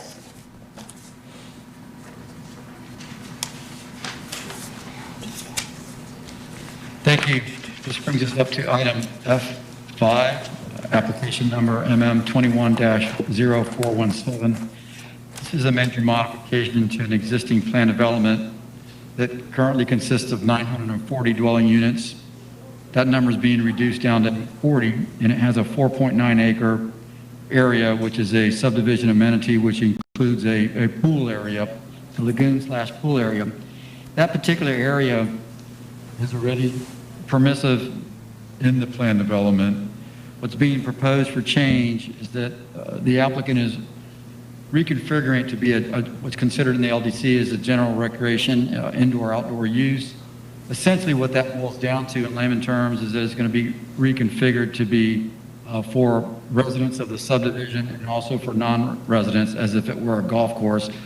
In this case, it's not a golf course, it's a pool, but it's going to be configured in the sense of a golf course that it could be used for residents or non-residents in the area. Israel Monsanto of our staff is going to walk you through the area of the site plan that area is within, and also touch on a couple of the aspects in terms of the parking and the how the zoning conditions will speak to the administration of the implementation of that use. Thank you, Israel. Staff is recommending approval with conditions, I should note. Israel Monsanto Development Services. Mr. Moretta stated, Commissioners, this is the general PD plan. The parcel being affected is parcel D, located on the southwest corner of the PD. The applicant intends to split that parcel into two, parcel D and F. And then parcel F, which is going to be a new parcel, is the parcel that will be comprised of the general indoor-outdoor recreational use. This is a more detailed plan. where you can see the lagoon area, 4.9 acres in size, more or less. And then the lagoon has accessory amenity uses for the clubhouse, 20,000 square feet. This area is currently permitted for the amenity center and is being currently built.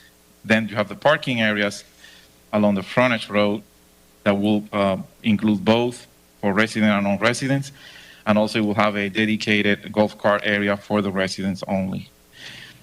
By taking this area for the amenity center and also the outdoor recreational use, the applicant has made calculations, and this would basically take off about 100 units of the overall development. That's why you see that in the conditions, proposed conditions, the number of maximum units that could be developed in the overall site is being reduced by 100 units. The applicant has also proposed restrictions for the hours of operation, and also the enclosing the site with a fence, as well as the how the reservation will be made, and also the outdoor lighting to make sure that it doesn't affect nearby residential areas, and also the restricting the number of parking units to ensure the limiting those being accessing that site. And we are available if you have any more questions. And do we have at this time any I'm sorry, is the applicant present? Yes.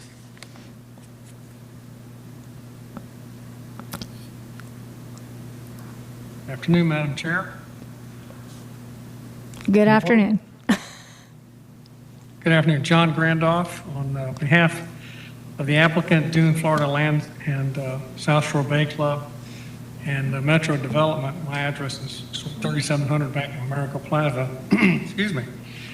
I'm joined this afternoon by Mr. Kartik Goyani, Betsy Jolly, both of whom are executive planners and development managers at Metro. Ron McCaffrey is our civil engineer, and Mr. Steve Henry is our transportation engineer. The project is called Crystal Lagoon, and Mr. Moretta and Mr. Monsanto have been crystal clear in their explanation of the high points of this project.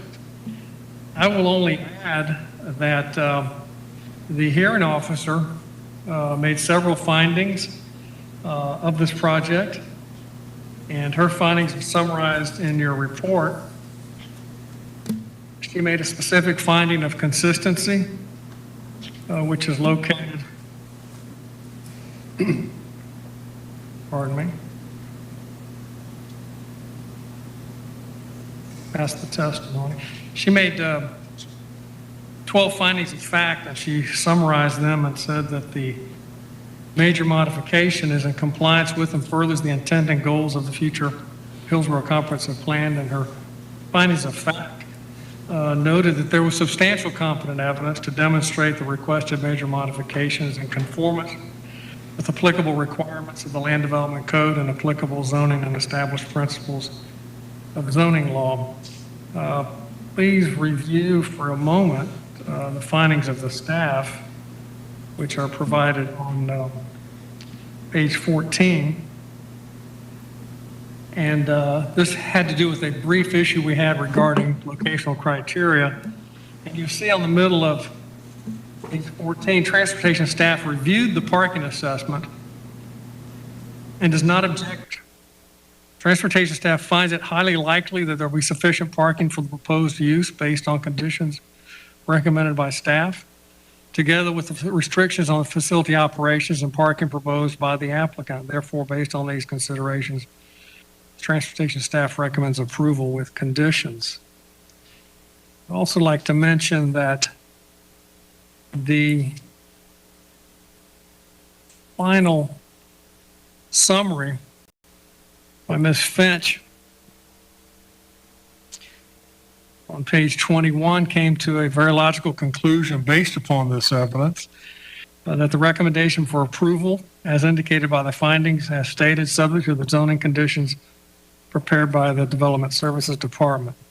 We had a brief issue with the Planning Commission regarding whether this project created strip commercial and that it was not locational criteria.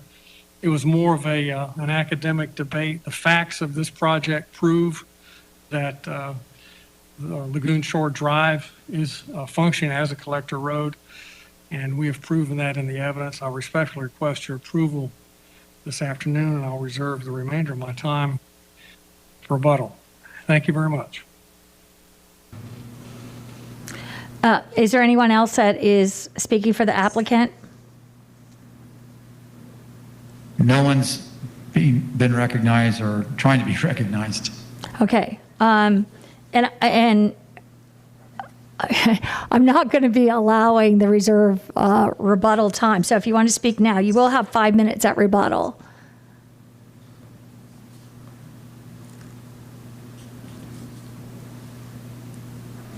Yes. This is Tammy Morris. I'm a resident. Is it my turn to speak? Yes, we can hear you. Okay. Can you hear me now? Yes, way better. Okay, thank you. I don't know. Am I Tammy, my hold turn on to for 1 speak? second. Madam Chair, Tammy Morris is signed up to speak in opposition. I don't think you've called for that yet. Oh, no, Okay, I haven't sorry. called for that. I just Sorry. wanted to, at this point, I just want to know if the applicant wants to use up the other 6 minutes and 30 seconds of their time No, now. Madam Chair, I do not. I do not. Okay. And with that, we will move now to those in support of this, proponents in support. And there's 10 minutes of testimony for anyone that is a proponent. Let me look at this right now. We do not have anyone signed up virtually, and no one in the room has stood up. Okay.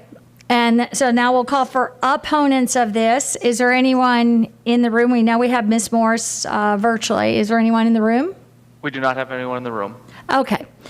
Then Ms. Morse, you have 10 minutes to speak at this time in opposition. Thank you. Good afternoon, Chair and Commissioners and staff. My name is Tammy Morris. I'm a resident at 16813 Banner Shell Place, which is part of the South Shore Bay subdivision.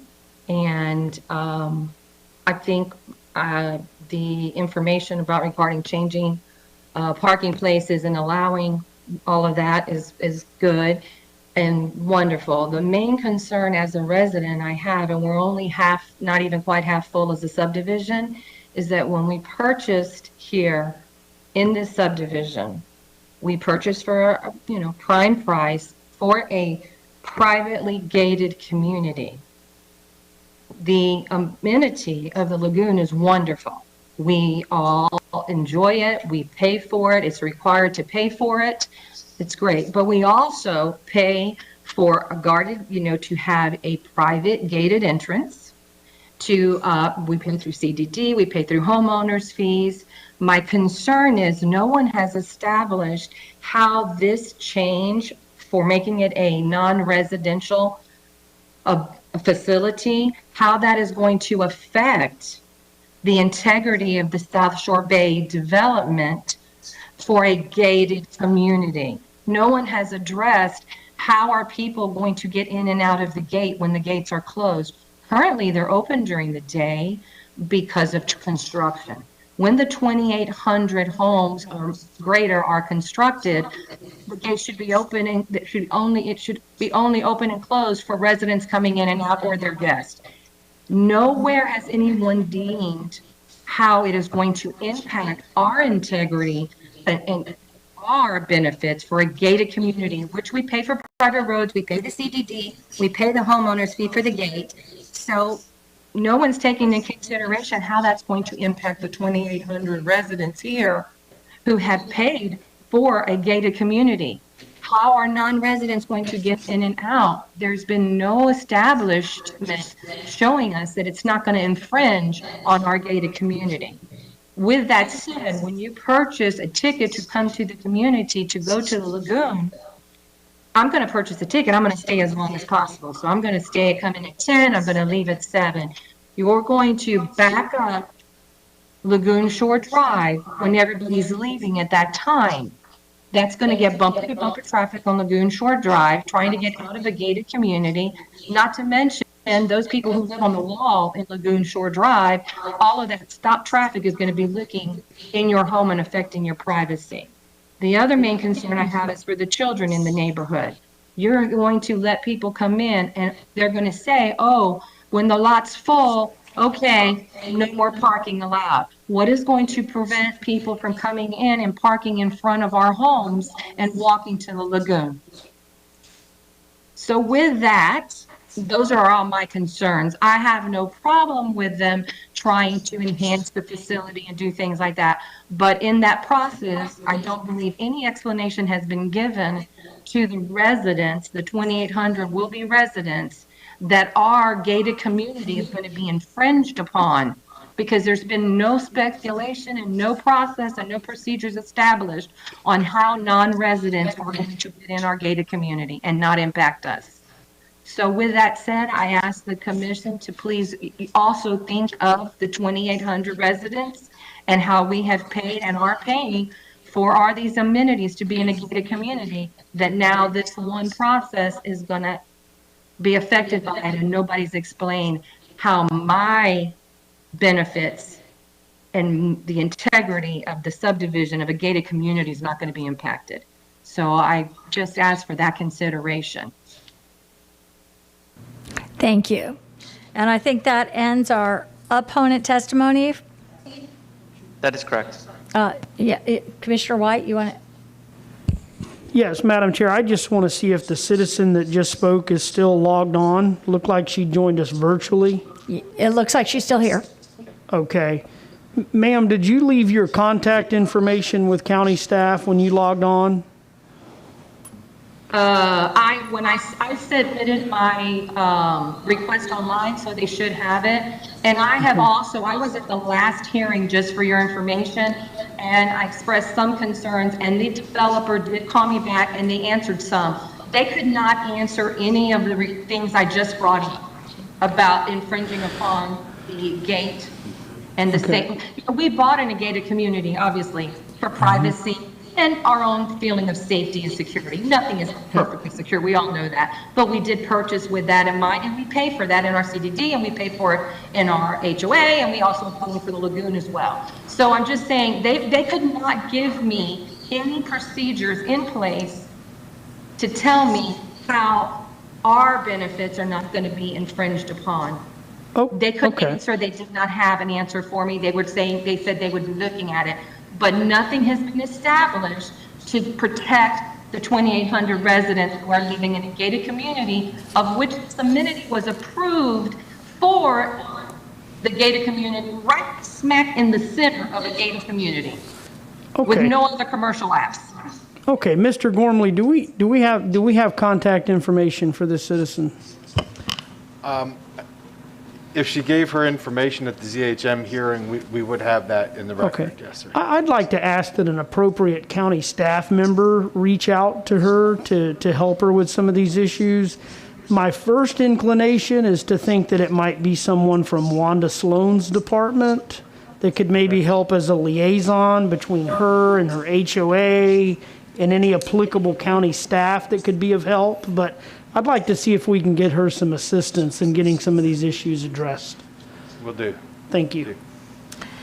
And at this time, we will move to rebuttal from the applicant. The applicant has 5 minutes. Thank you, Madam Chair. To address some of these concerns, there are findings in the report, and I'll read verbatim. According to the project, a patron log will be maintained by the facility staff in real time to assure that the limitation based upon parking will be enforced. Additionally, parking for the site will not be permitted along internal project roadways along or outside of parcel F. Parcel F being the Crystal Lagoon. As to Ms. Morris's concern about folks parking in her front yard. The site will have one access point from Lagoon Shore Boulevard, which is an internal collector road. And we have assured staff that the amenities and accessory structures will only be open to guests of the amenity and would not be available to be visited separately by the public on their own. So reservations will be controlled. Bicycles, spaces will be provided, golf cart spaces will be provided. It behooves my client to manage this facility in an A+ blue ribbon way, and they will certainly do that. And we will continue to meet with Ms. Morris if she would like to address any of her other concerns. I respectfully request your approval this afternoon. Okay. And with that, we will move to the Planning Commission. Thank you, Melissa Leinhardt, Planning Commission staff. The subject property is located within the residential 4 and the residential 6 future land use categories. The site is in the urban service area and also located within the limits of the Waimama Village Community Plan and the South Shore Area Wide Systems Plan. This modification is the southern portion of approved PD 05-210. The entire planned development is approved for a maximum of 940 dwelling units. This request through the major modification process is to reduce the permitted single-family residential lots to 840 units and clarify that the Crystal Lagoon is an indoor and outdoor recreational use that will be semi-private. The applicant is requesting a maximum of 20,000 square feet of non-residential uses. The immediate development pattern contains single-family residential north of the proposed development. There is approved single-family residential units south and west of the site as well. Lagoon Shore Boulevard abuts the site along its eastern boundary. The indoor-outdoor recreational amenity will allow consideration of accessory uses such as kayaking, paddleboarding, as well as associated accessory uses. For the applicant, the use is considered semi-private and will be open to non-residents by reservation and paying a fee. Because the lagoon constitutes a non-residential use, as defined within the definition section of the comprehensive plan, the proposal is subject to commercial locational criteria. Locational criteria is based on the land use category of the property and the number of lanes of the roadway as shown on the adopted 2040 cost affordable map. It is not based on the functional classification of roadways.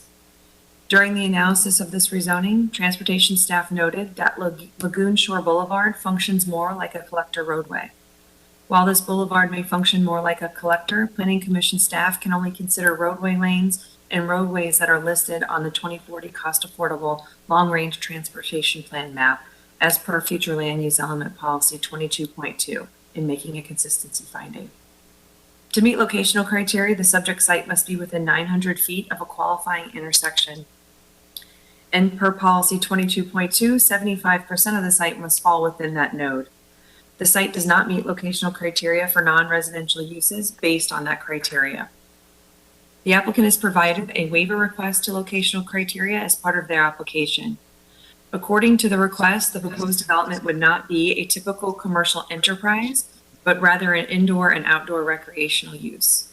Additionally, as part of the waiver justification, the applicant states that the requested use will be fully gated and will not produce impacts to the surrounding residential uses. Allowing this use to be open to the public increases the volume of traffic and activity traveling along Lagoon Shore Boulevard, which is a local residential roadway as defined by the functional classification map. This is inconsistent with future land use element policy 16.5, which requires the development of a higher intensity that are adjacent to established neighborhoods be restricted to collectors or arterials and to locations that are external to developing neighborhoods. Objective 16 and its accompanying policies were used in the evaluation of the proposed use. The intent of these policies are to protect existing neighborhoods through various mechanisms. Policy 16.2 states that gradual transitions of intensities between different land uses shall be provided for as new development is proposed and approved through the use of professional site planning, buffering and screening techniques, and control of specific land uses. In this case, Planning Commission staff has determined that the proposed use would not provide for a transition in intensity between uses, specifically allowing a development that can be considered for up to 20,000 square feet of non-residential uses would not provide creation of a complementary use in a predominantly single-family residential development pattern.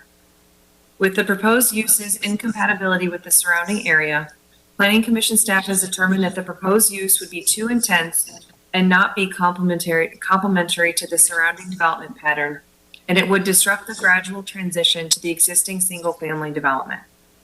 Planning Commission staff recommends that the Hillsborough County Board of County Commissioners not approve the waiver to locational criteria.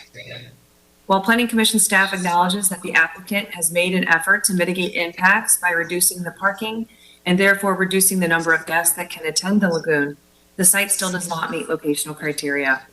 Planning Commission staff also has concerns with allowing more intensive uses internal to a residential single-family development without access to a major roadway. The proposed zoning would facilitate commercial encroachment into an existing residential area and is inconsistent with comprehensive plan policy direction. Based upon those considerations, Planning Commission staff finds the proposed plan development inconsistent with the future of Hillsborough Comprehensive Plan for unincorporated Hillsborough County. Thank you. Thank you. Zoning hearing master summary. The zoning hearing master reviewed this major modification application for a modification to PD 05-210, currently approved for a maximum of 940 dwelling units, which include single-family detached townhomes, multifamily, and resort dwelling units. The PD is also approved for recreational areas, lakes, and stormwater ponds. The request proposes to modify 56.87 acres of the PD. The modifications primarily serve to reduce the maximum number of dwelling units by 100 units and instead develop a lagoon as a recreational water amenity for both residents and guests. The site plan is proposed to be modified to increase the number of development parcels from 5 to 6 and increase the number of access points from 2 to 4. Residents of the community will be permitted to utilize the lagoon without passes or membership. Persons outside the community would be required to make a reservation online, which will control the maximum number of users to ensure compliance with parking standards. The hours of operation are proposed to be limited also to ensure compatibility with the surrounding residential development. As you've heard, the Planning Commission staff has found that the proposed lagoon constitutes a non-residential use and is subject to locational criteria. The Planning Commission staff has found that this site is not located at a major intersection and is on a local road as designated by the functional classification map. Therefore, Planning Commission staff found that the site does not meet locational criteria and the use would be inconsistent with policy 16.5 regarding the development of higher intensity non-residential uses adjacent to established neighborhoods. Additionally, the Planning Commission staff found that the request is inconsistent with the comprehensive plan because it would facilitate commercial encroachment into an existing residential area. Development Services supports the modification as county transportation staff stated that Lagoon Shore Boulevard functions as a collector roadway. Residential driveways do not have access to Lagoon Shore Boulevard.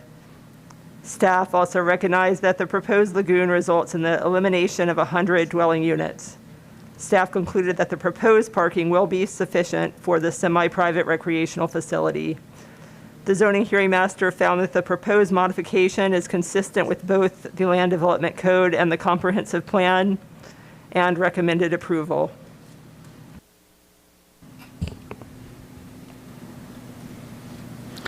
Okay, thank you. And at this time, we'll move to board discussion. Move approval of the item.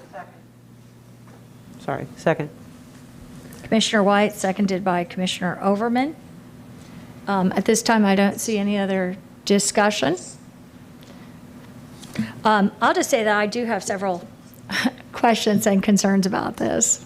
And I'll put these on the record. One is that I don't understand, this is 19 acres, including parking and the lagoon itself, as part of a 46-acre development. As I understand the online reservation, I went up and saw what they had set up in Pasco County. And that's I guess a variable pricing, type surge pricing, where you make reservations online when the weather's good. They have the price changes when the weather's not. It's different. That's just in terms of the number of people. I'm just, the other thing is how many parking spaces does this lagoon have? Maybe the staff could give me that number? Commissioner, they have a maximum of 286 vehicle spaces, with 40 of them being employee spaces. Okay. I was trying to think of when the application is made for this, what was the most, and I wasn't surprised when I heard, the most comparable kind of application that's made for this to give notice at the beginning. I thought about golf courses, and so when I heard at the beginning of this presentation that golf courses were the comparable because they're used by the community and valued, and they're an asset to the community, but also as well used by the outside access typically to the golf courses. And I just wondered why initially it would just seem if you develop something that was 19 or 20 acres of a 46-acre site, and I would think that you would, as you applied for this, that you would have in mind what would be supporting that amenity in terms of whether it's just the development or if it's also the public outside. It would seem to me that that would have been something that should have initially come. What we have now is a lagoon that you can see on Google Maps is already excavated and ready to go without a very, to me, basic kind of pre-approval to a project, and it's kind of like it's 20 acres of, just ask permission after, which I find to be frankly disturbing from my point of view. I also don't even know how many people are living. We heard from one resident, but we don't know how many. I mean, there could be. I have no idea how many of those homes are developed now. That don't have an opportunity to speak to this. As we heard, she actually didn't feel like she had an opportunity to get any answers to her questions about this. I find all that concerning. I find it concerning that the that the Planning Commission found it inconsistent with the plan, because I do think that it is inconsistent with the plan, and that this should have been something that was discussed and noted before. The other concern I have is right now we're dealing with all over the county. We're dealing with golf courses that were put in there years ago and that are now finding themselves out of fashion and no longer the desirable type of developments. This is 20 acres of a 46-acre development.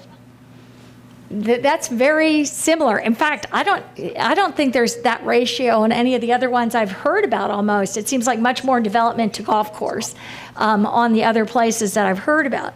So I wonder too what provisions have been made. Like we've been talking about what kinds of provisions we make in terms of this in the future for our golf courses.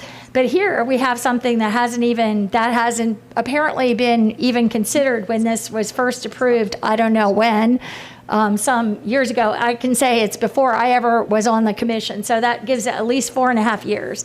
Prior to me being here, I've never heard about this case. I've heard a lot. I've gotten lots and lots and lots of questions from the community over the years about this, but I've never had an opportunity here to discuss it. It's never come before us. And so I find it concerning that it comes before us in this posture now. And I would think too, we haven't done it prior to it being approved in general, but that, I would hope that before anything like this comes to us again, that just like golf courses, we begin to think about a time when perhaps this isn't what the community there desires, or that the developer doesn't think makes enough, that there's not enough interest to support it outside the community, or that it is, they want to redevelop it into something else. This is half the acreage, so I suppose double the residents if they were allowed to put residents in there in the future. So I'll just say, I find it inconsistent with the plan, concerning, and it looks like there's a lot of support for this, but I will be a no vote, because I do have a lot of concerns, and this is the only opportunity that I've seen for these concerns even to be touched on in the lightest of ways. And I find it very concerning that, we're moving ahead at this time with this, in this posture. So that's where I am at this time with this. Commissioner Overman, you're recognized. As you were speaking, it occurred to me that we heard one thing that did make me kind of wonder. The woman who spoke in opposition of this made mention of this being proposed or approved as a gated community, but then there was also the reference to a collector road. Is that possible to be in the same PD? Yes, the classification of the road speaks to its design and functionality. Whether it's a public road or a private road, it still functions as a collector road. As a collector road for the community of which it travels through or around. Yes. Okay, all right. It seemed contraindicated, so I was like, wait. I did hear that. But just because it's called a collector road doesn't necessarily mean that it would violate an idea or whatever previous provisions were in place at any point in time that would have suggested it were a gated private community. That's correct. The two are Okay. not necessarily I just exclusive. wanted to confirm that. Thank you very much. But it is a private road. Thank you. We can't entertain, but residents at this time in the board discussion. But yeah, and that is too a private road after a gate. But as I said, Commissioner Cohen, you're recognized. Yeah, Commissioner Kemp, I think you raised some really interesting questions. These are obviously amenities that could prove tremendously popular, but they do raise some questions. And I would hate to see this go down, but on the other hand, I think that we might need a little bit more time to flesh out some of these uncertainties, particularly the question of what happens if it goes away at some point. The golf course situation has been very vexing for a lot of people who live on, you buy a house, it's on a lagoon. You figure it's going to be a lagoon forever. It never occurs to you that if somehow the lagoon becomes unpopular, it could turn into something else at some point. So I think you raised some interesting questions, and I just wonder if perhaps this needs a little bit more time to flesh out the answers to that. I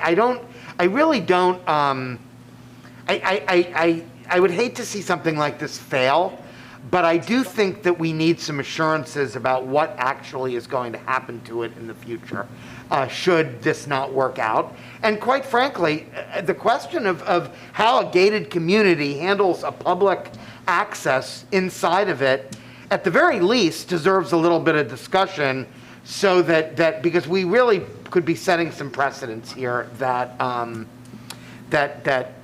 we're not really sure where they would go. So I'm wondering, I'm not really sure procedurally what the best way to handle this would be, but it seems to me giving the applicant some time to flesh out some answers to these questions wouldn't be a terrible idea. And Commissioner Cohen, to your point, it doesn't end anything because they've already got permission to do the lagoon for the community. This wouldn't touch that. This is to change it so that they can allow for access to the outside. No, I understand that. Yeah, I just wanted to be clear about that. It's a real question. I think I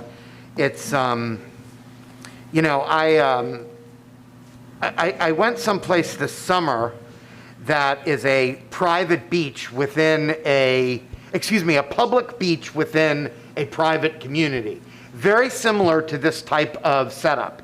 And there are a lot of details that have to be worked out about how that exactly is going to work, particularly the issue of what happens when the parking lot is full. That is something that needs to be managed. again, I don't think it's a killer. I just think that it needs to be fleshed out. I think you're right about that. And, if perhaps this had a little more time, those questions could be fleshed out in such a way that perhaps it could ameliorate your concerns, which I think are reasonable. Would you make a motion I would to? make a substitute motion. I'm not exactly sure what the appropriate motion is. I think it would be just to continue this, to give the applicant time to answer some of those questions, but I don't know if I'm looking across I'm looking across the dais. I'm not sure procedurally what the right way to handle that is. Two things. One is, if the application is continued, it would be somewhat limited on what new information can come into the application. So if there's going to be information added, a remand would have the merit of allowing that information to come in where it continues to be All right, well, limited. thank you for that guidance. So I'd like to make a substitute motion for a remand, specifically to address the operational questions, I think, really. The operational questions that were raised by the public speaker and that Commissioner Kemp elaborated on.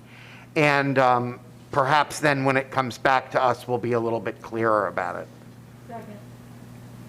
Okay, we have a motion by Commissioner Cohen, seconded by Commissioner Smith. Madam Chair, if I could, this remand date will be November 15th at 6 p.m. Okay. Oh. Okay, and remanded to November 15th. And at this time, I see no further discussions, so please do a roll call vote. Kemp, Yes? Cullen, Yes. Hagan, Yes. Overman, Yes. Smith, Yes. White. Yes. Motion carried 6-0. Thank you. Mr. Moretta, for the final item. No. No? No? I knew I was going to be. Not even close. We have, okay, Madam- I knew I was going to be wrong here. Madam Chairman, Yes.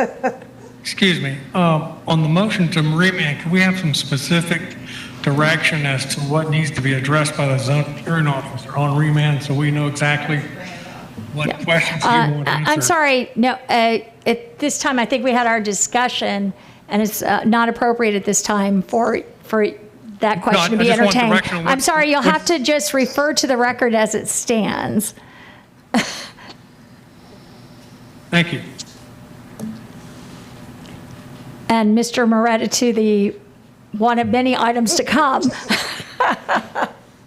Thank you, Commissioners. This brings us up to F6, rezoning for Plan Development 21-072, located at the southwest corner of Scully Road in Hart Pond Drive.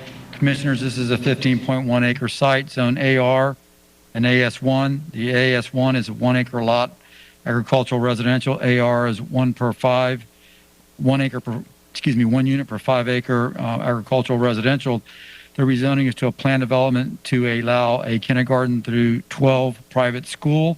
The student count is 1,456. Staff is recommending approval, subject to conditions. We are available if you have any questions. Thank you. Thank you. And is the applicant available?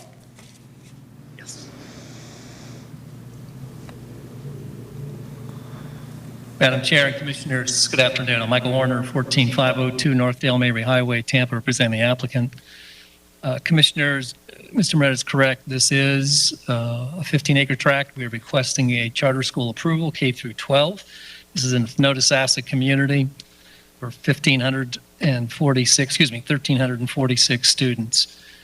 We have Mr. Michael Razor with me today for transportation issues. If you so desire to question those issues, we have agreed to all conditions of staff. This is a unanimous recommendation of approval, findings of consistency from the Planning Commission, hearing master approval.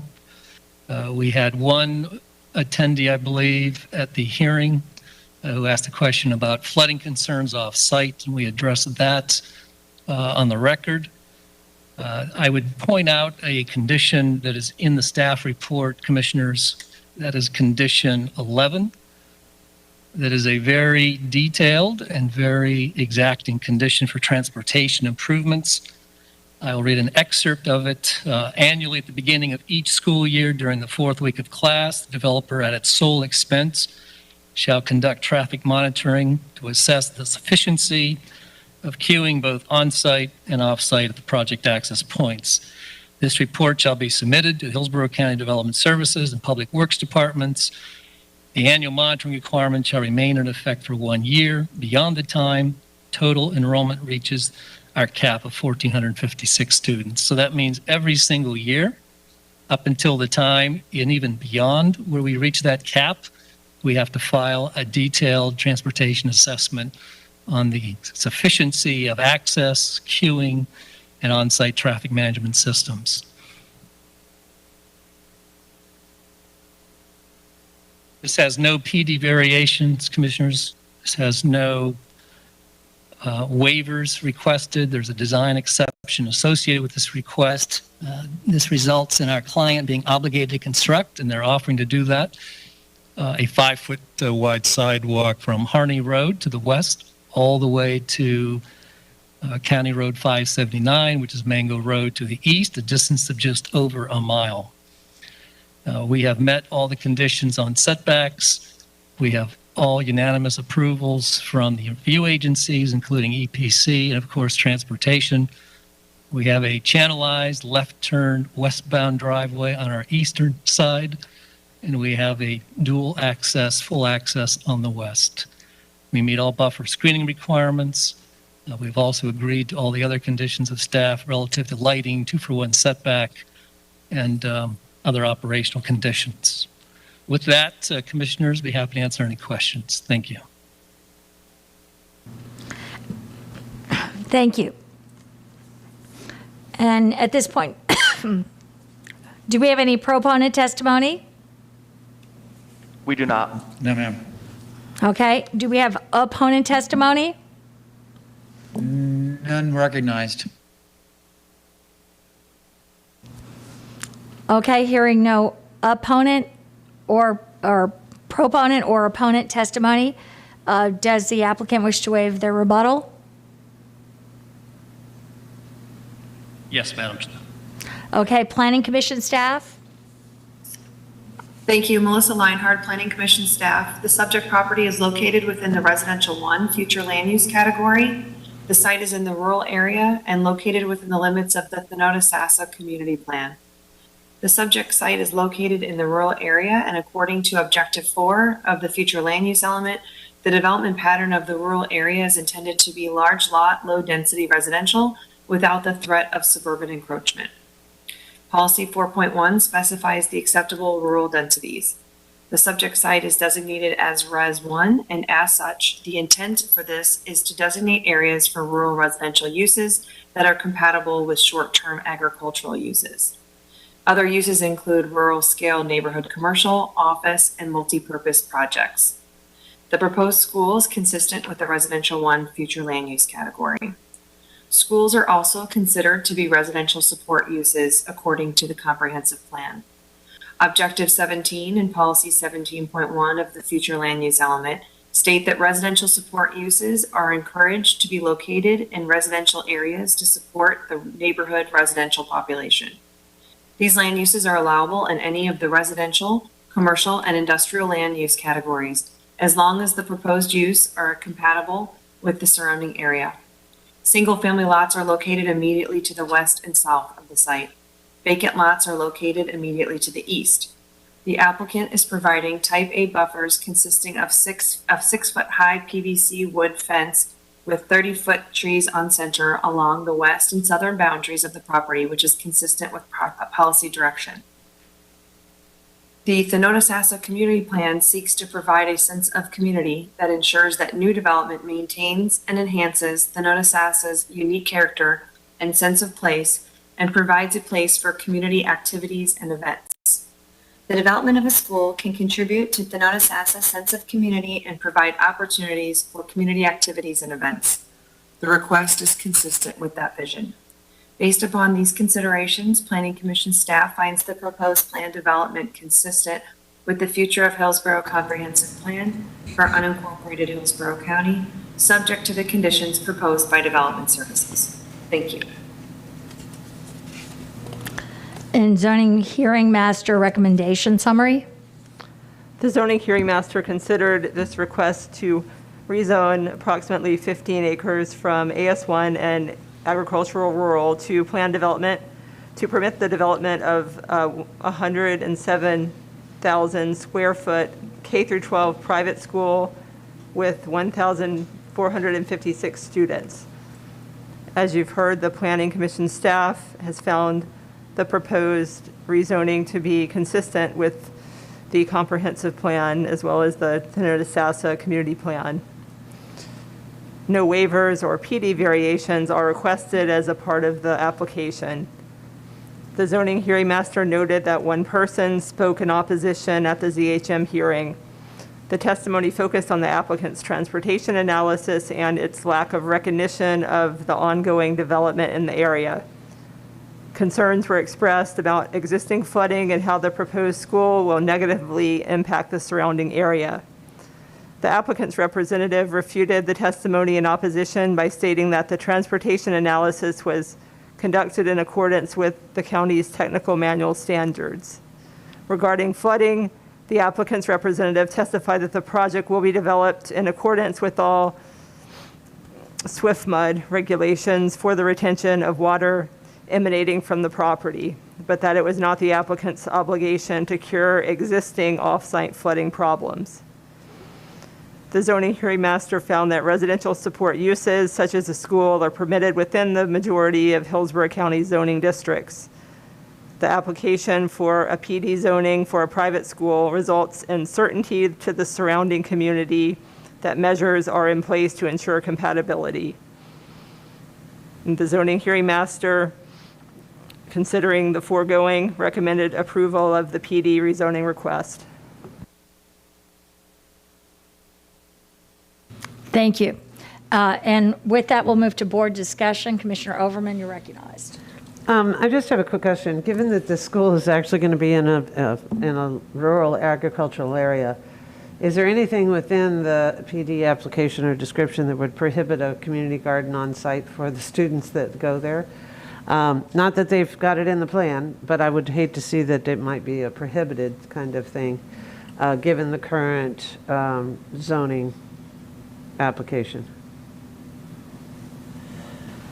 I'll confirm that, but I'm comfortable in saying that we would not put a prohibition on community gardens in a school like this, so it would not be prohibited. Okay, so it wouldn't be prohibited, and would it require coming back through the zoning process in order to have one? No, if it was done as part of the school Plan, curriculum. then it's fine. Okay, all right, that's all I had. Commissioner Smith, you're recognized. Thank you. So it's a private charter school, K through 12, for up to 1,456 students. It will, I mean, any school has a lot of traffic. As we saw in one of the earlier zonings today, a lot more traffic than a church, for example. The design exception that they're asking for and being granted would leave Scully Road substandard. And by the way, I hope you all looked at the picture of Scully Road. It's like a little dinky, nothing piece of asphalt in the rural area in Townhome. And meanwhile, it currently serves a public school and a park, where I believe we're co-locating that Townhome library now. So Scully Road is already being asked to serve a school and a library and a park. And here the application is to put another school on Scully Road. The problem with the school traffic, well, one problem with school traffic is queuing. Now, did you all see the site plan? How maybe you could put it up on the Elmo. There's on page 5 well, it's not the Elmo anymore, but on the monitor, page 5 has the site plan, I'm pretty sure. Anyway, it's got, in order to, they're trying to mitigate for all the traffic they're going to be putting on Scully by having this internal, endless maze of queuing that they're going to be doing. And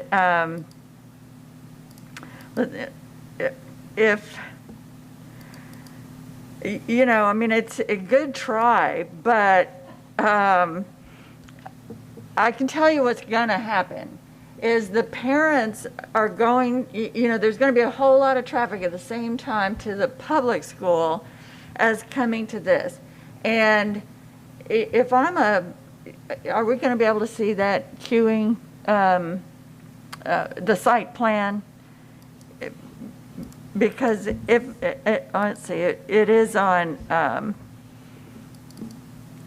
page 5 of the backup. It's like interminable snaking around rows. Now, if I'm, yeah, there you are. You see how on the left you're supposed to go through all those loops and loops and loops before you go by and pick up your kid and then go out. You know that they're going to have parents who don't want to go through that, who are going to just be pulling off on the sides of the road and telling their child to walk to the car. And meanwhile, there's another school across the street, kind of kitty corner from this. And they're having a design exception leaving Scully Road substandard to deal with this additional queuing school traffic, and no turn lanes or anything, just adding a bit of sidewalk to their side only. Now, keep in mind that schools, even private schools like this one, pay no impact fees, no tax contributions to our infrastructure or roads in any way.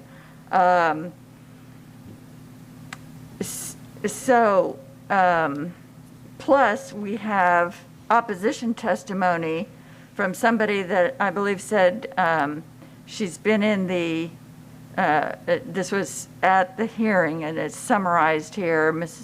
Anyway, she said she has been a third generation native to Thanota-Sassa and testified to the localized flooding that results in the entire roadway being underwater. She described an incident that recently happened where the area underneath Scully Road was washed out and removed the sidewalk. I mean, this is a road that if it's going to have all this on it, it is going to need improvements. And I'm reminded of the time we were in the Transportation Planning Organization meeting about 2 weeks before school TTT was about to open, and we had a school board member representative on the TPO saying, "Oh my gosh, this is going to be a disaster in 2 weeks. The county needs to widen Balm Road.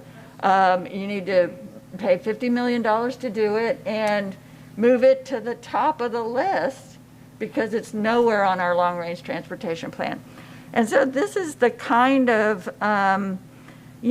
planning, school siting with transportation and infrastructure that we have been realizing we need to do ahead of time before it becomes a problem. And I see a problem looming here. And yet, the school district did not offer any comments on this at all. So not only did they not do the boilerplate, we'll talk about it later, but they didn't do any comments at all that I could find in the and we asked about that and we're told there's none. So my motion is to remand this because I think a school is something different than if they were asking for some other community support, neighborhood support that didn't have the exact same queuing issue that the other school across the street is going to have, so they're piling up to it. I mean, it would be a different thing if they were, I'm not saying nothing should go here, but I'm just questioning if another school is going to be here, can we please get some comments from the school district working closely with our transportation planners to take a look and inform us in comments as to what kind of improvements to Scully Road might be needed, or whether they think there's some other way to work out the transportation issues that I'm seeing here. I'll second the motion for remand. I want to speak to it, though. Mm-hmm. Go ahead, Commissioner Cohn, you're recognized. So I agree completely with what Commissioner Smith just said, but I want to just pull out one point. I don't think we should discourage the queuing lanes on the interior of the property. I was involved in a rezoning for, I'm not going to name the school, inside the city of Tampa, where it was in my district when I was on city council, and I begged them to put a queuing area inside of what they were doing because of the way that the traffic spills out onto the road. They were not able to do it, but I was given all kinds of assurances that there would be police and there would be all kinds of different ways that the traffic would be managed. And now the major artery outside of the school is blocked every single day during pickup and drop-off time. And while I agree there will be parents that resist it and there will be people that will not cooperate, the lack of that queuing area can create just an absolute deluge of cars in all directions. So I'm in complete support of the motion, but I just wanted to add that little caveat there. I don't want the message to be don't provide a queuing area, because as circuitous as it looks, it's better than nothing, I think, given what we see happen at drop-off and pickup times in a lot of different places throughout the community. So, I'll be in support of the remand. If I could, You wanted to give a date? I give a date, and also just address the on-site queuing real briefly. We've put that requirement in the land development code. It's a formula for that queuing length based on the total student enrollment. So we will look for that queuing in all instances with private schools, charter or not. We have that as a requirement. Thank you. And the remand date would be November 15th at 6 p.m. So there goes Thanksgiving. I actually put that on the wrong time, but apparently it was on the right one. 450 miles of queuing required. Okay, Commissioner Smith. Just to clarify, I'm totally supportive of internal queuing, but maybe there's ways to really enforce it, as well as making sure that the school district and transportation carefully reviews the compounding of the problem, not just this school, but how it's going to interact with everything else on that little road. Commissioner Overman. Thank you. And I agree with the whole issue of the queuing. I think it's absolutely necessary to have it on site. But I also do think that it's very unfortunate that we can't seem to find a solution in our process of planning for schools as it pertains to transportation. We're just not there yet. And the casualties of that is we don't have schools going in places that it appears as though schools want to go, whether they be public or charter schools. It doesn't matter. We're struggling with this issue of not having any provision of transportation planning or funding of transportation planning around a school zone that is where it is the most utmost importance of protecting our children trying to get to schools, especially in a rural community where kids possibly could walk, and there's no provisions of the road's safety at this point. Although the road does appear to have a wide setback, but if it floats away, that doesn't really matter. So that's definitely a problem. So while I regret that we have to remand this, I do think there's an opportunity for the applicant and the school board to try and find a better solution for this particular location. Not that the location's bad, but in terms of addressing the transportation concerns that have been voiced today. And I appreciate their work on that as it comes back on the 15th. And Commissioner Smith, thank you for that analysis. I think the long queuing is a demonstration of the problem, you know, so that's not to not have it, but it just kind of shows you the intensity required to accommodate. I mean, we're talking 1,456 students. That is not a small school on a small road that already has a school. So, you know, and I think about, I mean, Scully Road, I have a feeling that's going to be long off before improvements are done in any way. And, you know, I do think very much of, we had at the TPO, you know, school board member at the time who was absolutely beside herself, really intense in terms of that road. And afterwards, some people came up to me at the meeting and said, well, that's just, can't the county come up with $5 million to do that road? And that's what, yeah, someone, and so then I went downstairs. I was like, what is the estimate? They said it was only somebody at the meeting off the head, $5 million. Somebody else, when I came down just preliminarily, ran into someone and they were like 10 million. And then the next thing I know, it's like 45 million. I don't know when that's going to get done. And that's like, no, I mean, seriously, we have this terrible problem of our planning and lack of, our roads, our sidewalks. I don't know, I think about twice when Commissioner Smith brings up that story, I think about 2 children in Hillsborough County that died because they were dropped off just with that reason and tried to cross the street. And others that have died just going to school in unsafe conditions that we've forced that in. And I just think, I don't want to be responsible for that anymore. So I thank you for demonstrating this. I don't know. I think this is a very, I think this is a really big problem. And that's not even mentioning the floating away, which again, too, is another issue. But with that, I see no further discussion. So if we could please do a roll call vote. Kemp?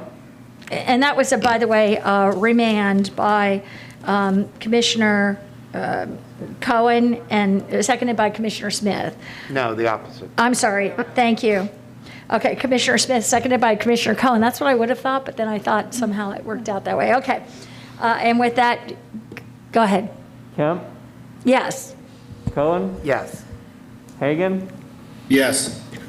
Overman? Yes. Smith? Yes. White? Yes. Motion carried 6-0. Okay, and Mr. Moretta, I guess we're at the beginning of Section J. No, we're We are at F7. F7. Commissioner? F7, okay. I wish. You're trying to get there. That did F7. not make it on my copy of my agenda. Okay, go ahead. Mr. Moretta. Thank you. This is application number MM21-0747. This is a major modification to a plan development located at 8302 West Hillsborough Avenue, 2.27 acre site. Commissioners, this is a request to rezone, essentially to redevelop a site. The parcel A, which is in phase 1, will allow a 5,150 square foot bank. The second phase will allow an 8,200 square feet of neighborhood commercial, of which 4,000 can be fast food or convenience store. The entire plan for redevelopment will be consistent with the, I should note, by the way, that the site is in the southwest corner of Hillsborough Avenue and Webb, and the entire site is proposed to be consistent with the Hillsborough Avenue overlay. No variations have been requested. So having said that, staff is recommending approval with conditions. We are available if you have any questions. Thank you.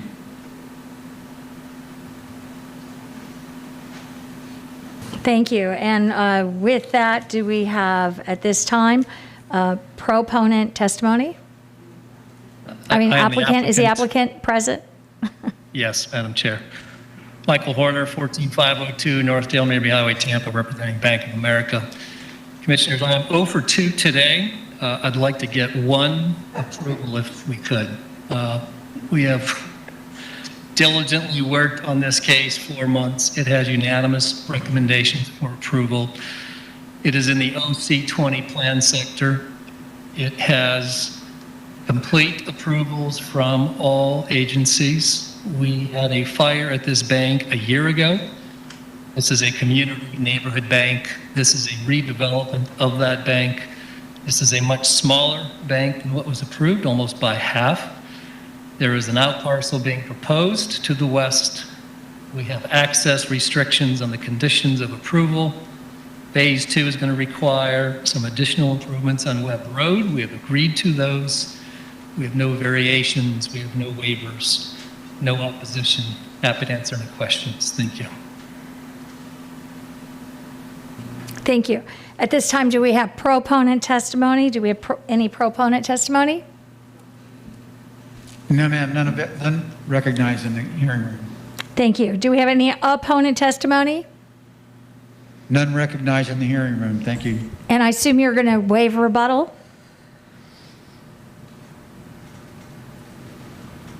That's what it takes. Move approval. Planning Commission staff?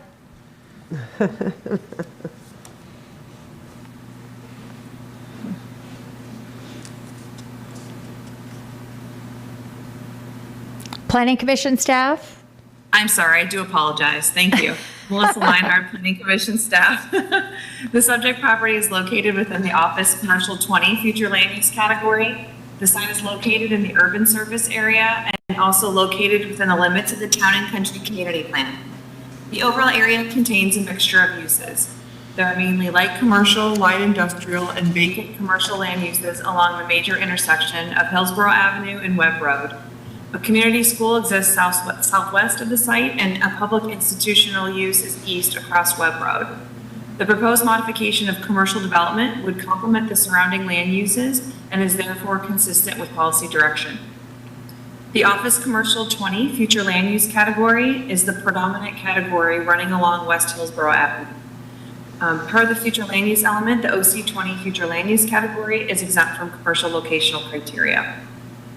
The site is within the limits of the Town and Country Community Plan, and this community plan encourages developing the Hillsborough Avenue and Ambassador Drive area as the primary town center and encourages the redevelopment of existing commercial sites within the designated town centers.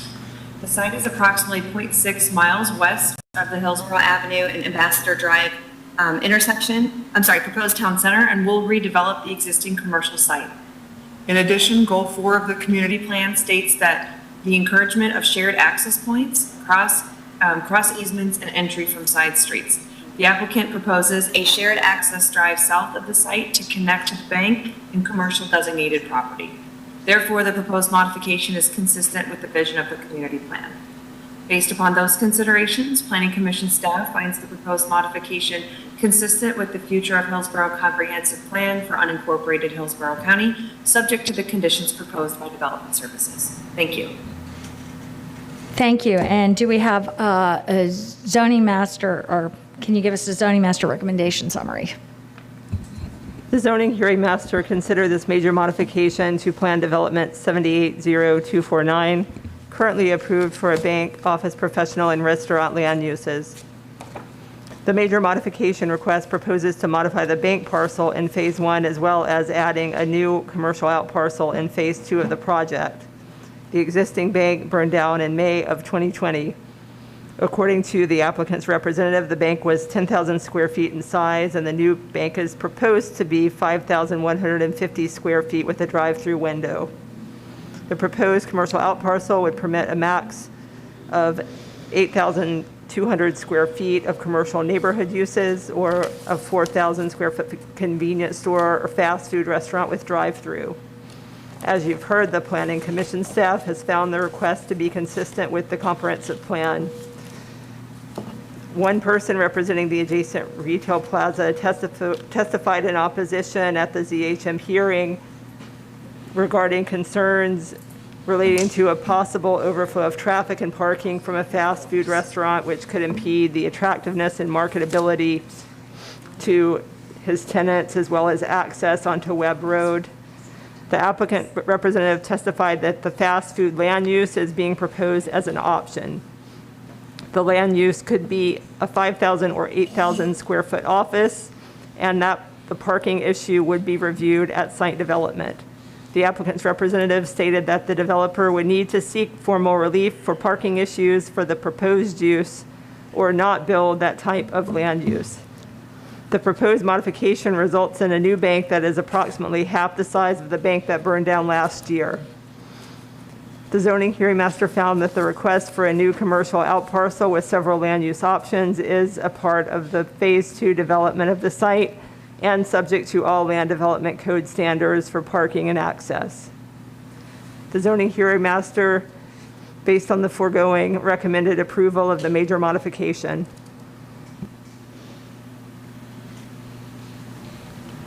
Thank you. And with that, we'll move to board discussion.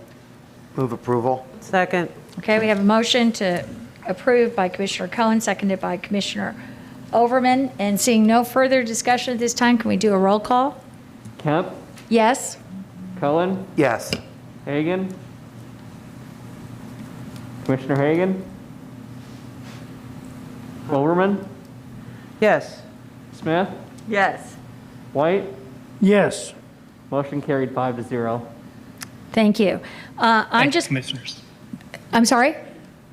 Thank you. Thank you. You got one. I am sorry, I did not have a final page attached to my agenda. I did have it originally when I was going over, but I didn't have it now. And I have an appointment that I've agreed to. So I'm going to leave at this time. We still have, we'll still have 4 commissioners in place for the next 2, 3, and 3 more items.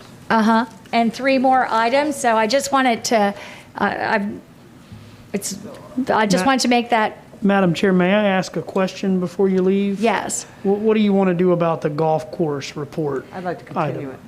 You want to continue that? I know it's very important and I certainly want to hear it, but it's a long. While you're still here, I'll make a motion to continue that item to the next land use meeting. And we have a motion and a second. We have a second by Commissioner Cohen, a motion by Commissioner White to continue the golf course discussion. If we could have a roll call vote, please. Kemp, Yes? Cohen, Yes. Hagan, Overman, Yes. Smith, Yes. White. Yes. Motion carried 5-0. Thank you. My apologies here, and Commissioner Overman, thank you. Thank you. Thank you very much. The next item? Thank you, Commissioners. Joe Moretta for the record. Thank This you. brings us up to item F8. This is a plan development application number 21-0749 located at the southeast corner of North Del Mabry Highway and Idlewild Avenue. On the ammo, as you can see, this is the Bill Curry Ford dealership on North Del Mabry. Just to the south, we have the overpass of Del Mabry. The blue line here is City of Tampa. This particular development, the way it lays out, has split jurisdictional boundaries. The part that's in the county over here, the red perimeter outlines the areas proposed for rezoning. The plan development seeks to effectuate a building addition over here to allow a service department for Bill Curry Ford. Staff has reviewed it, has all approvals. We're available if you have any questions. Thank you. Excellent. Is the application present? Excuse me. I mean, the applicant present? Yes, ma'am. Good afternoon. Chris Do we have a McNeil summary? with I McNeil need Engineering. to say something. Okay, just one moment, please. This is time where the board now has 5 members seated, including Commissioner Hagan, who is virtual. So with that, the board policy allows applicants to continue, if they so desire, to a future meeting where there are more than 5 members present. So just wanted to inform this applicant and the remaining applicants of that right, should they choose to exercise it. Excellent, thank you very much. So the applicant has been advised, and if the applicant's present, would like to indicate whether or not they want a continuance or would they like to proceed.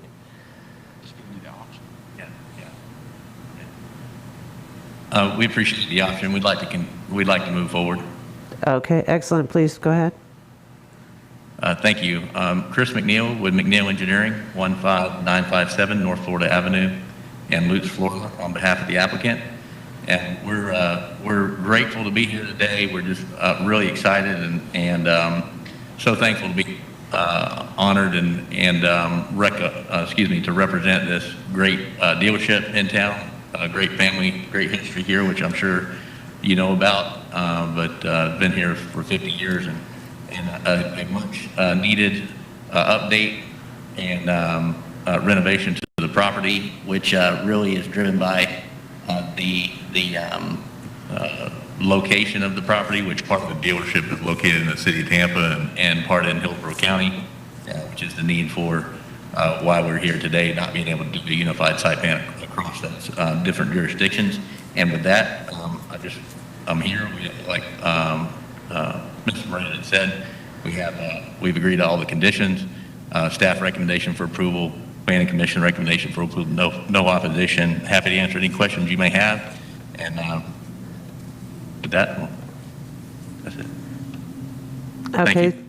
Thank you, sir. You still have 8 minutes and 50 seconds if you have any other applicant comments at the moment, but if you're willing to move forward, I'll ask for if there are any proponents of record and available to speak to this item. None recognized. Excellent. And are there any opponents present to speak on this item? None recognized in the hearing room. Thank you. Excellent. Would the applicant like to waive their rebuttal? Yes, ma'am. Excellent. Planning Commission staff, would you like to provide us a report? Yes, ma'am, thank you. Melissa Leinhardt, Planning Commission staff. The subject property is located in the Office Commercial 20 Future Land Use category. The site is in the urban service area and it is not located within the limits of a community plan.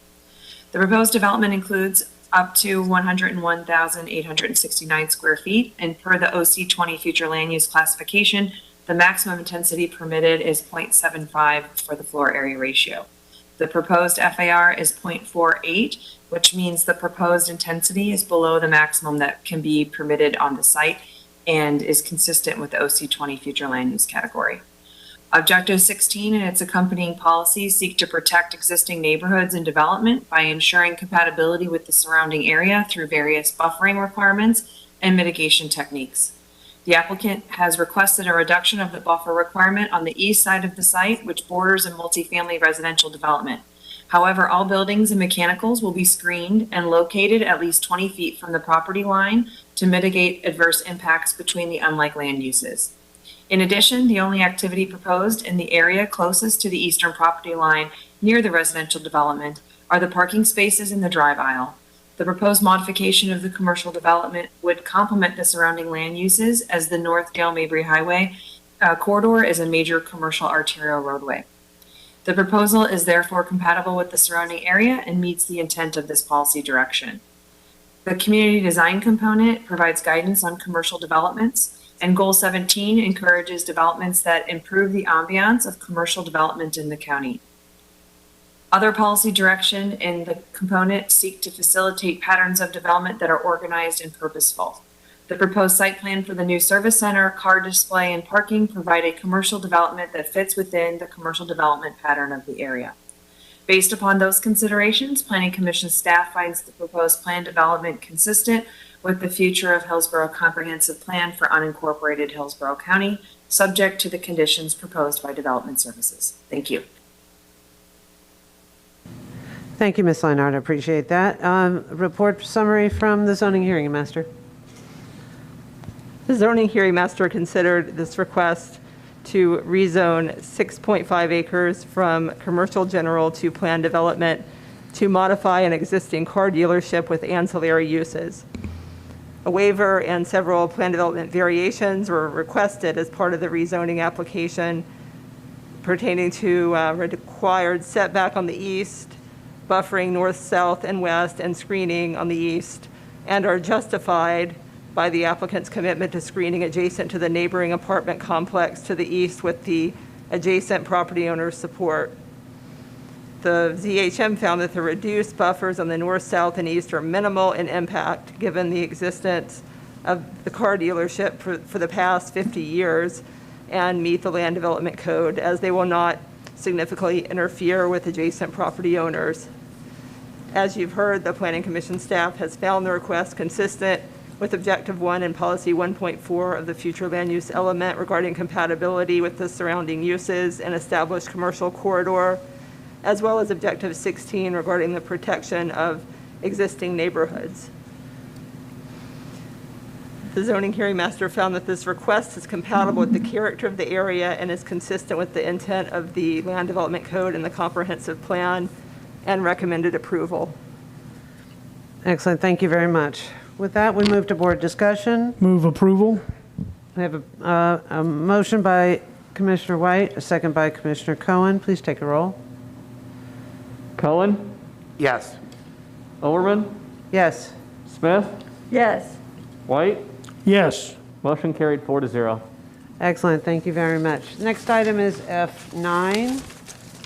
F9 is application number 21-0942, located at 2909 North Wilder Road. The parcel is a 6.45 acre site. Commissioners, this is a standard district rezoning from AR, which permits 1 unit for 5 acre, to AS1, which permits 1 unit per acre. Staff is recommending approval. You're available if you have any questions. Thank you. Excellent, thank you very much. Is the applicant present? Yes, ma'am. Good afternoon. Dennis Taylor at 3210 Lark Lane, Mulberry, Florida, 33860. We was just trying to rezone this from AR to ASC1 and to subdivide it so that our family, our siblings could have a place to build them a house. That was it. Thank you. Thank you, sir. I appreciate your presentation, the briefness of it. With that, I assume you'll waive the rest of your time, and we'll ask for any proponent's testimony? We have no proponent testimony. Thank you. Any opponent testimony? No opponent testimony. Thank you. And does the applicant, would they like to offer, to waive their right to a rebuttal? I assume that is true? Yes, ma'am. Planning Commission staff's report? Thank you, Melissa Leinhardt, Planning Commission staff. The subject property is located in the Residential 1 future land use category. The site is in the rural area and it is not located within the limits of a community plan. This zoning district is consistent with the Residential 1 future land use category. The area is a combination of agricultural and residential land uses, which are compatible with the applicant's request. The existing land uses are complementary to the proposed development and meets the intent of this policy direction. The request is consistent with future land use element Objective 4, as the subject property is in the rural area, which is reserved for large lot, low density residential uses. Based upon those considerations, Planning Commission staff finds the proposed rezoning consistent with the future of Hillsborough Comprehensive Plan for unincorporated Hillsborough County. Thank you. Thank you very much. The zoning hearing master's recommended summary? The applicant's request is a rezoning request for the ASC1 zoning district. The property is currently zoned AR, is 6.45 acres in size, and is designated residential 1 under the comprehensive plan. The property is located in the rural service area. The property owner testified that he would like to subdivide the property into okay.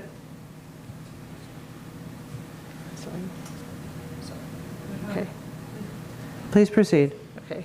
Into 3 lots for his family. He's wishing to simply subdivide. The Planning Commission found the request compatible with the surrounding area and consistent with numerous policies that promote the protection of agricultural land uses through land use planning. The request for the ASC1 zoning district on the subject property is compatible with the surrounding zoning districts in the residential 1 future land use category. Based on the foregoing, the ZHM recommended approval. Move approval. So we have a motion for approval and a second by Commissioner Smith. I'd like to stop for just a moment.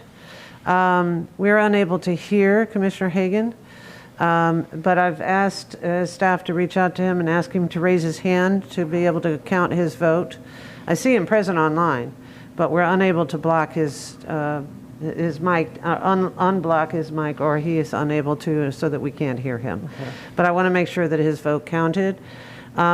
And Madam Chair, can you hear me? Oh, we can hear you now. I can hear you. Yep, we can hear you now. Okay, I'm on the phone, not via the computer. I had to pick my daughter up, but I participated in the last 3 votes. I'm not going to ask for reconsideration, but if that could somehow be memorialized that I voted yes on the last 3. On the last 3 items, so let's make sure we're clear. Referencing item, that was F6, F7, and F8, which was the last one was the Curry property, and we're now on F9, correct? Yes. I do believe I will need to reannounce the vote counts for those. Okay, excellent. So for F7, that was, that one carried 6-0. F8, or the continuement with the golf course, that was carried 6-0. And then F8, that carried 5-0. 5-0, so it was 5-0 that did not include Commissioner. No, that oh, that's right, because that now includes Commissioner Kemp was out of the office. Okay, great, thank you. So, Commissioner Hagan, your votes are now counted. Thank you. Okay, so with that, can we get a roll call vote on F9? Cullen? Yes. Hagan? Yes. Overman? Yes. Smith? Yes. White? Yes. Motion carried 5-0. Excellent, thank you very much. The next item is F10. F10 is a rezoning application for a standard district number 21-0970 located at 13201 Lewis Gallagher Road. It's a 4.85 acre parcel, which is zone AR. It permits 1 unit per 5 acre. The proposal is to go it's to rezone from AR and AS1 to, the proposal is to rezone to ASC1. And the proposal will allow 1 unit per acre. The previous zoning allowed 1 unit per 5 acre. Staff recommends approval. We're available if you have any questions. Thank you. Thank you. Is the applicant present? Yes, ma'am. Please proceed. My name is Chase Clark. I reside at 2511 Pemberton Creek Drive in Seffner, 33584. I have approximately 4.85 acres located at 13201 Lewis Gallagher Road in Dover, and we're seeking to rezone it from AR to ASC1 to create 4 residential lots. That concludes my presentation. Excellent, thank you very much. And are there any proponents that would like to testify? No, ma'am, we have no citizens left in the hearing room. Okay, so I am assuming that also means we have no opponents to testify. I don't see any online that signed up for this particular item. With that, I'll open it up to I will assume there's no rebuttal by the applicant, and ask the Planning Commission staff report, please. Thank you, Melissa Leinhardt, Planning Commission staff. The subject property is located in the residential 1 future land use category. It is in the rural area and it is not located within the limits of the community plan. Objective 16 and its accompanying policies in the future land use element seek to protect existing neighborhoods and development by ensuring compatibility with the surrounding area. The creation of single-family lots would be consistent with these policies, as this use is similar and complementary to the surrounding residential and agricultural uses. Policy 16.8 specifically requires the density and lot sizes of the surrounding area to be compatible with new development. The existing uses in the area are low-density, single-family, large lot residential dwellings, and agricultural uses. Policy 16.10 states that any density increase shall be compatible with existing, proposed, or planned surrounding development. In this case, the surrounding area has existing ASC1 zoning districts in the immediate vicinity and preserves the existing rural residential character of the area. The proposal is therefore compatible with the surrounding area and meets the intent of this policy direction. Based upon those considerations, Planning Commission staff finds the proposed rezoning consistent with the future of Hillsborough Comprehensive Plan for unincorporated Hillsborough County. Thank you. Thank you very much. And the recommendation summary from the zoning hearing master. The zoning hearing master considered the requested rezoning to the ASC1 zoning district. The property is 4.85 acres in size, currently zoned agricultural rural and designated residential 1 by the comprehensive plan. Property is located in the rural service area.